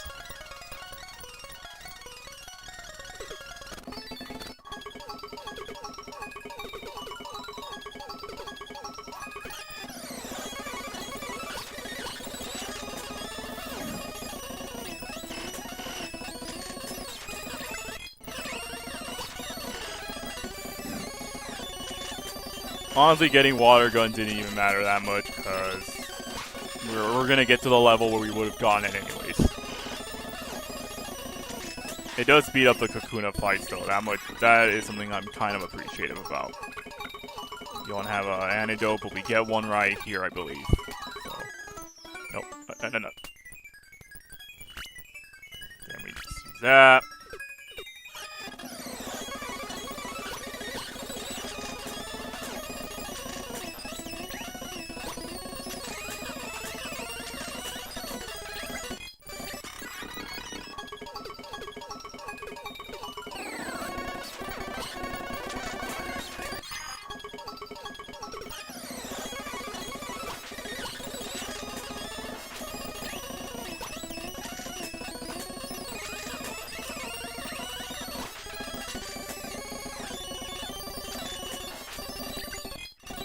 Bear with me, guys. I know this is kind of a thing for you guys on your end, but, like, I have to do this for late creepy material. This hyper-specific situation I'm in. Can't just walk away empty-handed.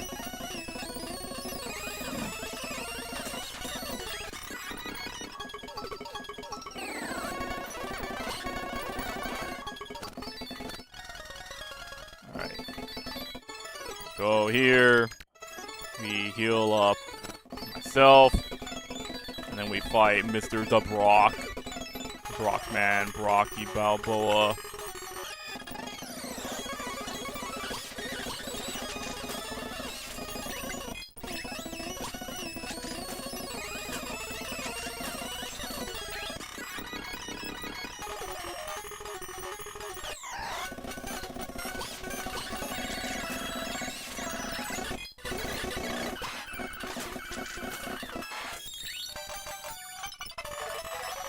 Crush already being level 15 is pretty solid.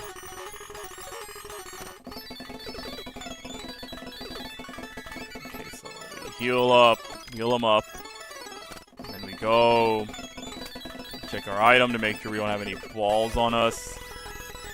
We're gonna, for the sake of attaining experience as soon as possible, we're gonna try to skip out on a lot of the fights that we can just walk around through. So we'll only do the ones that are required up until we get Lucky Egg, and then I'm gonna sweep everyone back, and then we'll keep progressing.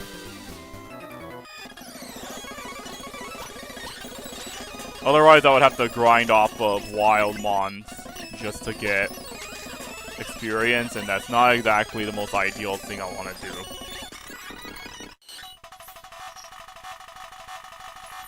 Oh my god, Crutch evolved into War Turtle! Anyways. Walk around here. Fight this guy, because he's going to be in the way.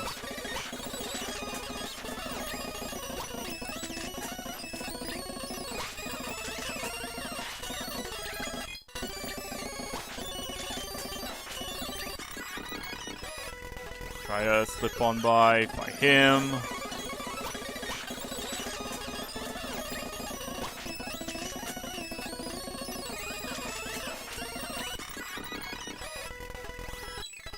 I didn't want to fight you, but sure, you're just gonna be really obnoxious.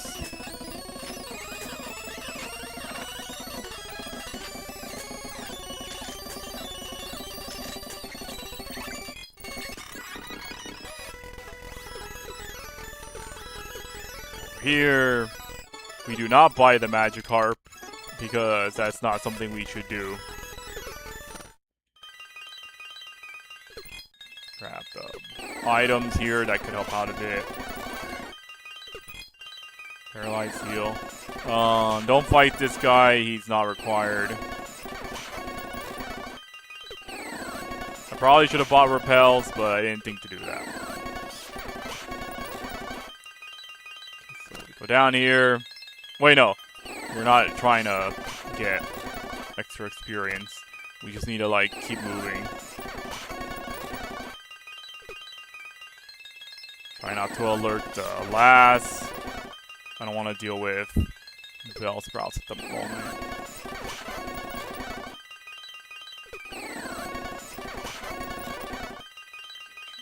Here. Or I guess we can grab the item since it's not something necessary.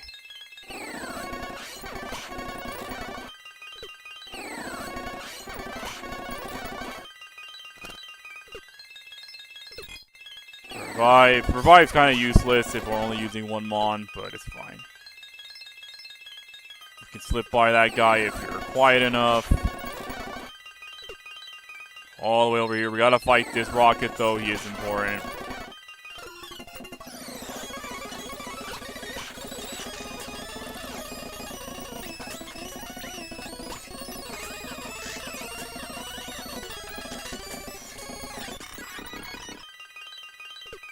We fight this scientist man. We have to.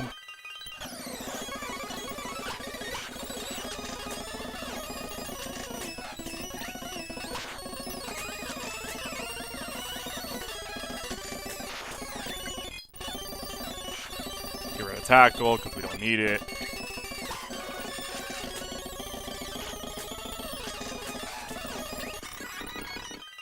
We have to pick up the fossil. It doesn't really count towards what we're trying to accomplish here, thankfully. So we can just keep going on our merry way. Just checking to see if I don't have any balls on me. Go back into the cave to grab the Lucky Egg item, which we have to get to Crutch. So that way, future experience we get can actually be advantageous for us. Which also means we're going to have to fight all the trainers backwards. So, that's going to be awesome.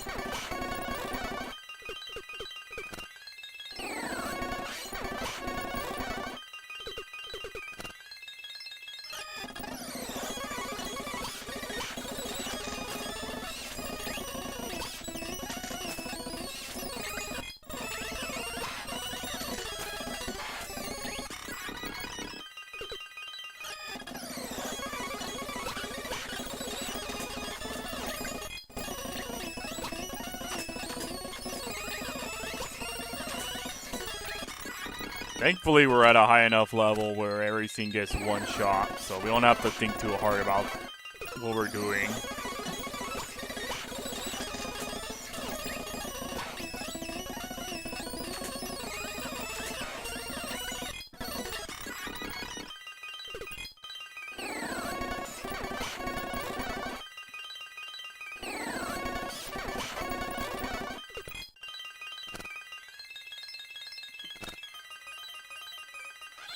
You have to fight this person for the experience, which should be easy enough.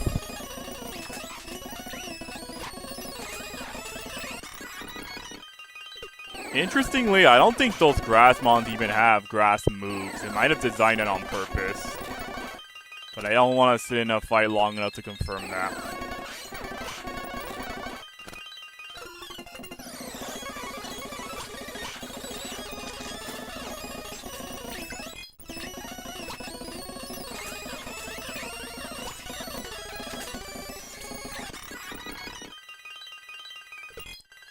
That for just to have.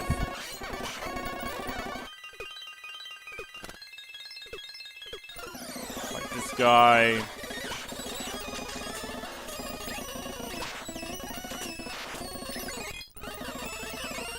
Yeah, we'll get rid of Tail Whip.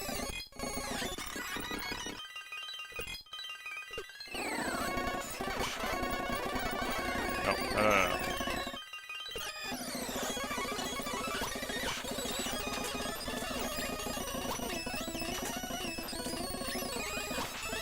We are starting to slow down on experience gain slightly, so that's a bit concerning, but we should be able to do this just fine.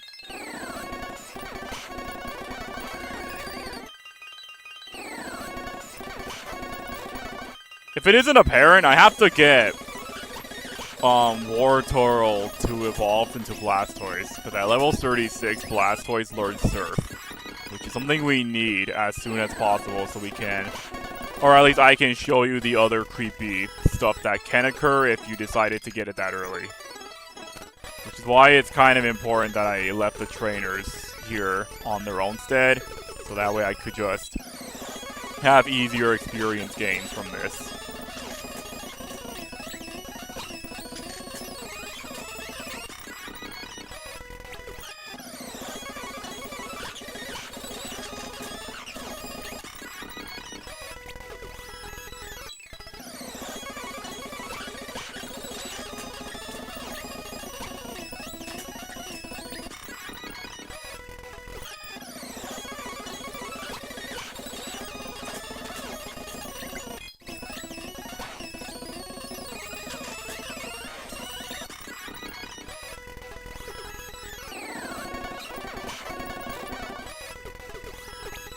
Just checking to see if I didn't pick up anything I don't need. Okay.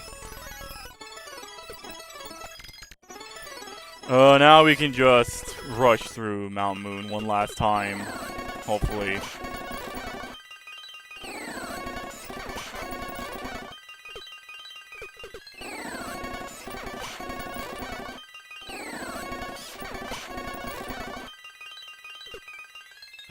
Just trying to check if this guy has already been fought or not, just to make sure, yeah.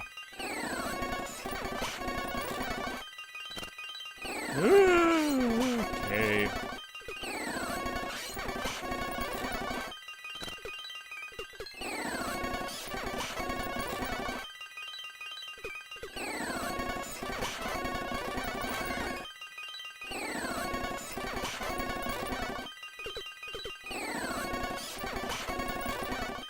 My initial regret of not using repels. Do I even have a repel on me?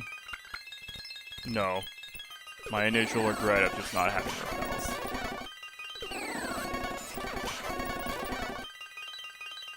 Alright. We're finally out of the cave, so we can actually start doing something.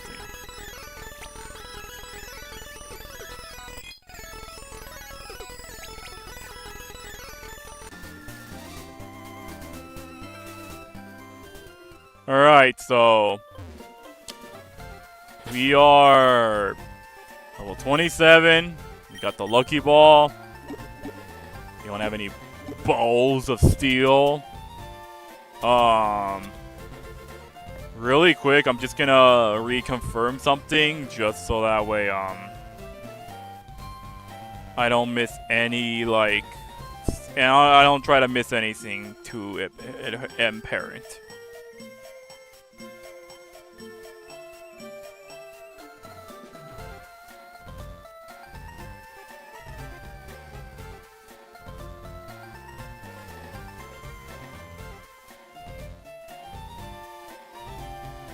Alright. What level am my war turtle? We're gonna do another thing here, just to be extra cautious.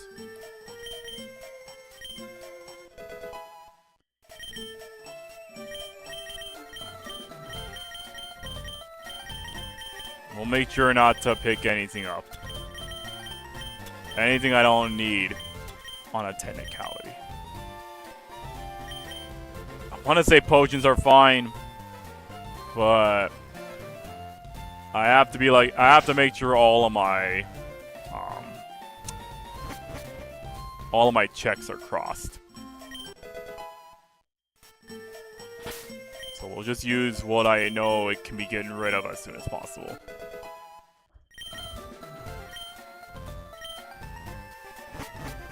Gonna fight the trainers in Misty's gym. I don't know if I want to fight Misty herself. I don't know if that's like something I have to do or not. I might have to. We will see. Here, let's speed it up again.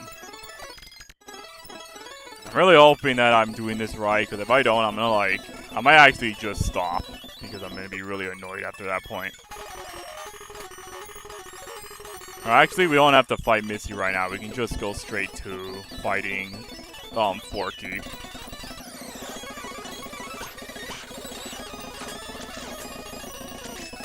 At this point, we'll be able to take care of everything just fine.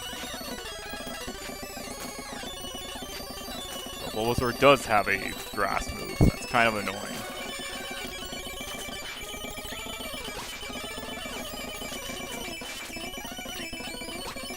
We don't want Crush to get fainted, so we're just gonna do that.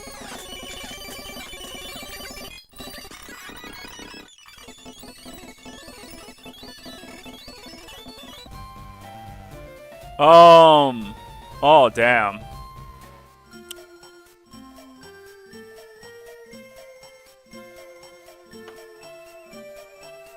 Okay, I am sorry. Forky or Blue, he actually did say something different. I didn't even notice it. I was just gonna like pass through it, but apparently he brings up how he brought up that that I went through all of this using just War Turtle, and he's calling me out by implying that I'm not even trying to fill up the decks. I have no idea if this is like the dialogue that was actually added in the base game, but I have a hunch that wasn't it. I have a feeling that this might have been part of the mod. If you ever get around to catching anything, there's a guy near here you should really think. Bills, rare Pokemon, famous. I'll explain it later.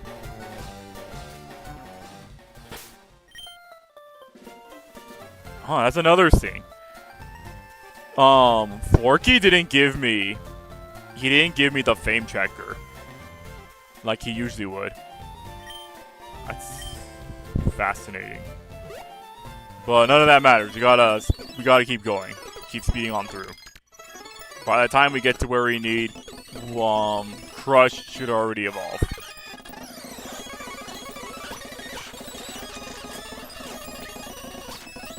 Maybe.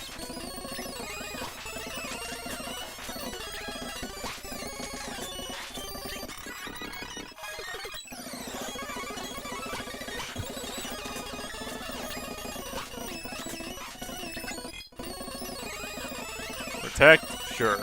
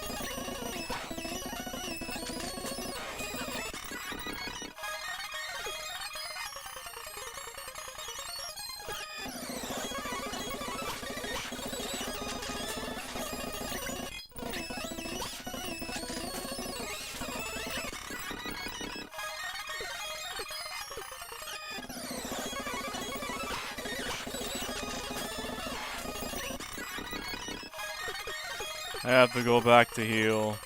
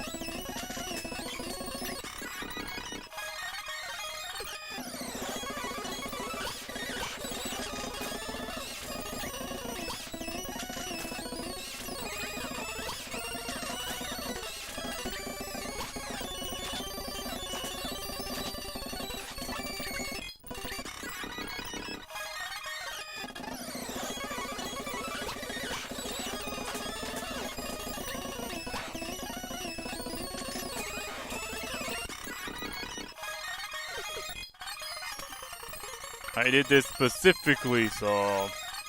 Actually, I don't think the TMs really matter. Let me just check and see if I have no balls on me. I don't.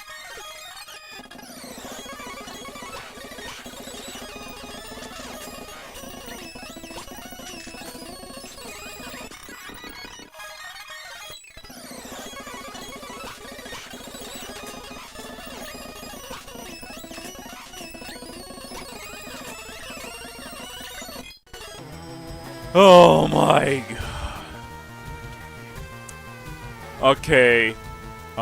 Crush is now level 36, which is kind of the nick of time, cuz now I could finally get Surf, and I'm kind of at the point where, from the video I saw, things are actually gonna get interesting this time. We'll let Crush evolve, and then we'll get our move.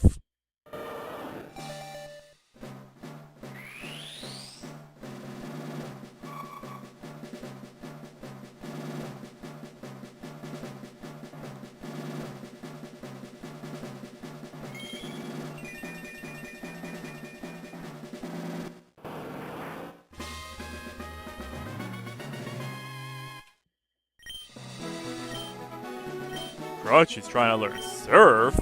What? Yeah, man, let's take it.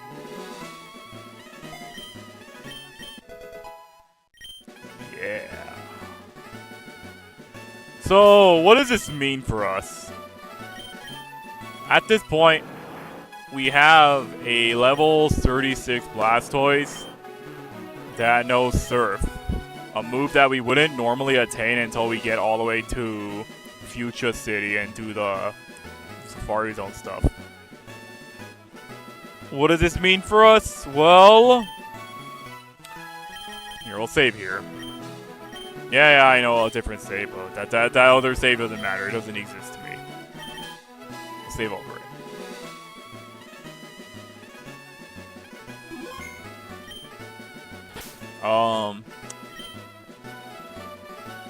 Let's just keep going.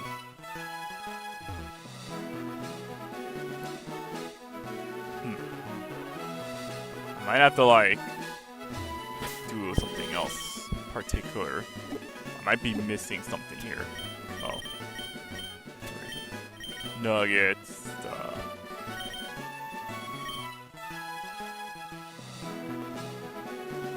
Here, let me go back so I can heal up Crush.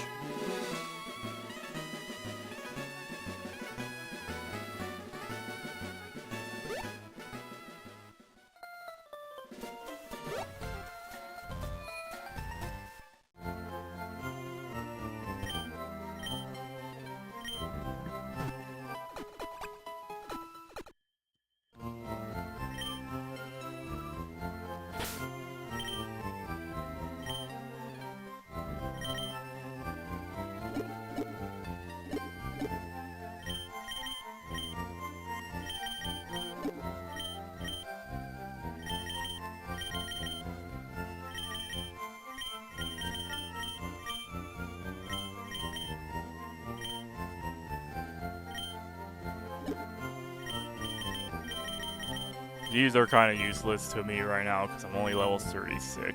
I mean, I'm level 36. 20 HP isn't gonna make a difference.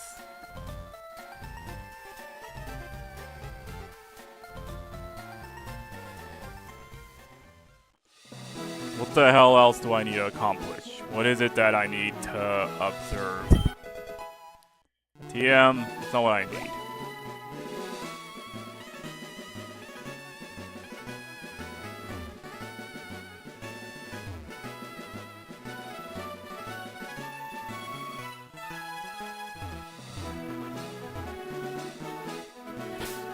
Okay, what else am I missing?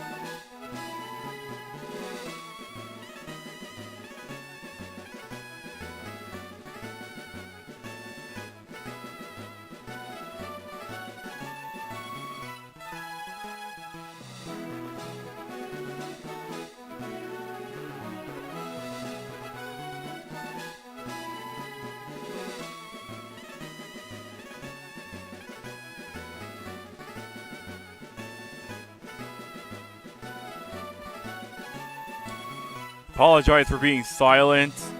I'm like looking this up because like I'm kind of confused.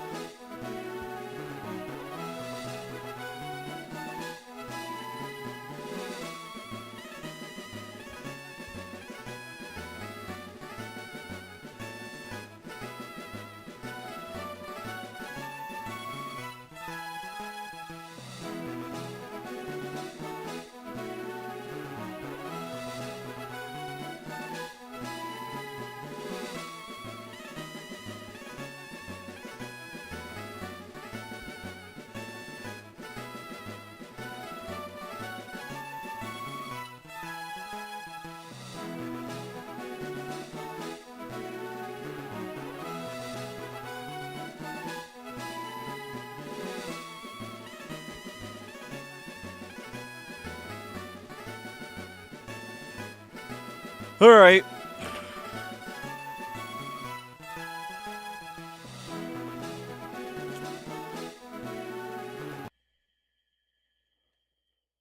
Uh, uh,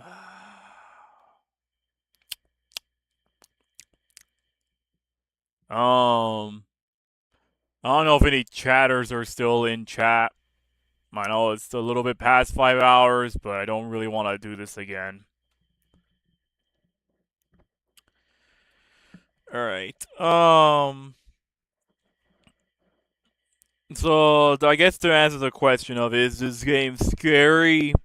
I don't know. Maybe. I mean, it definitely scared me away from wanting to commit to this a third time. Oh man, oh man. What do I even say or do at this point? Like, what even do I do? I don't wanna I don't wanna keep going with this. It's 5 hours. It's already like the gapping point for me.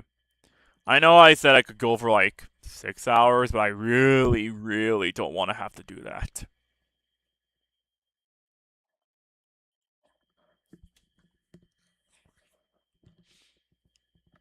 To give you guys like an idea or an understanding of why exactly I'm so annoyed and fed up, um,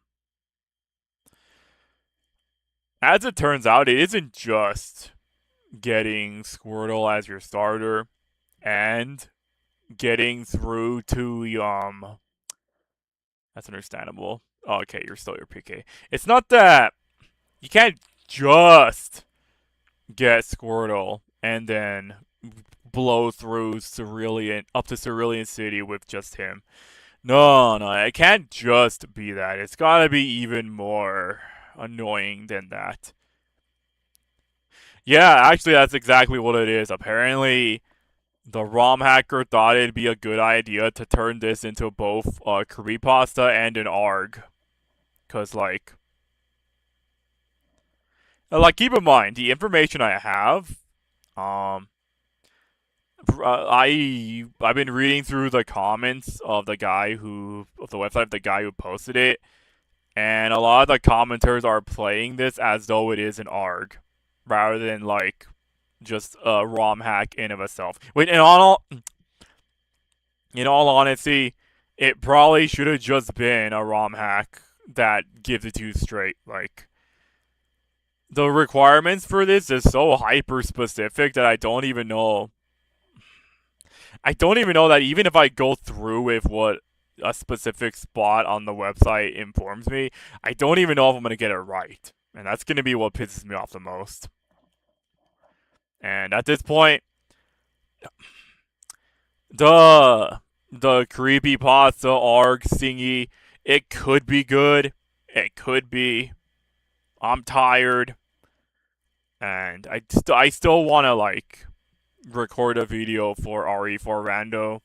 So I do want to do that later today. But I am going to have to take a breather before I do that. It's like a Galarian mom evolution method. Holy shit, yeah. So to give you the idea of what I have to do, Galarian, you mask. Number one, I have to pick... Okay, no. Before I even do anything. Number one, I have to make sure I have to make sure Blue has his default name. Like, he has to be called Blue. If you call him anything else, it's not gonna work. Number two, you have to pick Squirtle as your starter. You cannot pick anybody else. For the reasons that'll make sense when we get to the later steps. Number three, right before you beat Brock, or during Brock, your Squirtle has to evolve into War Turtle.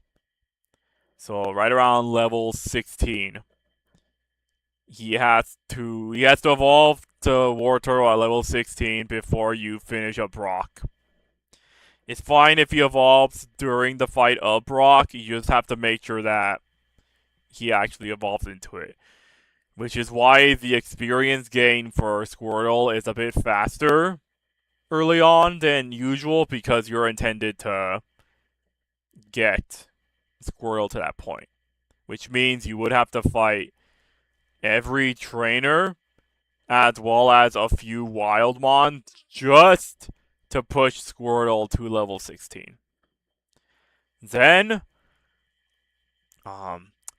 between beating Brock and going to Bill's house, you have to make sure War Turtle evolves into Blastoise at level 36 before you get to Bill's place.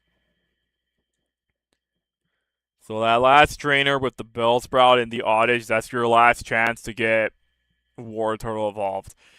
If I had called... No. Because even if I had called Blue, even if I had called Forky by his actual default name, Blue, I wouldn't have gotten it because I didn't evolve Squirtle to War Turtle until after I beaten Brock. So I still would have gone through the rest of the game without ever even knowing that it was there. Okay, so to recap, I have to name him Blue. I gotta pick Squirtle as a starter. I have to evolve him to War Turtle before beating Brock. And then I have to evolve him into Blastoise before getting to Blue's house. Or Bill's house. And in all of that, I have to make sure I do not catch any Mons or carry any Pokeballs that can allow me this opportunity. I don't know if, like, not having any balls is necessary, but for the sake of just ensuring you don't catch a Mon or attain another one through any means, it's in your best interest to just throw them away.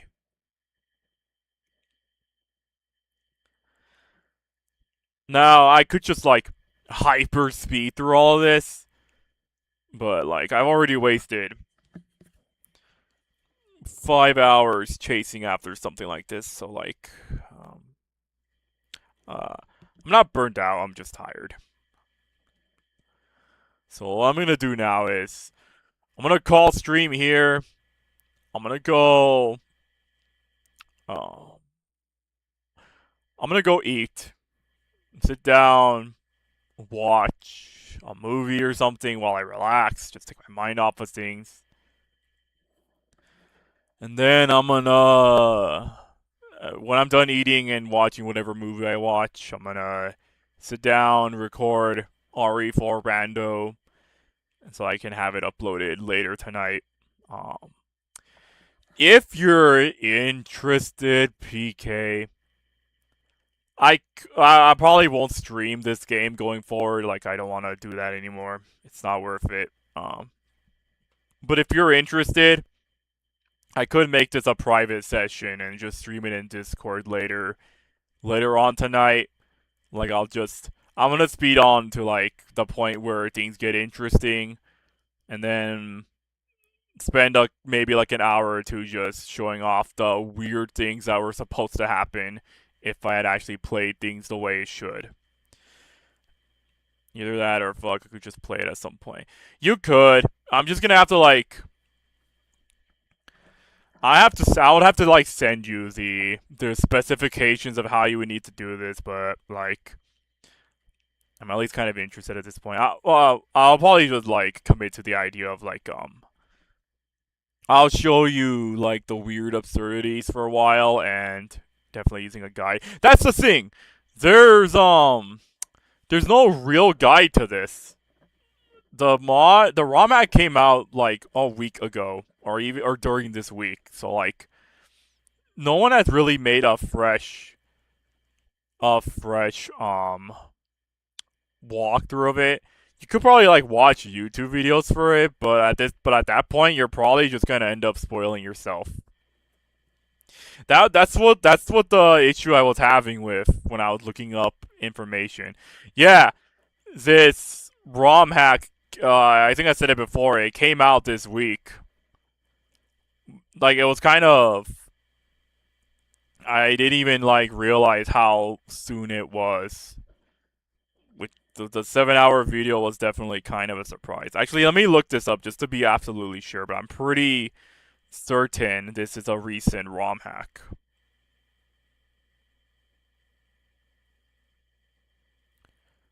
Okay, it's not that recent. The ROM hack came out on June 3rd of this year. So, actually, it's been around for a couple of weeks. Still, though, I looked around. No one has made a guide for this game. And the one guide I did find, because a guy linked it in the comments of the original forum, they're doing the thing where like they're doing the thing where it's like from the perspective of a guy who's going to like get internet forum in 2003 and being like, okay, guys, you're not gonna believe me when I say this, but like, I had a very interesting occurrence with my copy of Pull One Fire Red. I don't remember exactly how I managed to do this, but I just know that when I did these particular details, weird things started to happen. And then it just kind of lists things in a semi-vague way that you could probably understand, but at the same time, it never like explicitly tells you step by step stuff. It just makes things a bit vague on purpose.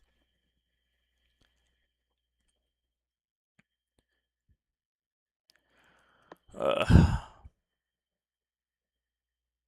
uh, but yeah, like that's my plan. I'm gonna go eat, relax, record RE4, and then if I'm up to it, I'll just blitz through the rest of this ROM hack, at least up until Cerulean City, and then I'll probably stream it to you later tonight if you're interested. Because I do want to at least see the rest of this ROM hack's absurdities, because I've only watched the 2 hours on that video, and I don't really want to watch the rest.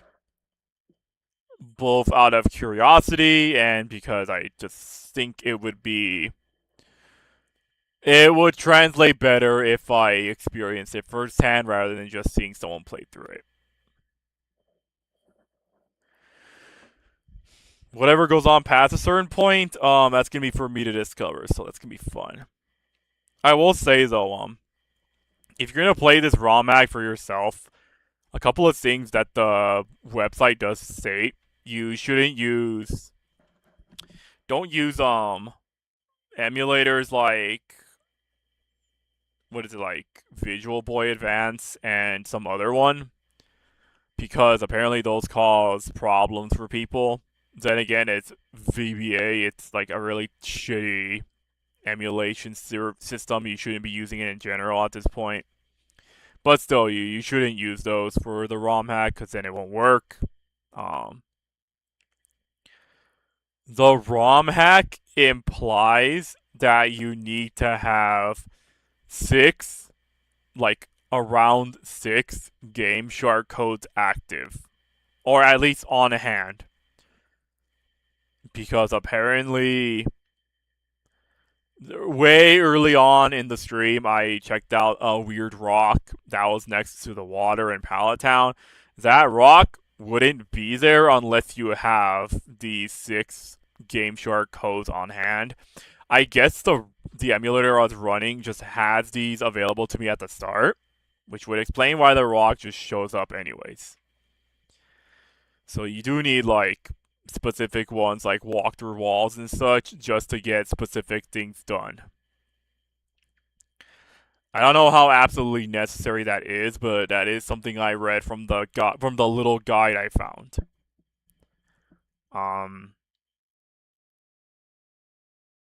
But other than like what I already examined and know about, that's just kind of it.